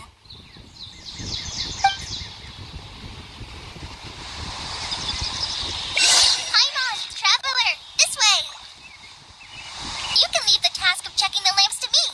In the meantime, you two can keep an eye out for anything unusual.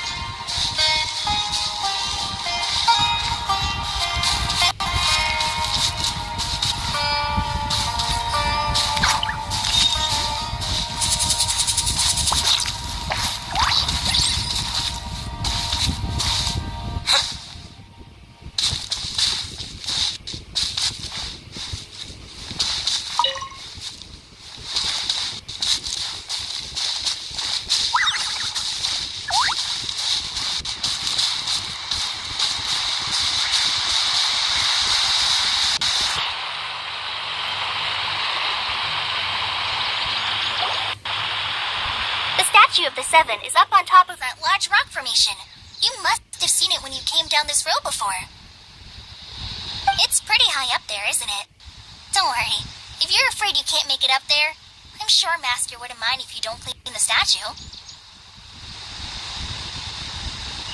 Oh? I guess I'll leave it up to you then. There's not much footing once you reach the statue, so be careful up there. Paimon will fly up with you and help you with those hard-to-reach areas. By the way, Kale, do you know anything about the Dendro Archon? You know, what's she like? That depends. Are you referring to Greater Lord Rukudevata or Lesser Lord Kusanali? Huh?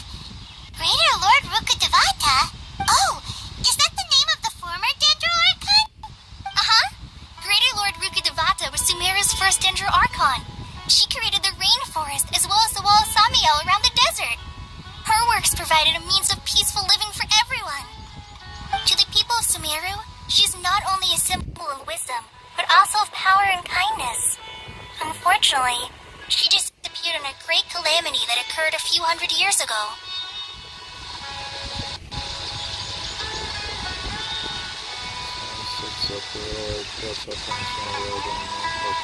According to what Master has told me, the sages later found the newly born Dendro Archon and whisked her back to Sumeru. To celebrate the reinstatement of their lost deity, the sages dubbed her Lesser Lord Kusanali and let her reside in the sanctuary of Siristana. Uh-huh. Then what happened? Well, and then... I'm not too sure what happened, to be honest. Huh? You're not too sure? But aren't you from Sumeru? Yeah, I'm from Sumeru. But... maybe it's difficult to discuss this topic with strangers. If that's the case, then don't worry. We understand. No, it's not that.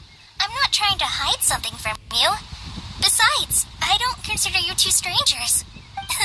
Because you two know Amber, right? Wait, yeah. Amber? You mean...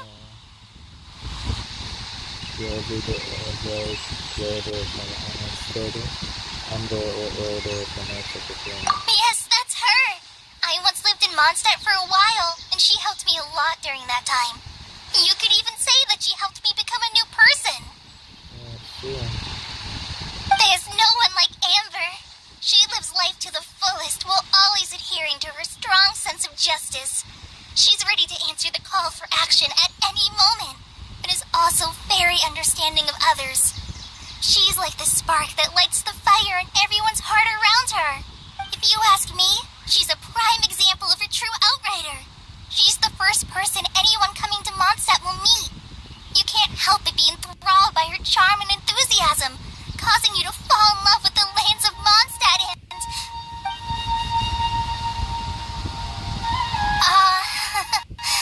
sorry.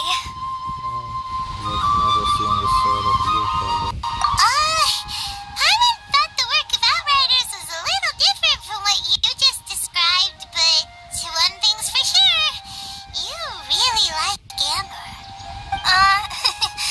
Sorry. I was rambling on just now. It must have sounded kind of weird. It's alright, Kale.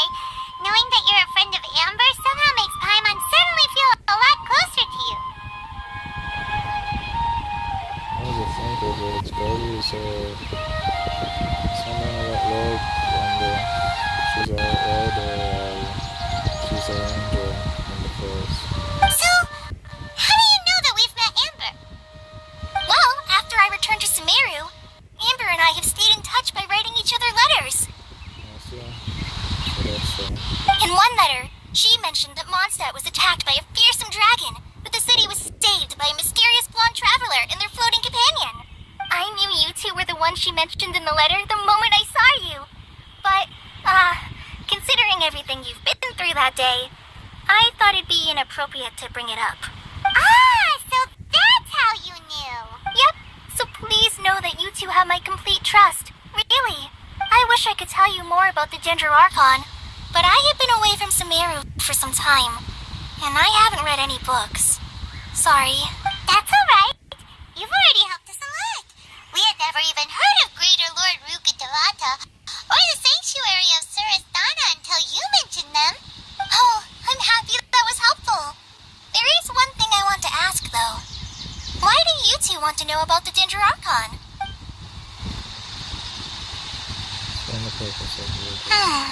So that's why you're here. Thank you for telling me your story. Don't mention it. We are friends after all, right? Alright, we have a statue to clean. You both have my thanks. While you two are up there cleaning, I'll go ahead and inspect the forest canopy. Let's meet back here shortly.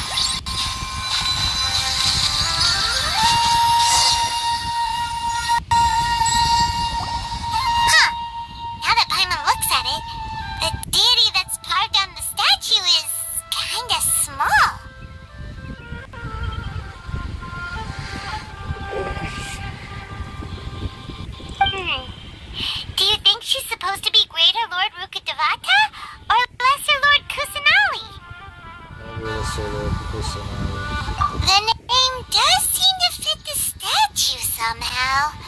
Well, anyway, we'll have to figure that out later. Let's get started on cleaning the statue. Paimon will fly up and take care of the top, and you clean everything below.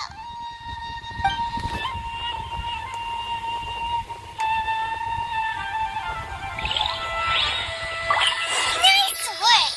That's one clean statue. Let's head down and meet up with Kale.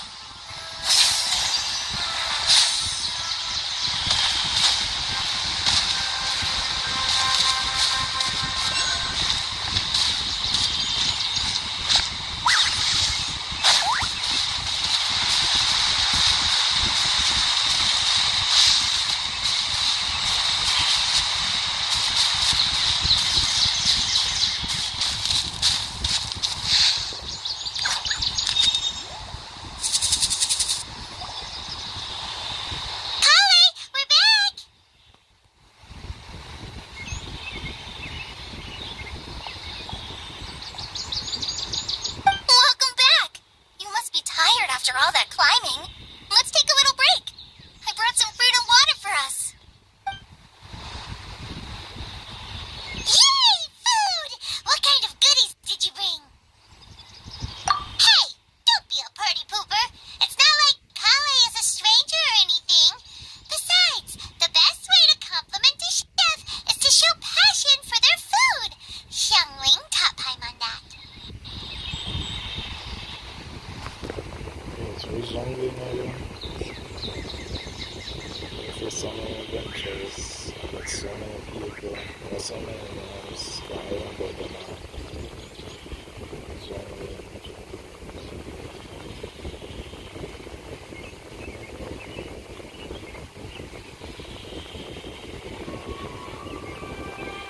Oh, I remember now. The one that's always saying boom shakalaka.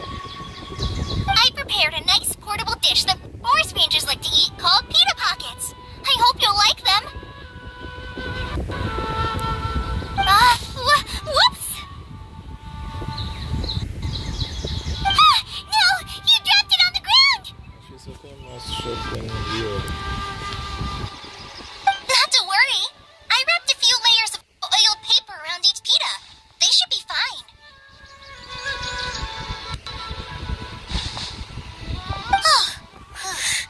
Paimon nearly had a heart attack there. You enjoy the pizzas together. Those pitas are amazing! You're quite the cook, Kale. Thank goodness you wrapped them in paper. Paimon wouldn't have been able to sleep at night knowing something so tasty had been wasted. You really know how to compliment the chef, Paimon. Since you like much. I'll be sure to give you a copy of the recipe sometime. I'll even include all my personal cooking pointers, so you'll be making your own pita pockets in no time. Yay! Thanks, Kale! It's hard to believe someone as diligent as you could have clumsy moments too. Oh, I guess it happens from time to time. So, Kale, don't you think that Tainari's a little too strict with you? He won't let you touch anything without his permission. Paimon knocks stuff over all the time flying around the Traveler, but he's never said anything. Everyone has their clumsy moments. No, you've got the wrong idea about Master. Sure, he may seem a bit harsh at first, but with some time, you'll see that he's actually very kind-hearted. I've heard the veteran rangers say that Master is from some ancient and mysterious race that is known for their cunning wit and reclusive nature. But Master's actually very kind at heart. Oh, by the way, you've heard of the Academia, right? Well, there's a group called,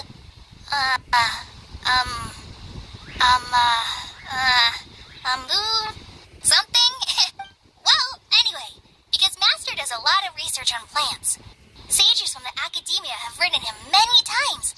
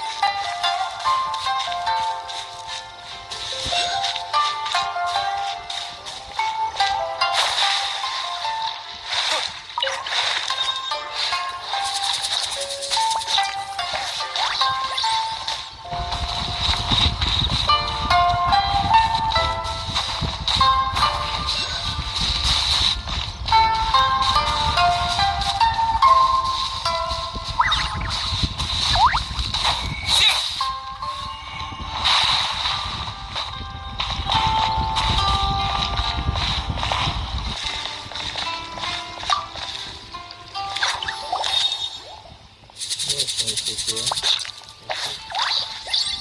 you can encounter the anything strange later.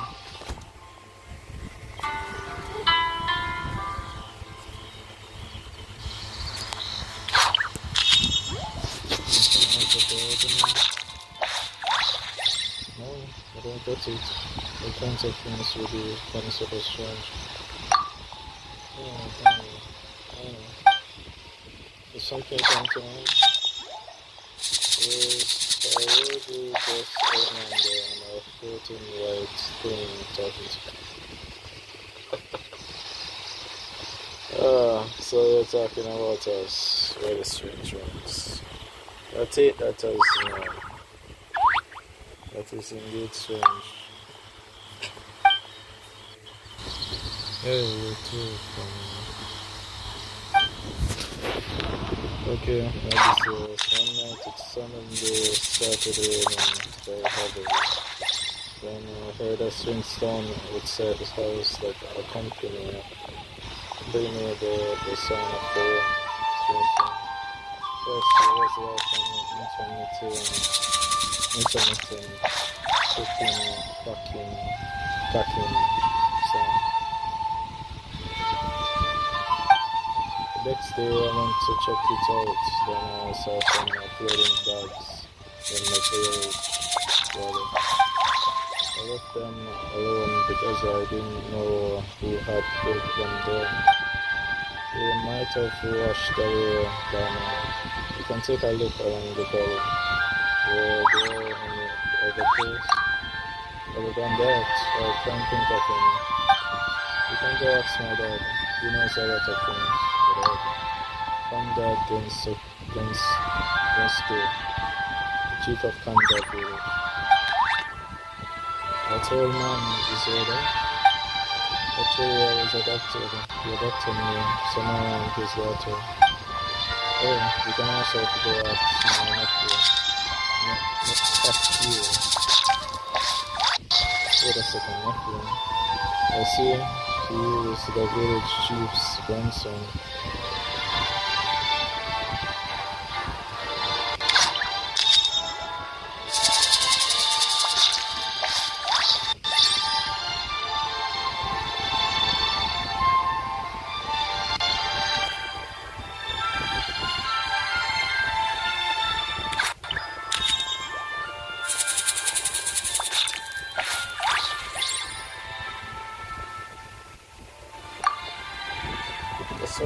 Takiro likes her places, so maybe you're seeing something from there. His family is pretty complicated. I see. Thank you. Yeah, that I could help. Why isn't Takiro here yet? You were supposed to hang out today. Did he go up to the roof again?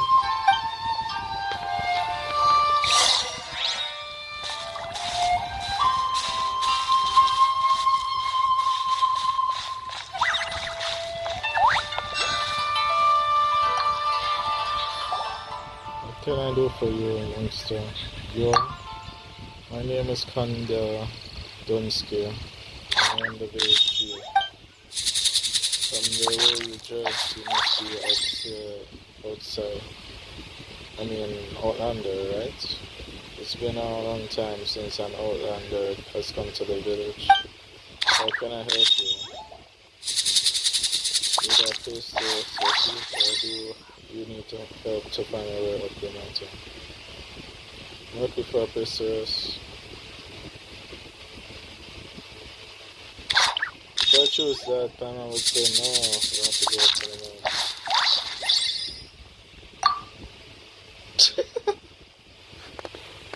As excited, I knew I should say that.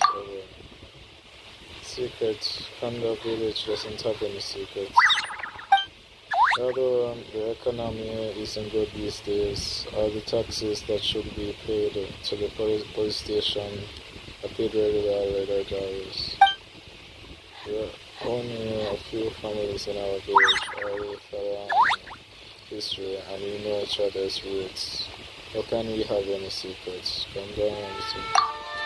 Thunder Village is simple and peaceful. There are no secrets here. If you're looking for secrets, why don't you just go to the one our time is strong? Enormous secrets of deciphering is virtual sleeps. Or how about you go to Shinjuku Forest and see if you can hear the Tanuki Ayashi. Huh? Cool. Sorry, I might have overreacted. Thunder Village is a peaceful place and stuff. Are you sure you don't want to have the wrong village? But if you don't believe me, you can look around yourself. I'll conduct this in skill. You're not standing alone.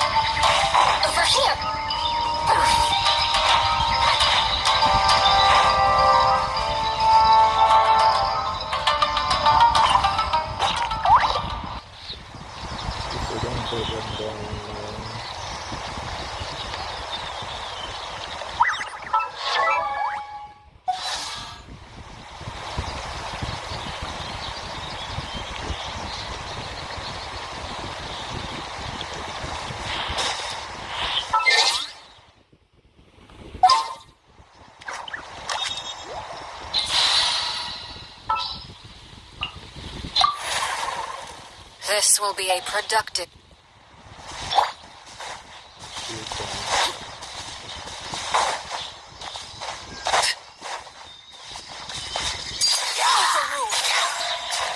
Are you here to prove?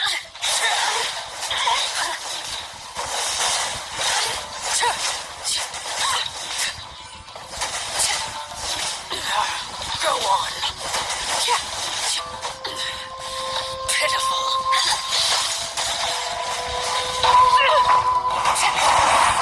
Witness my rise.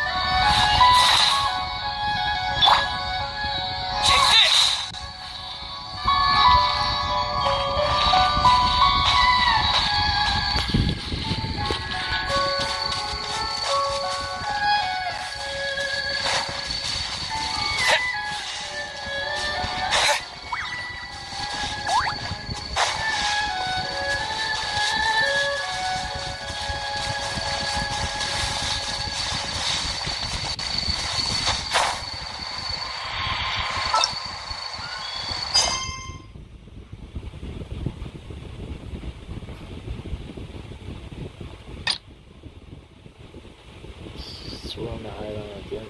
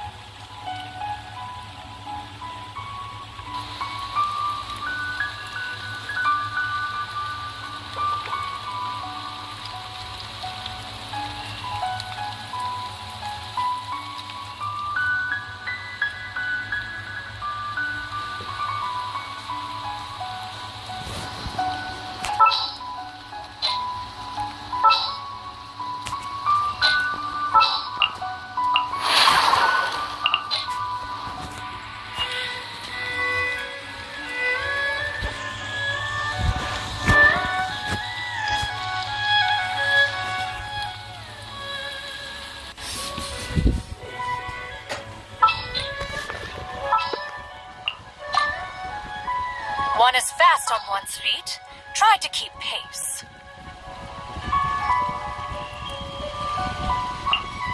Oh, how exciting!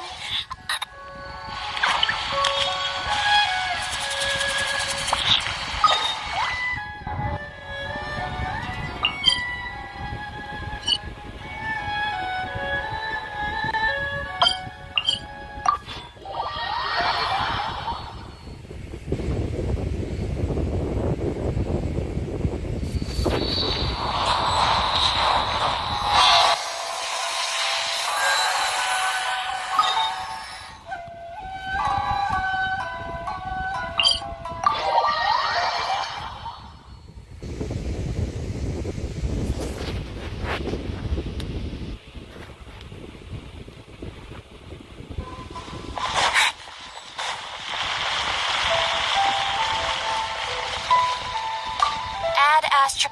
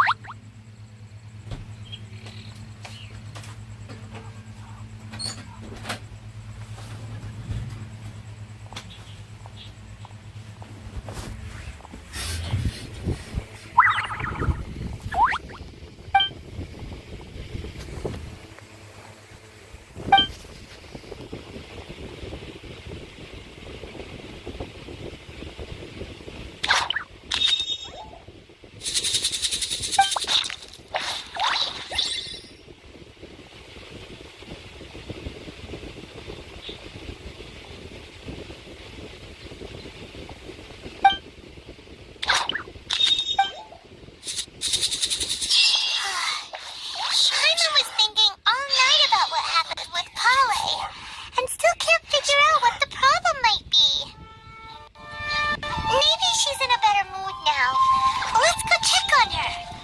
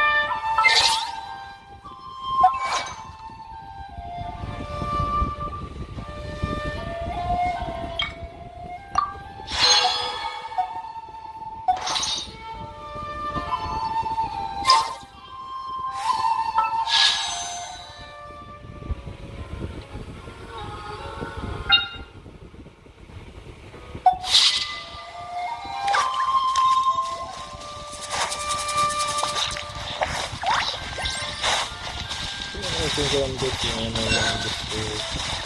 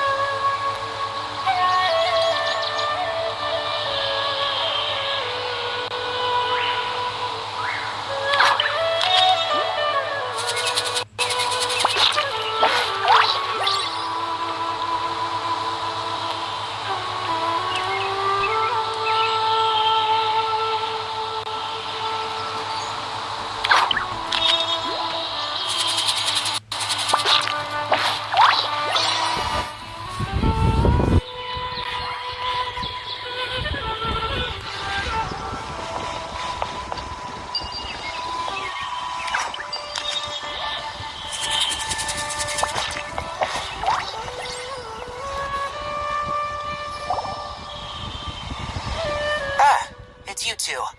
I was just about to go look for you. Huh? Kainari? What are you doing here? Where's Kale? I came to check on Kale's condition. To put it simply, she's not well. You mean she's sick? How could she be... Oh, wait a minute. Could it be because of what Paimon did yesterday? No need to worry. Something as small as you could never harm her. This sickness is something that Kale has been dealing with for some time. Kale has been more excited than usual since you two arrived. A little too much so, to be honest. She hasn't remembered to take care of herself. I suppose it's understandable, though. She hasn't been around anyone she considered a friend for some time now. It must have been refreshing for her to have you two here. So, Kainari, what's really wrong with Kale? Let's take this conversation elsewhere. Kale just fell asleep after taking her medicine. She needs some peace and quiet.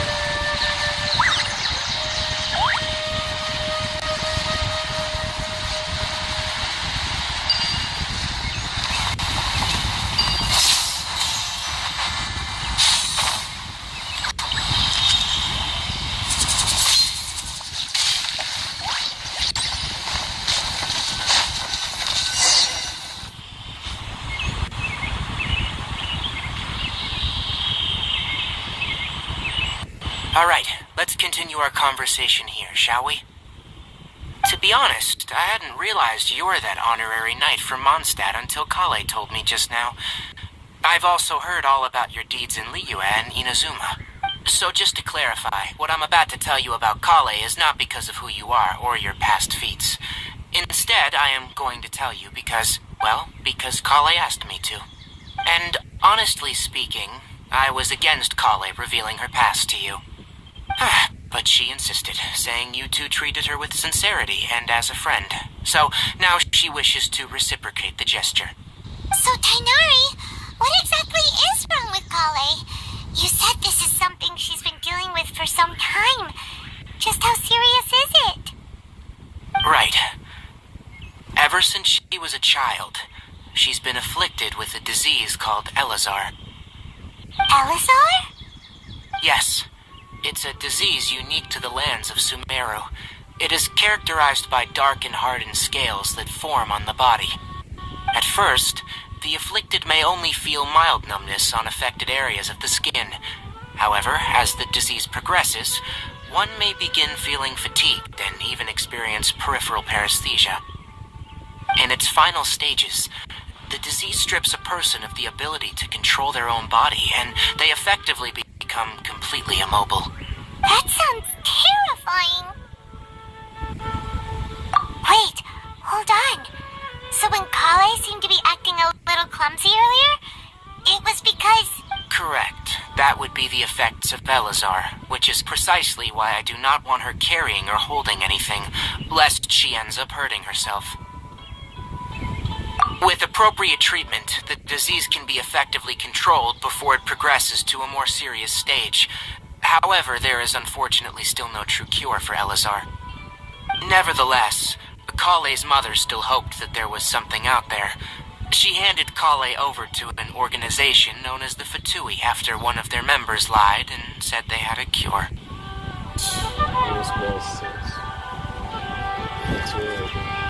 What? The Fatui? It appears you already are familiar with them. That'll save me some explanation. Anyway, the person who eventually rescued Kale and brought her to me for care said that she had been given to a harbinger known as the Doctor. I have no idea how this doctor managed to do it, but her case of Elazar was completely stable for all the years that Kale was with them. However, Kale's days with the Fatui were anything but pleasant. Kale is a resilient individual and always tries to appear cheerful, but her experience with the Fatui has left deep scars. Even now, she can still feel deathly afraid of someone touching her. Well, that explains why she was behaving that way when Paimon tried to touch her. Oh, Paimon had no idea Kale's been through so much suffering. Oh, by the way, Paimon, Kale wanted me to tell you that she's sorry for scaring you yesterday. She also wanted both of you to know that she's sorry for hiding her illness. She doesn't need to apologize. None of this is her fault at all. Well said. I hope you'll get a chance to tell her that in person the next time you see her. Kale once thought that it would be impossible for her to have any real friendships. I trust that you two will never let my trainee experience such emotional pain again. Don't worry, Tainari. We'll take good care of her. Well, it's not too serious at this point. She overexerted herself the last couple of days, which is what led her to break down this time. As long as she has taken her medicine and gets plenty of rest, she should get better. Though I must admit that Kale's condition was much more stable when she first arrived here in Gandharvaville. She was interested in the work of the forest rangers the moment she saw us. I could see that she was serious about learning, so I felt compelled to ask her to join us. Her stamina has gotten much worse recently. Though a moderate amount of physical exercise is always necessary, I'm afraid the long-distance patrols are a little too much for her now. Alright, now that I've told you about Kale's past, I think I'll head into the rainforest to find some ingredients needed for her medicine. I'll see you two later. Yeah, we'd like to do something to help Kale too. Alright, but I must warn you two. The rainforest is a dangerous place, especially for someone who's still recovering, like the Traveler. You must follow closely and listen to every instruction. No problemo. Let's go then. We'll be looking for a plant known as the Nilode Pala Lotus. It's often used to help those afflicted with Elazar recover their energy. Hey, Tainari? Where exactly are we going to find this plant? Nilode Pala Lotuses can be found all over the rainforest, but it often grows right here around Gandharvaville. Given the name, it sounds like we should be looking for it.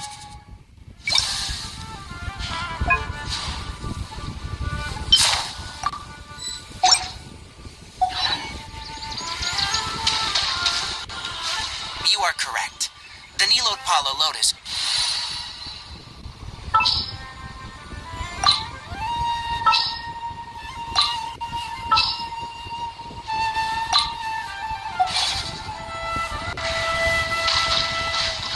The large petals are actually the plant's leaves and sepals, which surround a very small flower. You should note that many of the plants found in Sumeru have names that are contrary to their species. Take the Caucalata, for example. The plant is not a lotus at all, but rather a vine. And then there's the Sumeru rose, which is not a rose, and is completely contrary to its name. Oh! Okay then. Note to Paimon. Never bring up the topic of flowers with Tainari.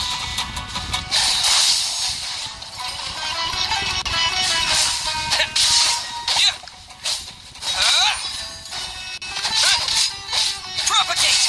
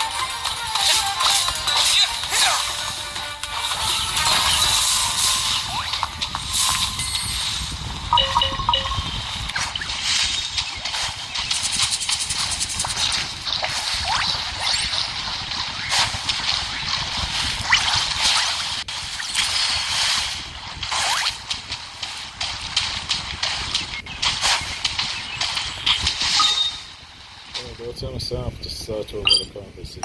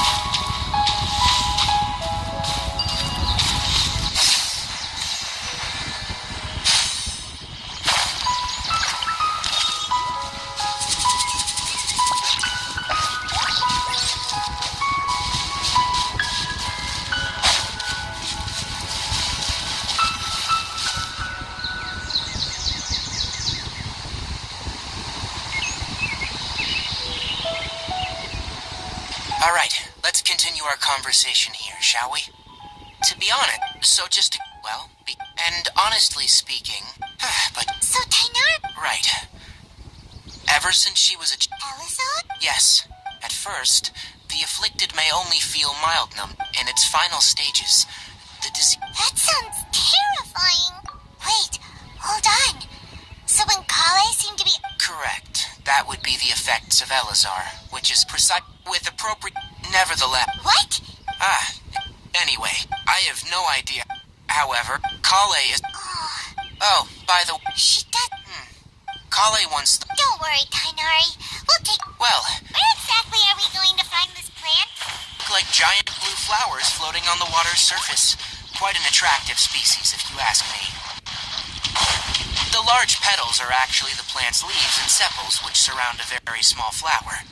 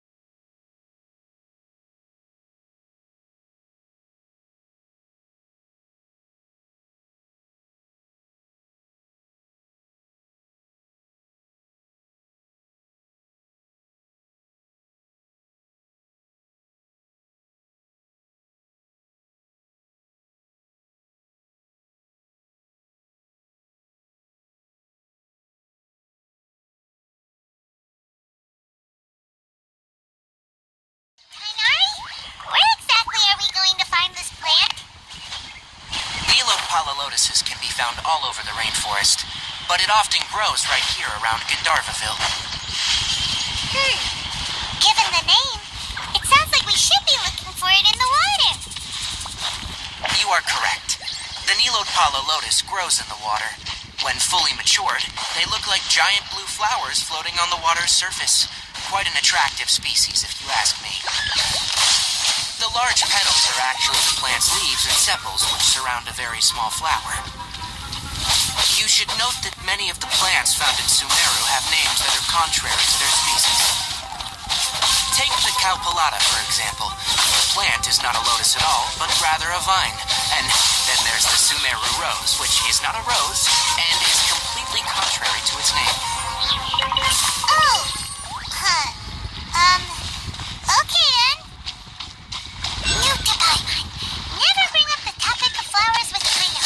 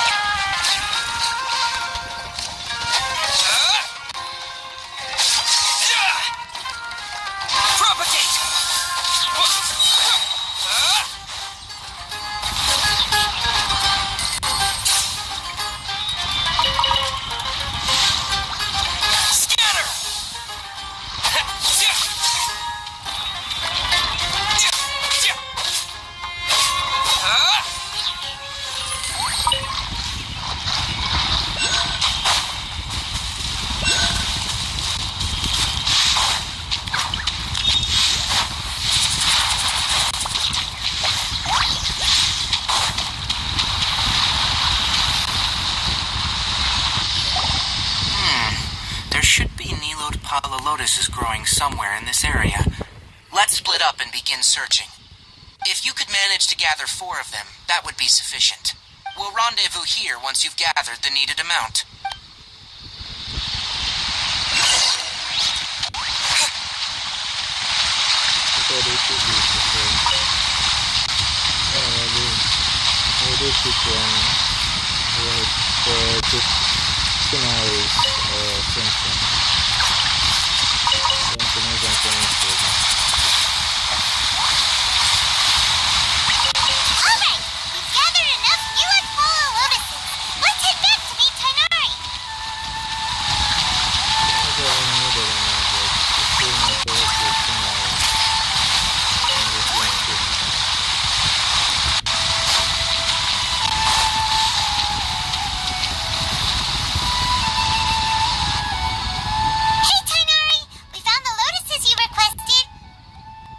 Let me have a look. Good. Very good. These are all excellent quality. I'm glad you two came along. Your exploration experience helped save me a lot of time here. It seems we even have enough time to stock up on other things I need. Hey, Tainari! Oh, Tainari! Someone's calling your name. They're dressed like a forest ranger. Ah, yes, that's Amir and the others. But didn't they just set off not too long ago? What are they doing back so early? Let's go find out what's going on. And there's something happened.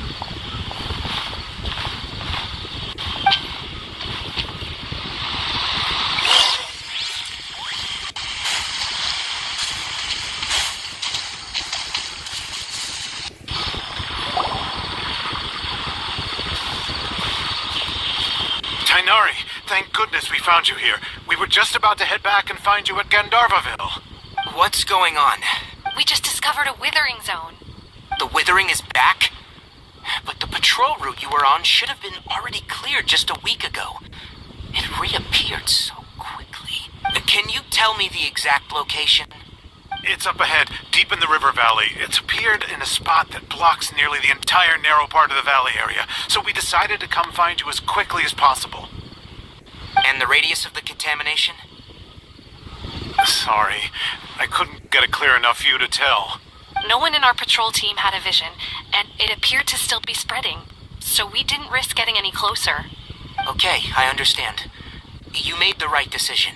I'll go deal with it right away. In the meantime, please guide these two back to Gandharvaville. Wait, Tainari! Why don't you let us help you? You two have only just arrived in Sumeru. You're still unfamiliar with many things in these lands. There's a unique type of anomaly that occurs in the Sumeru rainforest. It's called the withering. The affected areas not only cause nearby vegetation to wither, but it's also lethal to wildlife and even people. If you don't carry a vision, then you should think twice before approaching such places. Yes, Amir is absolutely right. I wasn't kidding when I said the rainforest is a dangerous place. As Amir said, only someone with a vision, that is, the power to manipulate elements, will be able to resist the withering's corrosive effects for a time. That's right. If any of the forest rangers without a vision come across a withering zone, we first make a record of the location and then have a ranger with the proper abilities deal with it, like Tainari here. Only someone with a vision can venture within a withering zone and find a way to deal with it. Don't worry, he may not have a vision, but he's a real pro at using the power of the... About you were true then. We typically only teach visitors how to identify the withering as they're about to leave Gandharvaville. We'll make an exception today and show you what it looks like up close.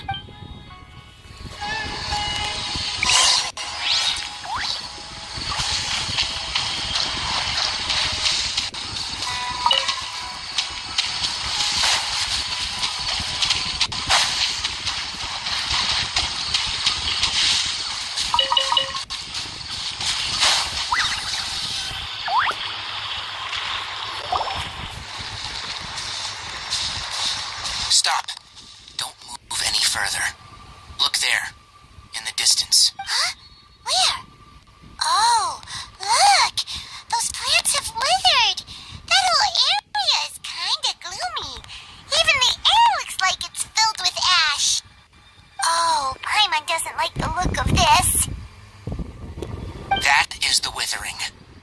Alright, Traveler. We're gonna have to enter that withering zone.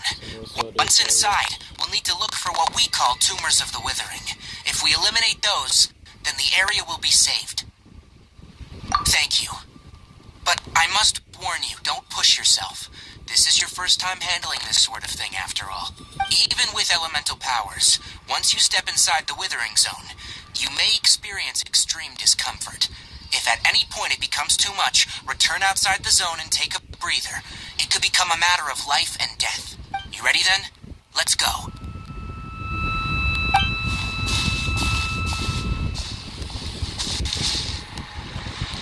First, we must locate any branches sustaining the withering zone.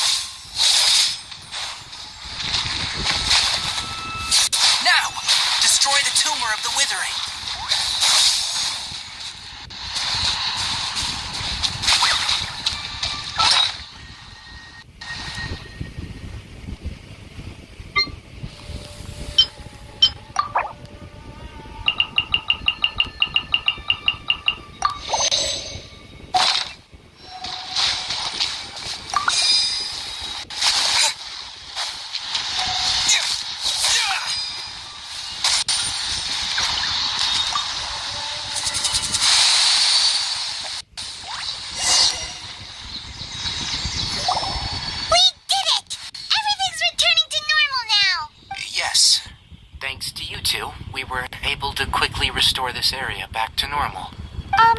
Tainari? You make it sound like we did well, but why does Paimon have the feeling you're worried about something? It's that obvious, huh? Alright, it's like this. Recently, the rate at which withering zones appear has been increasing. Even though we were able to quickly clear that withering zone, it won't be long before another one appears. If that simply meant more work for me, then that wouldn't be an issue. But it's far more severe than that.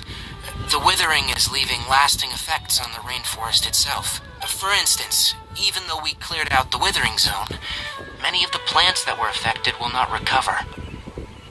This presents a crisis for the ecosystem itself. Many plants in the rainforest are already in decline, directly impacting the wildlife that depends on those plants. And most disturbingly, as the appearances of withering zones have started to increase, Kale's case of Elazar has also become more serious. Huh? Well, why's that? I'm still not sure of the exact reason. However, I've received word from acquaintances at the academia that similar cases are being reported for patients with other conditions. No, none that we know of. The withering has been recorded in Sumeru for millennia. It's said that it originates from the depths of the world. Oh, by the way, have you heard of Irminsul before? Irminsul is a tree located deep beneath the surface.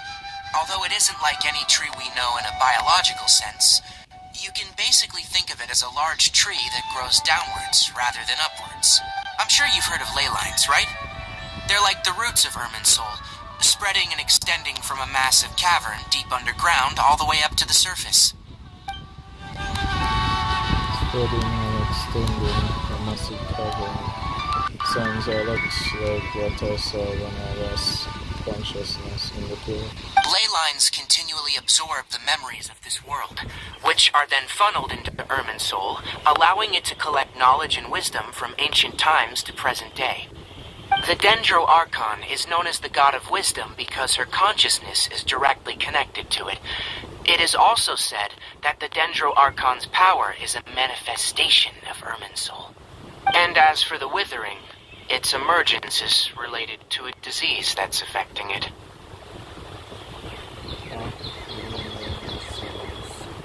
That's right. My ancestors learned of this from Greater Lord Rukkhadevata's familiars a long time ago, but even those mysterious creatures did not know of a cure for Irminsul. I'm afraid we Rangers will be battling the Withering Zones here for a long time, until a cure is found. Alright, that's enough on this topic for the time being. Now that we've taken care of things here, it's time for us to head back to Gandharvaville.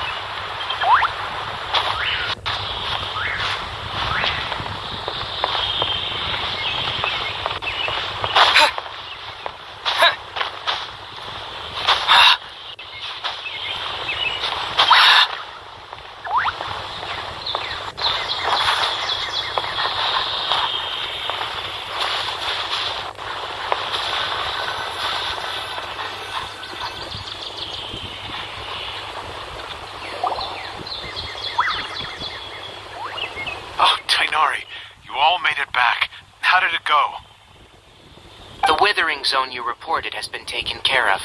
No need to worry. Huh? Wait, is that? Oh no. Hypatia!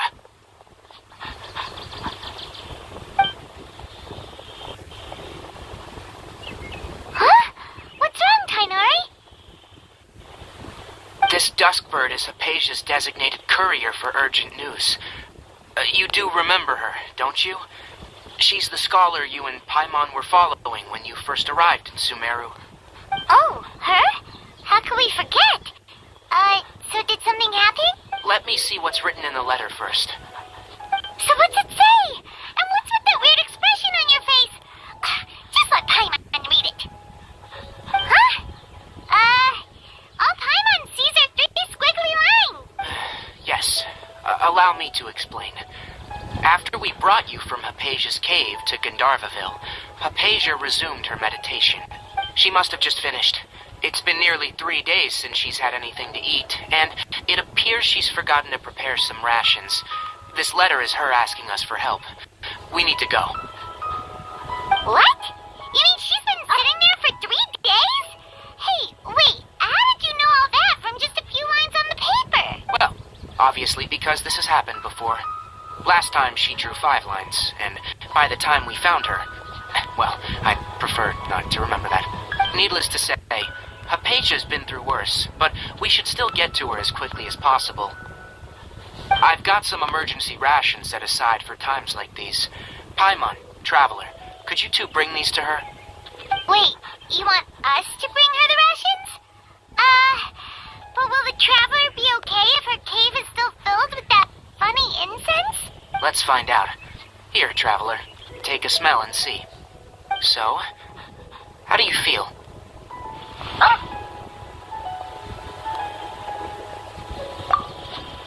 Huh? Really? You're not feeling even a little drowsy? But wait, how'd you know that he'd be okay this time, Tainari? Back when we were clearing the withering zone, I observed that he could adeptly manipulate the dendro element. I knew then that he would be fine. And if I may ask, when I was telling you two about Irminsul's ley lines, was what I described similar at all to what you saw when you were unconscious? That's correct. Those weren't hallucinations at all. Though I don't intend to apologize for deceiving you, because what you saw is of significant importance. Not just for the nation of Sumeru, but the entire world of Tevat. My forefathers were shown much favor by Greater Lord Ruka Devata. We took an oath to protect this nation together with her. Now that that duty has fallen to me, it was a part of my responsibilities to ascertain whether you could be entrusted with the fate of Sumeru. Now, after seeing you in action with my own eyes, you have earned my confidence, and I no longer feel the need to hide any secrets from you. When you passed out, your consciousness had connected directly with Irminsul. What you witnessed were actually real memories contained within Irminsul itself. I could try to tell you more, but it would be better if you went to ask Hypatia instead. Her focus on meditation and use of Spirit Borneal are aimed at establishing a connection with Irminsul, just as you did. That sounds nice and all, but will she really help us? Seriously, she completely ignored us the last time we tried talking to her. That was because when you ran into her, she was in a special phase of her training. During that time, she must avoid communicating with others. Please, wait here for a moment.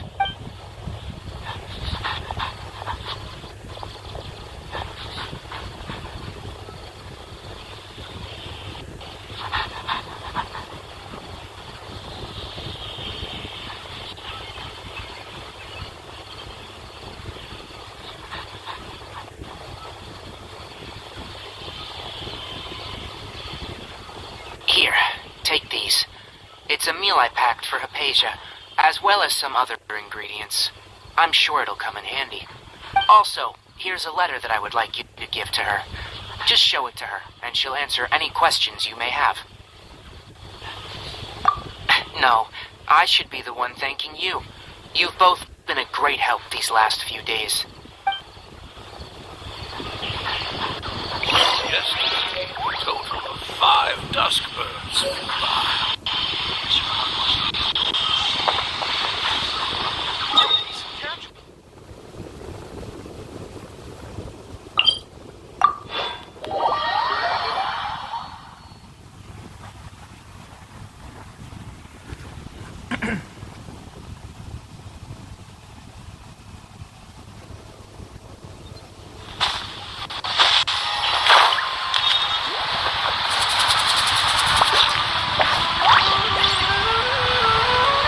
Hypatia should still be in the cave. Let's go inside and see how she's doing.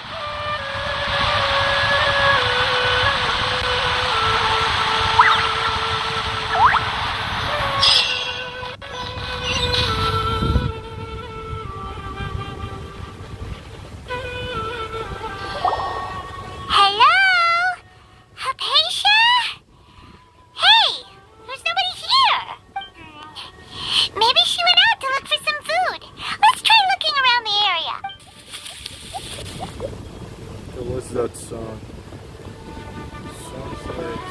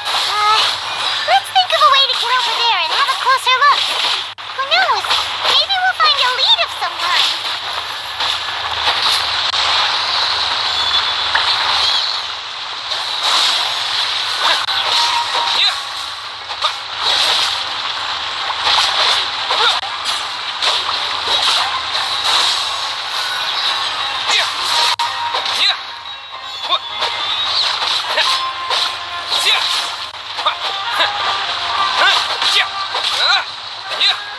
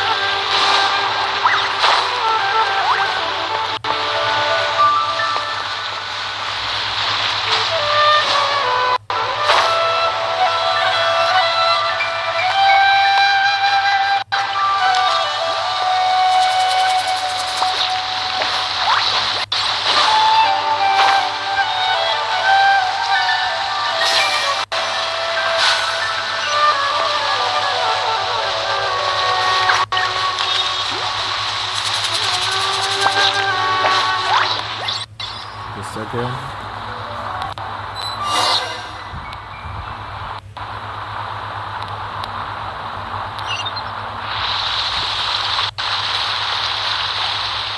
Huh?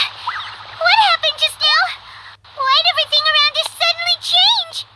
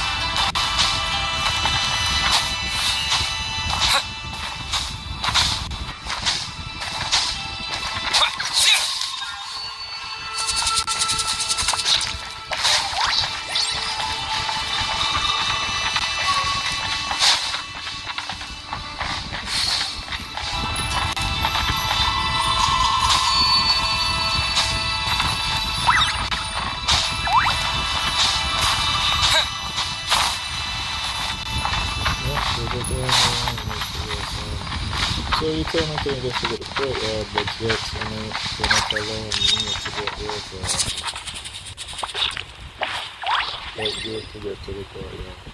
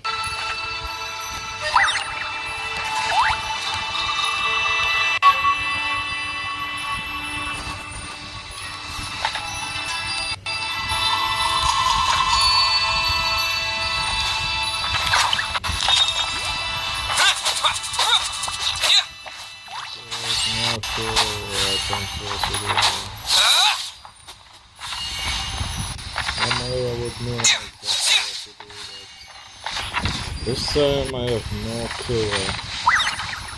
There's something shining bright outside. There's something shining bright outside.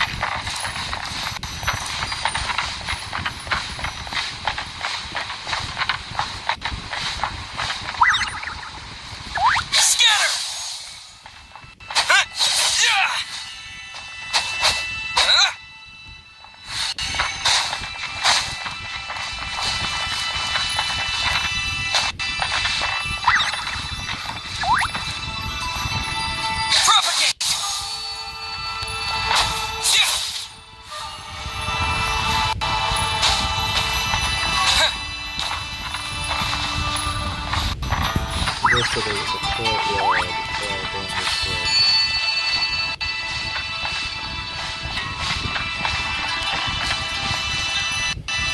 Wait, I think I will get what I'm looking to do here.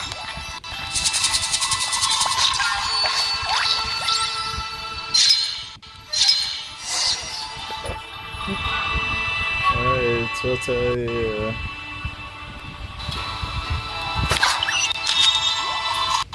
What I figured that I went through the certain situation that I didn't know. I don't get what they meant now.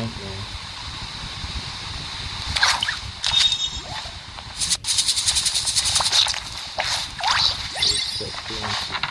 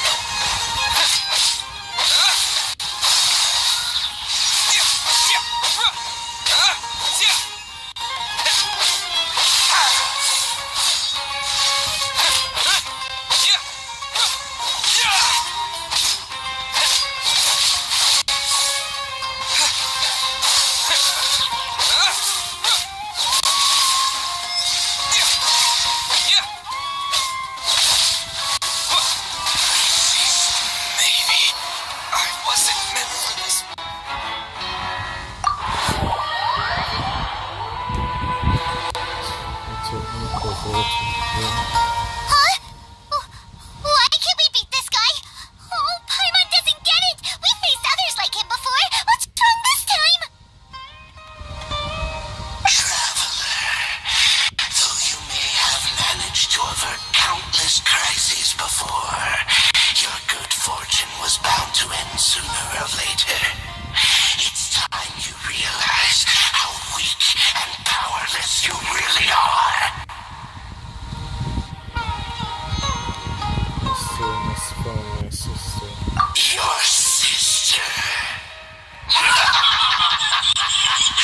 Oh, pitiful traveler. Are you really so ignorant?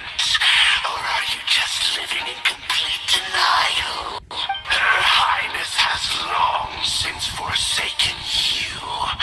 Your meager existence in her eyes is that of an annoying bug, only to be stepped upon. The bonds of love and family which drive you to find your sibling are utterly gone. Your journey is meaningless. But don't you fret now. Today will be your last.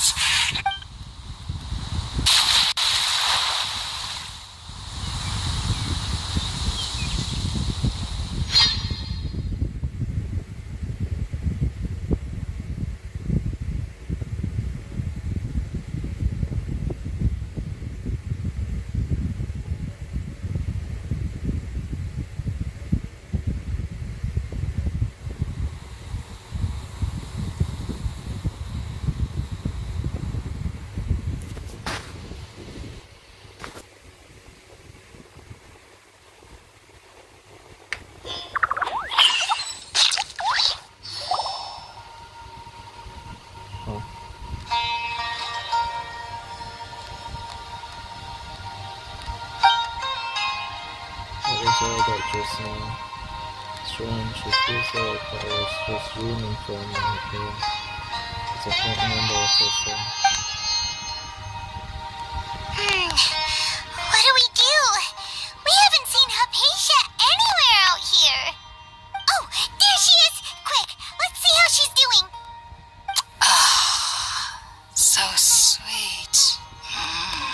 Well, the good news is that she's still conscious. Hey, why'd you drop her food on the floor like that? So I couldn't zone out for a second. Are you okay? That's really not like you. Anyways, we can talk about this later. We better make sure she's alright first.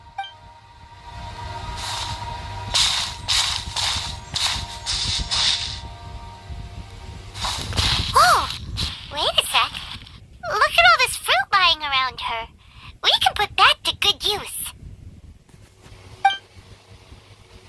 After giving the semi-conscious Hypatia. Who is there? Tainari, is that you?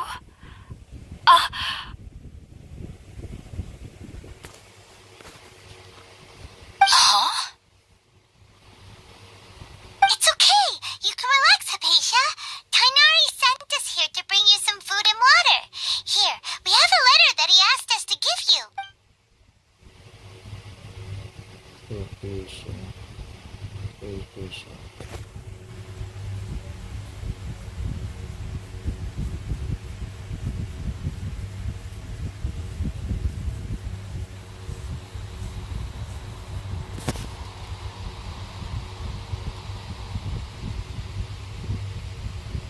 I see. So, you're friends of Tainari. I apologize for all the trouble I've caused you. I'm grateful that you came so quickly to save me. You even brought all this fruit. Well, actually, we didn't bring the fruit. It was already here when we arrived. We were kind of wondering about that, actually. When we found you here, there was all this fruit lying around and even some juice dripping from your lips. How did you end up like this anyway? Oh, really? I seem to understand now. All the fruit was likely from my, neighbor. Must have come by and saw me like this. Your neighbor? You mean there's someone else living nearby? Oh? So you're able to see them too? You check her picture. I don't know everything that's happening. Wait, hold on a second, Traveler. You say that before we arrived, you saw some mysterious creature and suddenly had a strange dream? Isn't that a little too crazy to believe? No, I actually do believe what the Traveler is saying.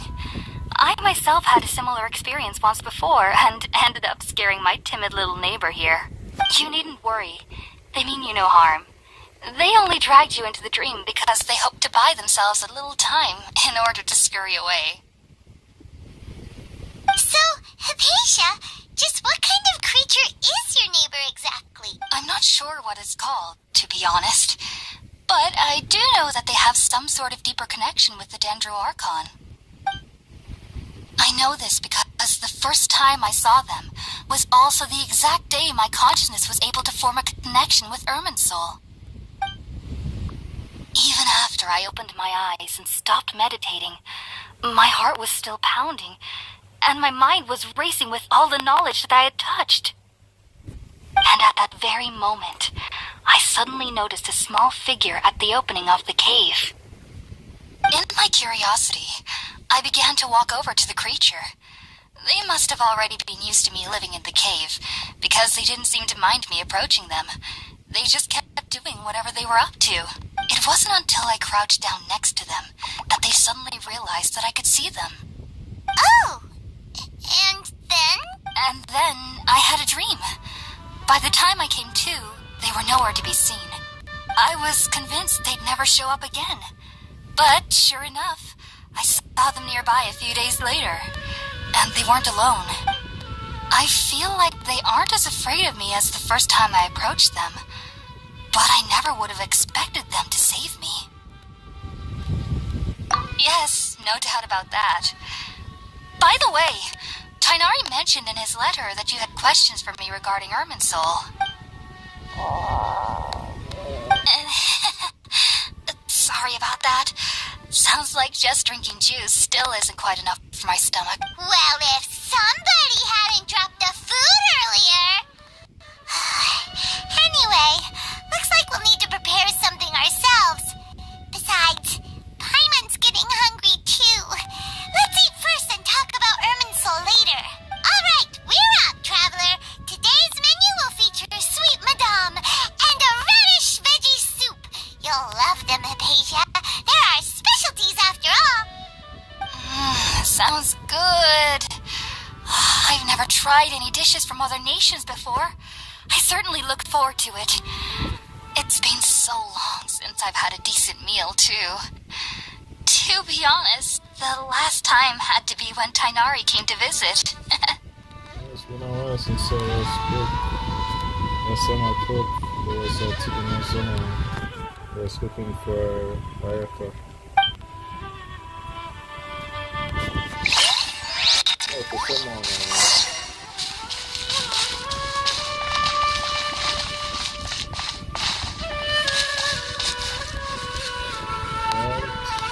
Well, obviously I don't have an elemental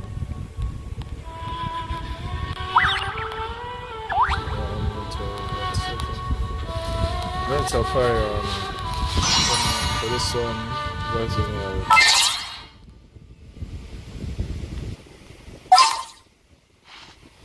After my battle with the Abyss earlier, I realized something. I can't beat them alone. When it comes to Arcanthus, so one thing I can't do alone. So I'm going to lose my other point. An insurmountable problem, I presume? I will protect you. One is fast on one's feet. Try to keep pace.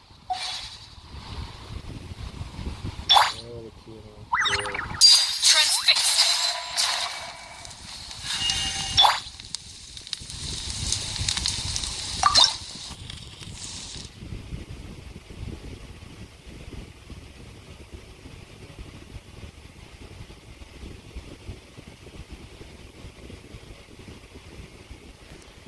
It's a microphone.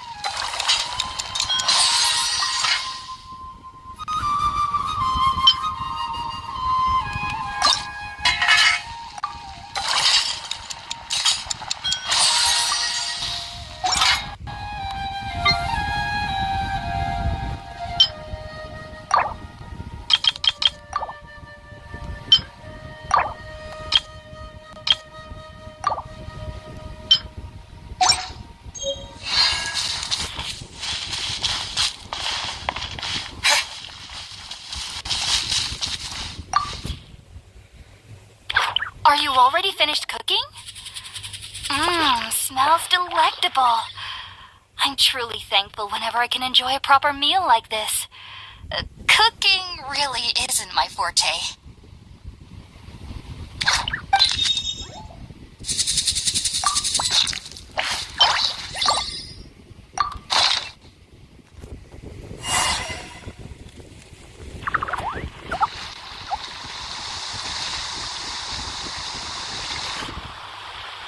Even though everything you mentioned was in Tainari's letter, it's still hard to believe you were able to connect with Irminsul immediately after smelling Spirit-born ale for the first time.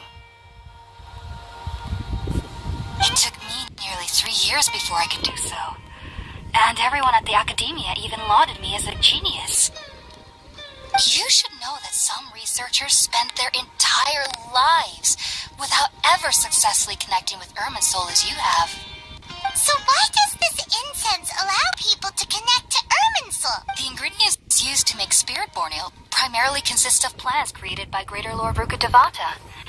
These special ingredients are conducive to heightening our senses to the Dendro Archon's power. Since the root of the Dendro Archon's power lies within Irminsul, we can occasionally tap into her powers to peer into the depths of the earth. Naturally, anyone who can establish a connection with Irminsul in their first ever attempt must be a person of great understanding. Makes sense. But Paimon's got a question. Why was he sensitive to the smell of those plants for such a long time? That was primarily due to his body's unique constitution. Stimulated by the incense, he could perceive the Dendro Archon's power and experienced a sensory overload, hence the adverse reactions. Taking in any scent similar to the ingredients of Spirit-born ale would cause adverse effects. Not to worry, though. It appears you've already fully recovered. Technically, your body should still be sensitive to the powers of the Dendro Archon, but unless you're using intentional meditation techniques, the scent of Spirit-born ale should no longer trigger such reactions. Whew. Well, that's a relief. I must admit, I am quite envious of your abilities. Even if it meant suffering from pounding headaches for the rest of my life, I'd consider it worthwhile so long as I could connect with Irminsul at will. Whoa! You're really serious about this whole thing, aren't you? I am a researcher after all. As a member of the Ritawe Starshan at the Academia, my main area of research is the stars and their connection to the fate of living beings. But there is still so much we don't know, especially regarding the mysteries that lie in the starry skies. Which is why I must turn to the all-knowing Irminsul for answers. If only my perception wasn't so limited. Unfortunately, I cannot guarantee that my every attempt to attune with Irminsul will be successful, or that doing so will leave my consciousness intact. I am currently in the stage of training known as Satyavada life. Many researchers in Sumeru have lost their minds while seeking to attune with Irminsul during this stage. Sages have said that Irminsul contains divine knowledge, and touching such knowledge without the proper preparations and abilities will only lead to one's mind caving in on itself. That's why we meditate alone. We need to ensure that our minds will be calm while minimizing the possibility of involving anyone else. Whoa. So knowledge from Irminsul could be super dangerous. Don't you ever feel afraid of the risk, Hypatia? Of course I do. Especially during nights that are pitch black with no moonlight, and dead silent without even the sound of insects. However, I've been feeling better as of late. I don't get as scared anymore knowing that I have a little neighbor living nearby. I believe that being able to see them is a sort of blessing from the Dendro Archon. But what's strangest of all is that they're clearly an envoy of the god of wisdom herself, and they have the curious power to make people dream. What's so strange about that? It doesn't sound so out of place for a divine being, does it? Well, it's strange because nearly nobody in Sumeru can ever dream. Oh, is that true? Yes, well, to an extent. Only children can dream in Sumeru. Adults, however, never do.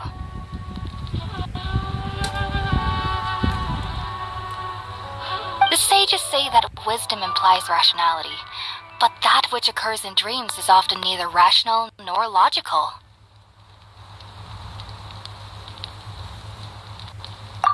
Yes, if one struggles with anxieties, those emotions could influence their dreams.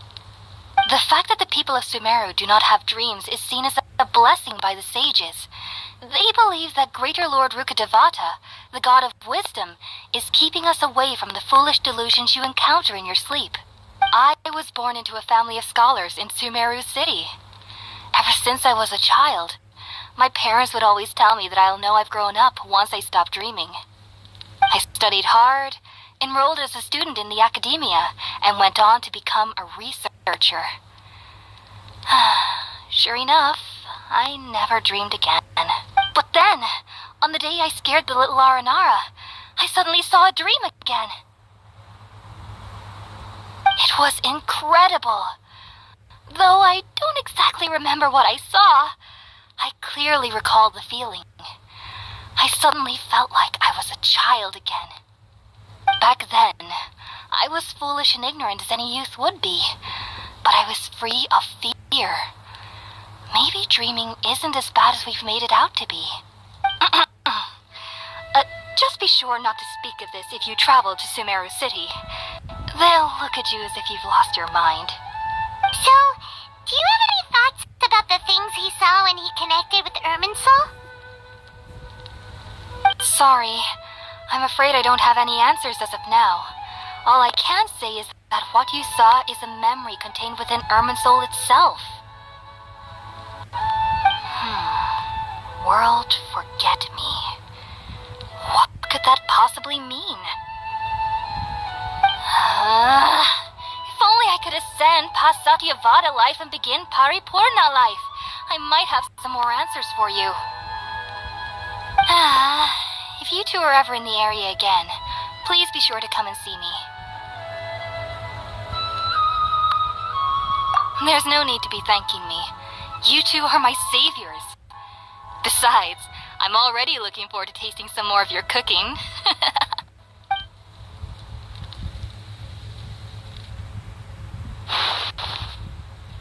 Now that we know Hypatia is alright and had the chance to ask her some questions, Paimon thinks it's about time to head back to Gandharvaville.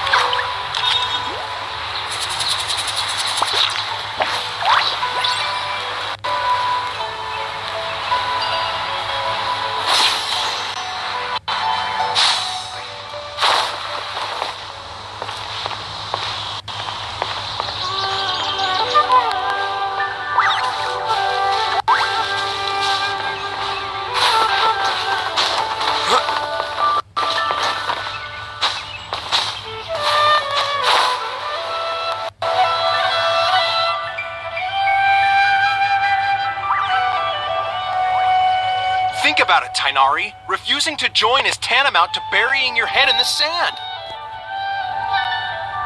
I understand that you're a forest watcher and that it's your duty to combat the effects of withering zones. But isn't it evident that such work is not a lasting solution to the problem? As Sage Kage clearly stated, your presence and guidance in Sumeru City is pivotal in finding a cure for Irminsul. How could you possibly refuse? Keep your emotions in check, Gulam.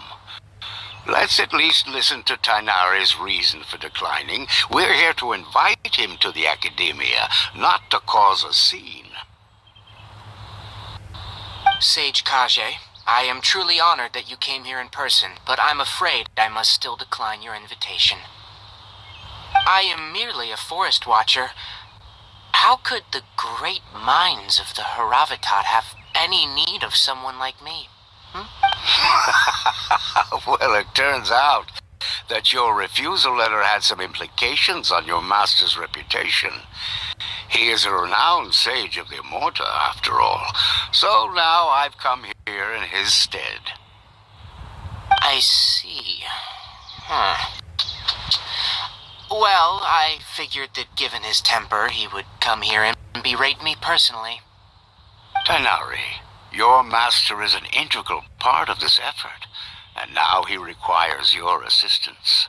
And what exactly does my master need of me, Sage Kage? You'll know once you've arrived in Sumeru City, that is. And, how long will I be required to stay? There's no definite answer as of now. Do you mean to tell me that, despite coming all the way here to Gandharvaville, you still can't answer the questions I laid out in the letter to my master? If that's the case, then I'm afraid I cannot give you a definite answer either. Tighnari, but you...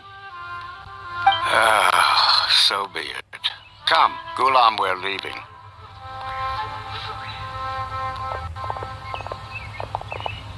I have business to take care of in the forest.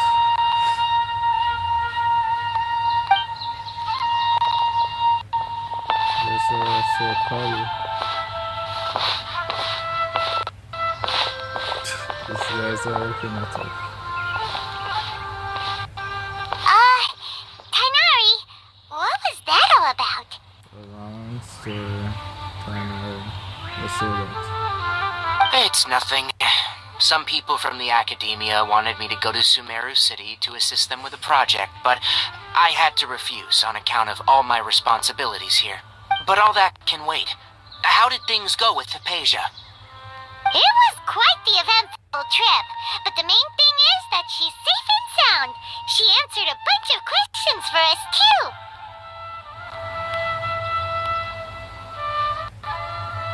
Very good. Now that the traveler has made a full recovery, there shouldn't be any reason for you to tarry here longer. I assume you will be heading to Sumeru City. That's right. We want to meet Lesser Lord Kusanali and ask her for advice. Do you have any idea on how we can find her? Sorry. I'm afraid I don't have any advice for you there. Well, do you at least know anyone we can try asking in Sumeru? Let me think. My trips to Sumeru City have been fairly short, and most of my acquaintances are researchers. Oh, how about this? I'll write you a letter of introduction that you can give to a researcher I know. He's from the Immorta Darshan and is adept at gathering information. Asking him might prove worthwhile. Also, when you enter Sumeru City, you'll probably end up receiving something like this item here. I'm not sure if it will ever come in handy for you, but maybe you can give it a try. Oh? What is it? It's called an Akasha Terminal.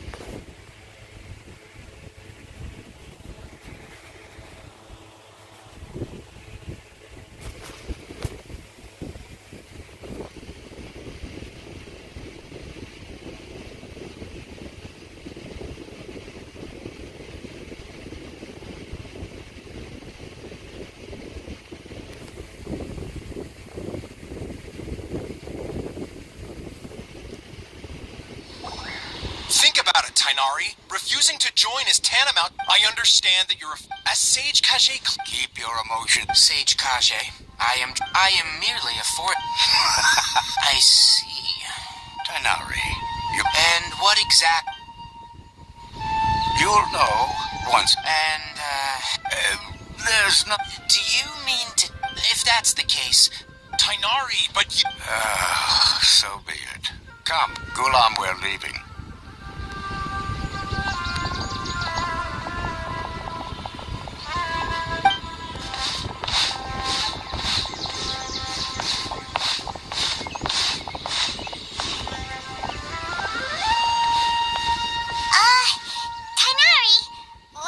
It's nothing. Some people from the academia wanted me to go to Sumeru City, but all that can... It was quite... Very good. That's right. Sorry. Well... Oh! Also, when you enter... Oh? It's called an account, needless to say. Great! Next up, Sumeru... That's right. Tainari, we have something important to say to Kale before we leave. Is she doing better now? Yes, she's doing much better. After being confined to her bed all this time, I thought a little walk would do her some good. Last I saw her, she was taking the path towards the North Crossing. She knew you two would be leaving soon, so she must have wanted to see you off. Thanks, Tainari. All right, let's go. Farewell, and good luck to you both.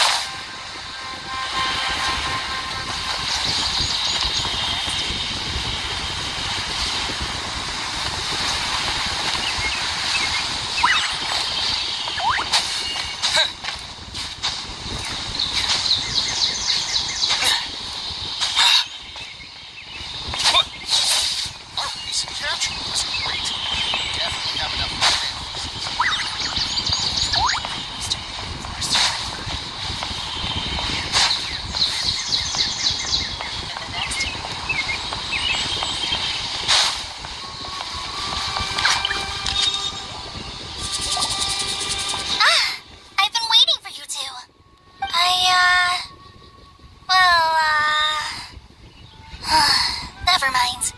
I guess I should just wish you two a safe and successful journey. Thanks for waiting here just to see us off, Kale. We're headed to Sumeru City.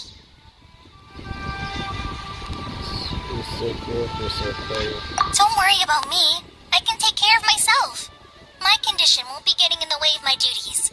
I want to be a forest ranger after all. It's up to me and the others to protect the rainforest here. And, I'm sorry.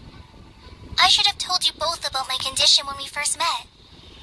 I just wanted you two to treat me as a normal friend. Not some girl that needs your sympathy. But I guess now I understand that the most important thing is for friends to be genuine with one another. There's no need to apologize, Kale. We should be thanking you for trusting us enough to be your friends and sharing your past with us. We're probably still gonna worry about your condition, but that's because we're friends and we care about you. Thank you. That means a lot. Before you leave, I have something for you. Oh? What is it? It's my recipe for pita pockets. I told you that I'd give you a copy, remember? My handwriting is a little, messy, so please don't laugh. Yay! Thanks, Kale. Now we can eat those scrumptious little pitas whenever and wherever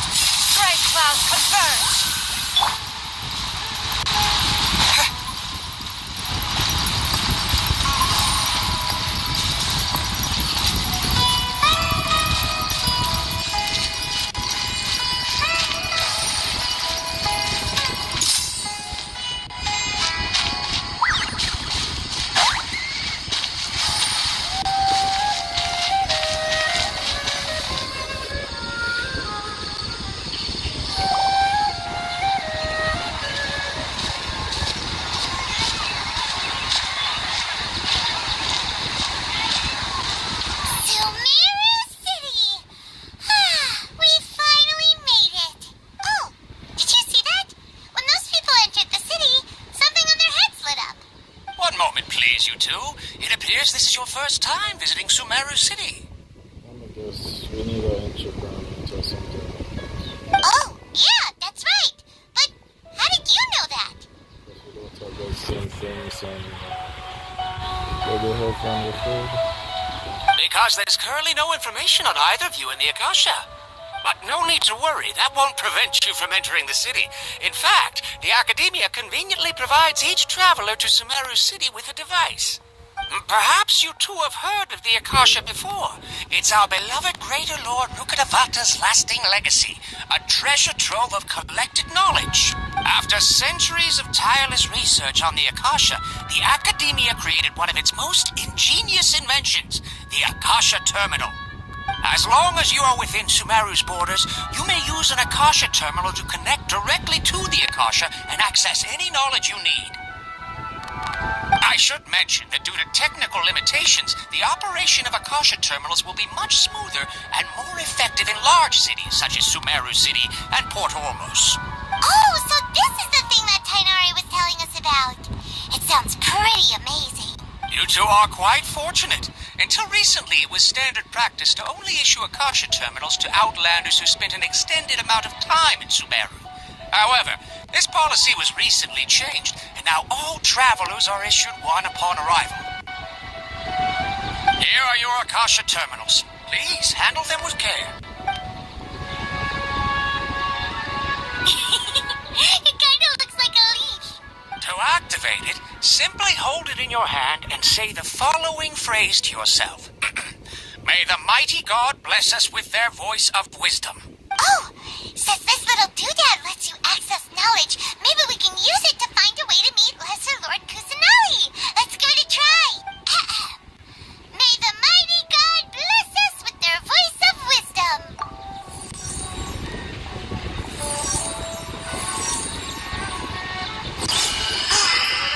Whoa! Just now, something clicked, and Paimon suddenly knew how to use this thing. It seems all we need to do is concentrate on what we want to know, and bam! You get it. Oh, that'll come in real handy. Exactly. That is the power of the Akasha. And with that, let me officially welcome you both to Sumeru City. May the wisdom of the Dendro Archon always be your guide. Okay, now that we're in, we can check the Akasha about Lesser Lord Kusanagi. Let Paimon try. Yeah, for a moment I thought they were just as strict on Inazuma, but they're not bad. 500 years ago, the sages found a newly born deity from within some scorched ruins. The deity now resides in the sanctuary of Suristana. Seems pretty similar to what Kali was telling us. Okay, next, let's concentrate on asking how to meet her. Huh? Paimon doesn't sense anything. The Akasha didn't respond to Paimon's question. Oh, come on! Focusing on this question feels like when you have something you're trying to remember and it's on the tip of your tongue, but you just can't think of it. Paimon's brain is exhausted. Oh, smart idea! But what are you going to ask it?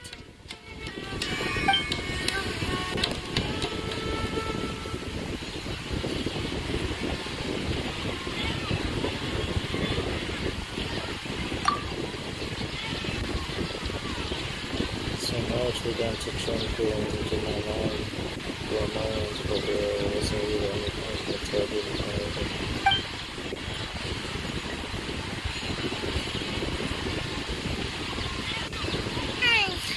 You too?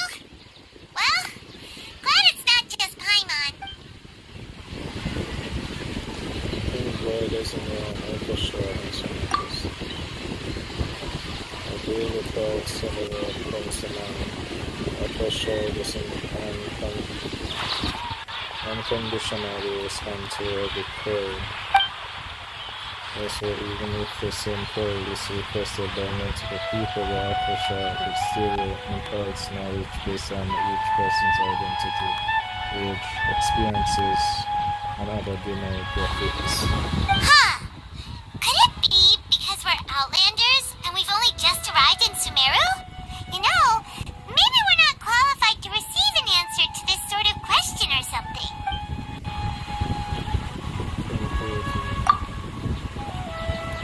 Many bright dots of light appeared in my mind, but I will need to calm my mind and focus more to understand what they mean. Feelings of affection, intimacy, nostalgia, sadness, and anxiety also come to my mind. These seem to be what the people of Sumeru feel about the discarded Archon. Uh-oh. Paimon's getting all teary-eyed all of a sudden. It feels like the people of Sumeru really miss their Archon. Well, seems no matter which way we try, we can't find anything that'll lead us to Lesser Lord Kusanagi. Guess our only choice now is to try meeting with the researcher that Tainari recommended. He's from Sumeru and even has a position in the academia. Maybe he'll be able to access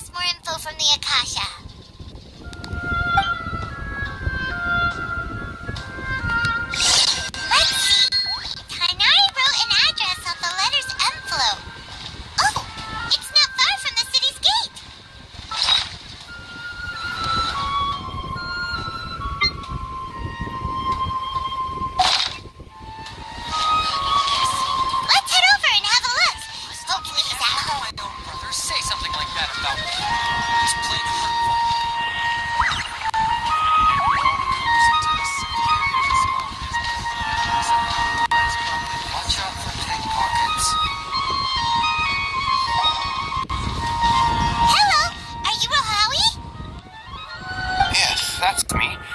Can I help you? Great! You see, Tainari sent us here and... What?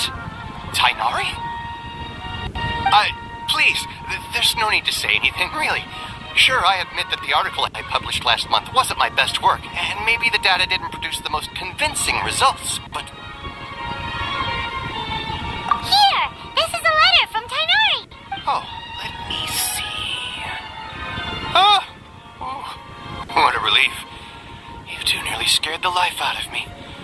So, you two just have some questions for me? Seems even Tainari acknowledges my innate ability for procuring information. So, what is it you two would like to know? We want to meet with Lesser Lord Kusanali. Do you know a way we can do that? You mean you want to meet the Dendro Archon herself? This isn't exactly my area of expertise, but let me see what I can find in the Akasha.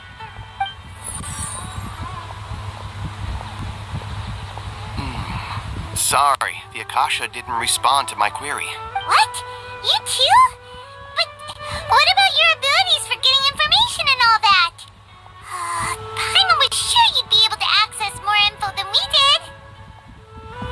Well, as I said, this isn't my area of expertise.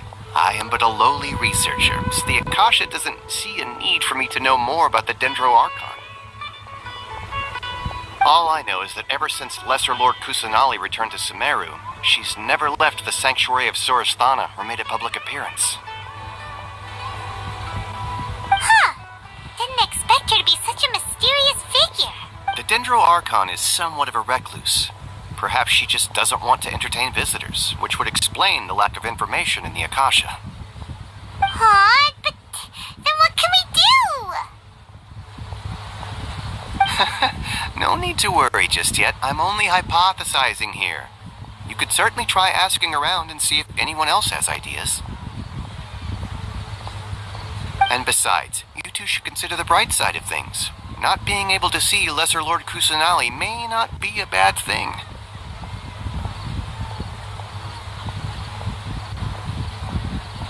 In this world, there will always be information you cannot obtain from the Akasha, and things you can never accomplish. Knowing when to yield is a form of wisdom. Take me, for example. It's a miracle if my brain cells can spit out one paper every 3 years. But Tainari? That guy can publish 3 papers in just a single year. Okay. Thanks for your advice. Don't mention it. If you two ever want information about things like who's been promoted within the academia or relations between the 6 great sages, come find me.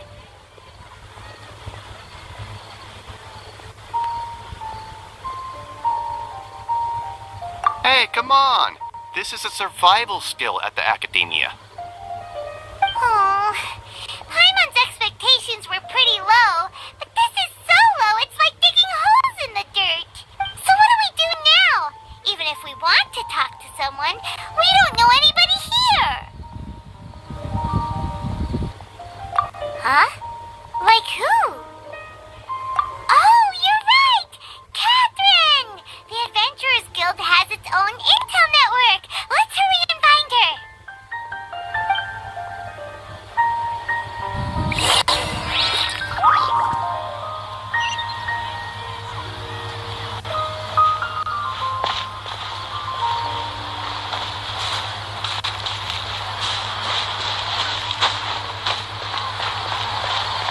How can my own brother say something like that about me?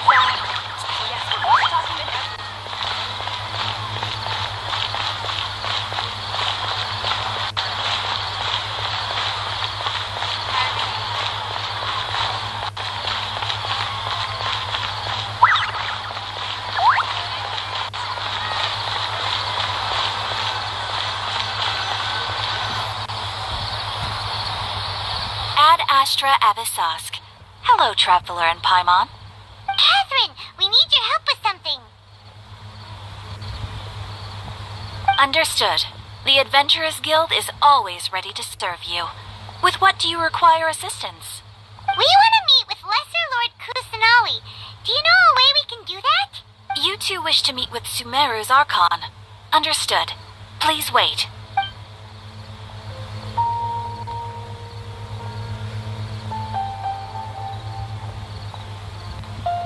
I apologize, but I am unable to call up any relevant information in the Akasha. I'm also unable to locate any pertinent information in my personal memory. And just like that, back to square one. Another dead end. Well, if Catherine can't help us, then we really don't know anyone else to ask now. Please do not worry. I may know of someone who can help you two. In Sumeru, the Adventurers Guild does not serve as the vanguard of information. Rather, there are numerous active mercenary groups collectively known as the Eremites. They take on various contracts and work all across Sumeru, so they naturally accrue intelligence. An Eremite brigade called the Corps of 30 is in charge of Sumeru City's defenses. Not only are they the oldest brigade, but they are responsible for managing and coordinating the affairs of all other mercenary brigades. Corps of 30? What a weird name. Supposedly, they are named as such because their ranks numbered 30 at their inception.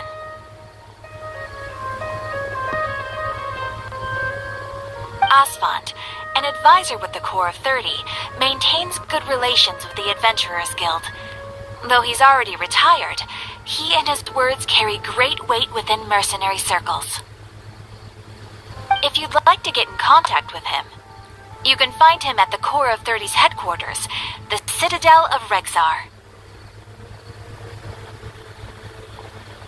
You're welcome. I wish you two the best of luck.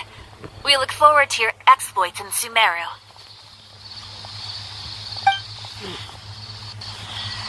Alright, off to the Citadel of Rexar we go!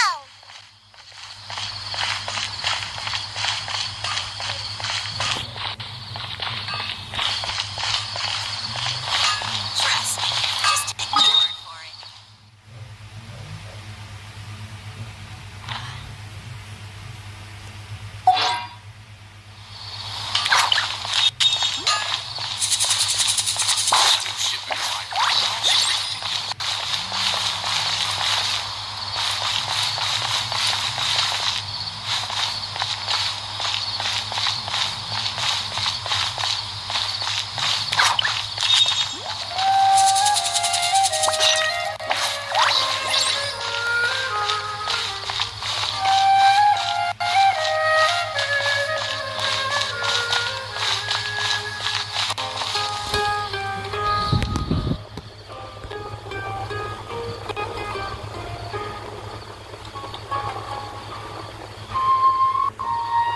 Welcome.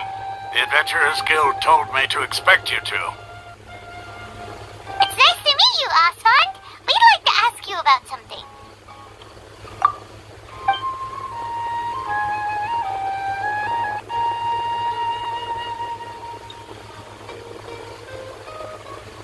I see. So, Catherine's the one who sent you this way. Ha! It's true that the Eremites' network is vast, but even I can't help you meet the Dendro Archon. Wait, seriously? That's it? Afraid so. The Eremites aren't terribly religious, so we don't know much about divinities. As far as the Akasha goes, we can access even less than you. We originally came from the desert. The gods there died off long ago. Since those days, we've used our own two hands to carve out a living. We don't beg gods for their aid. It isn't just us, though.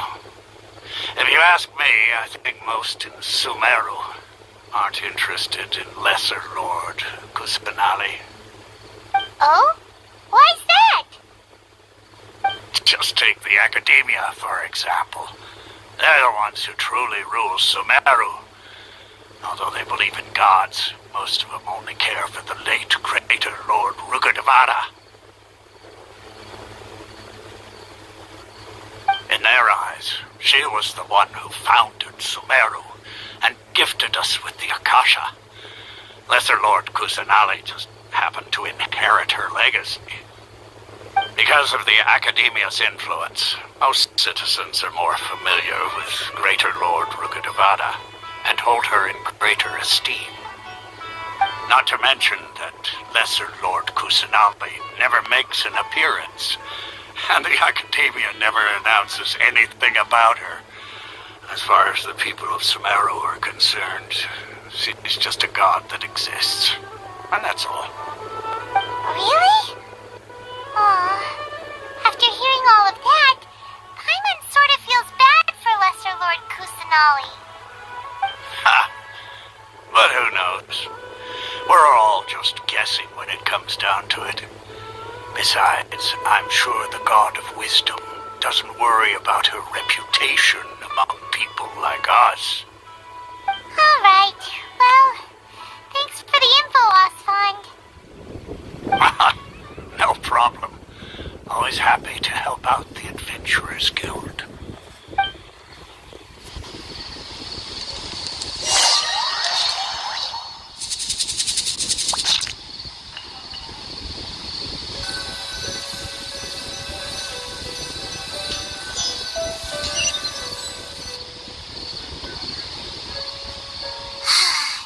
Seems Osfond was right about most people's attitudes here.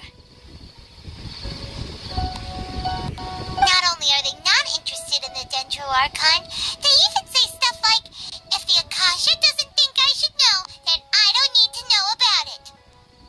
We've been asking for information non-stop ever since we got to Sumeru, but the harder we try, the more helpless everything seems. Isn't there at least one person in this entire city who cares about Lesser Lord Kusanali? Oh, you two are interested in Lesser Lord Kusanali? Huh? Who are you? From the sound of it, you two are Outlanders who recently arrived here. You've been asking around for information on Lesser Lord Kusanali, right? Oh, I'm sorry. I forgot to introduce myself. I'm Dunyarzad, one of Lesser Lord Kusanali's faithful followers. Whoa, really? Then do you know how we can meet with her? I'm afraid I can't help you with that. But your conversation earlier did happen to remind me of a legend about the Dendro Archon. Sure. It goes like this. Long, long ago, there was a man who heard a prophecy. It predicted that a great calamity was about to befall him.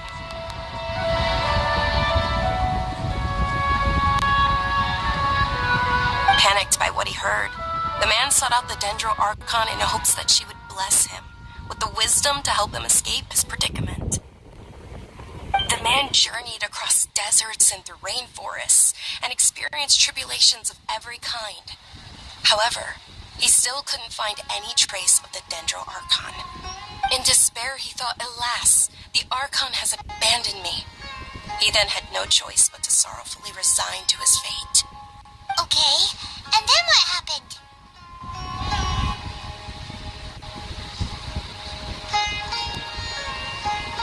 And then, the calamity came.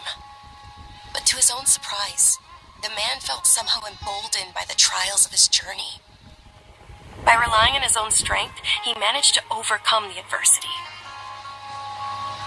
At that moment, a bird perched upon his shoulder.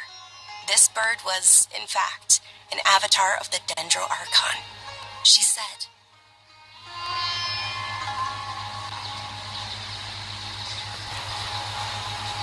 "O Archon Seeker, do you now understand?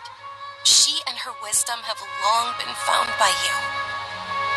Along your journey, we were in every flower and blade of grass, every ray of sparkling sun, and every breath of dancing wind.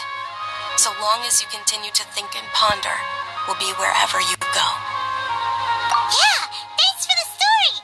Paimon feels all warm and fuzzy inside after that.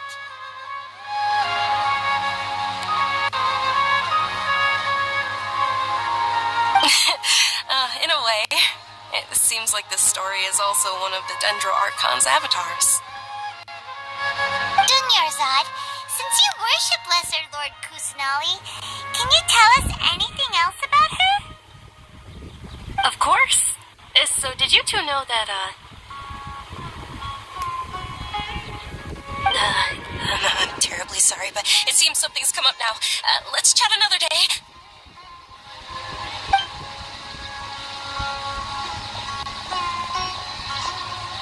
Hey, wait! What the heck just happened?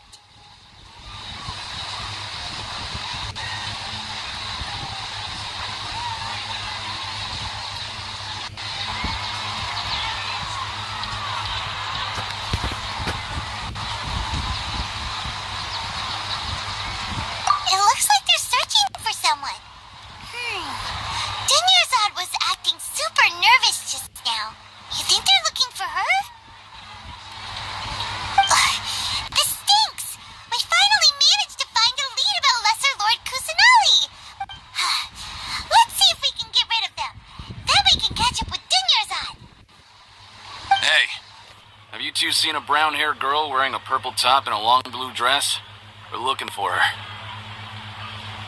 Oh, what's happening with that Splinter and Society? Did she have bandages wrapped around her wrists? Yes, that's her. Did you see which direction she went? Yeah, she went that way. Quick, after her!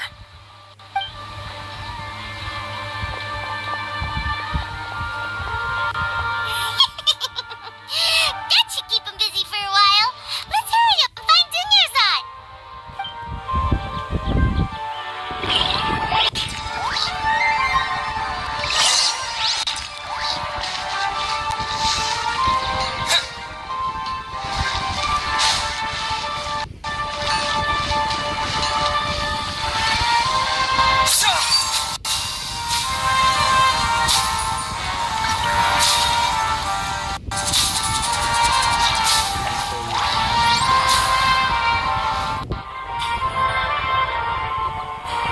There you are, Dunyarzad. We thought you might have been long gone by now.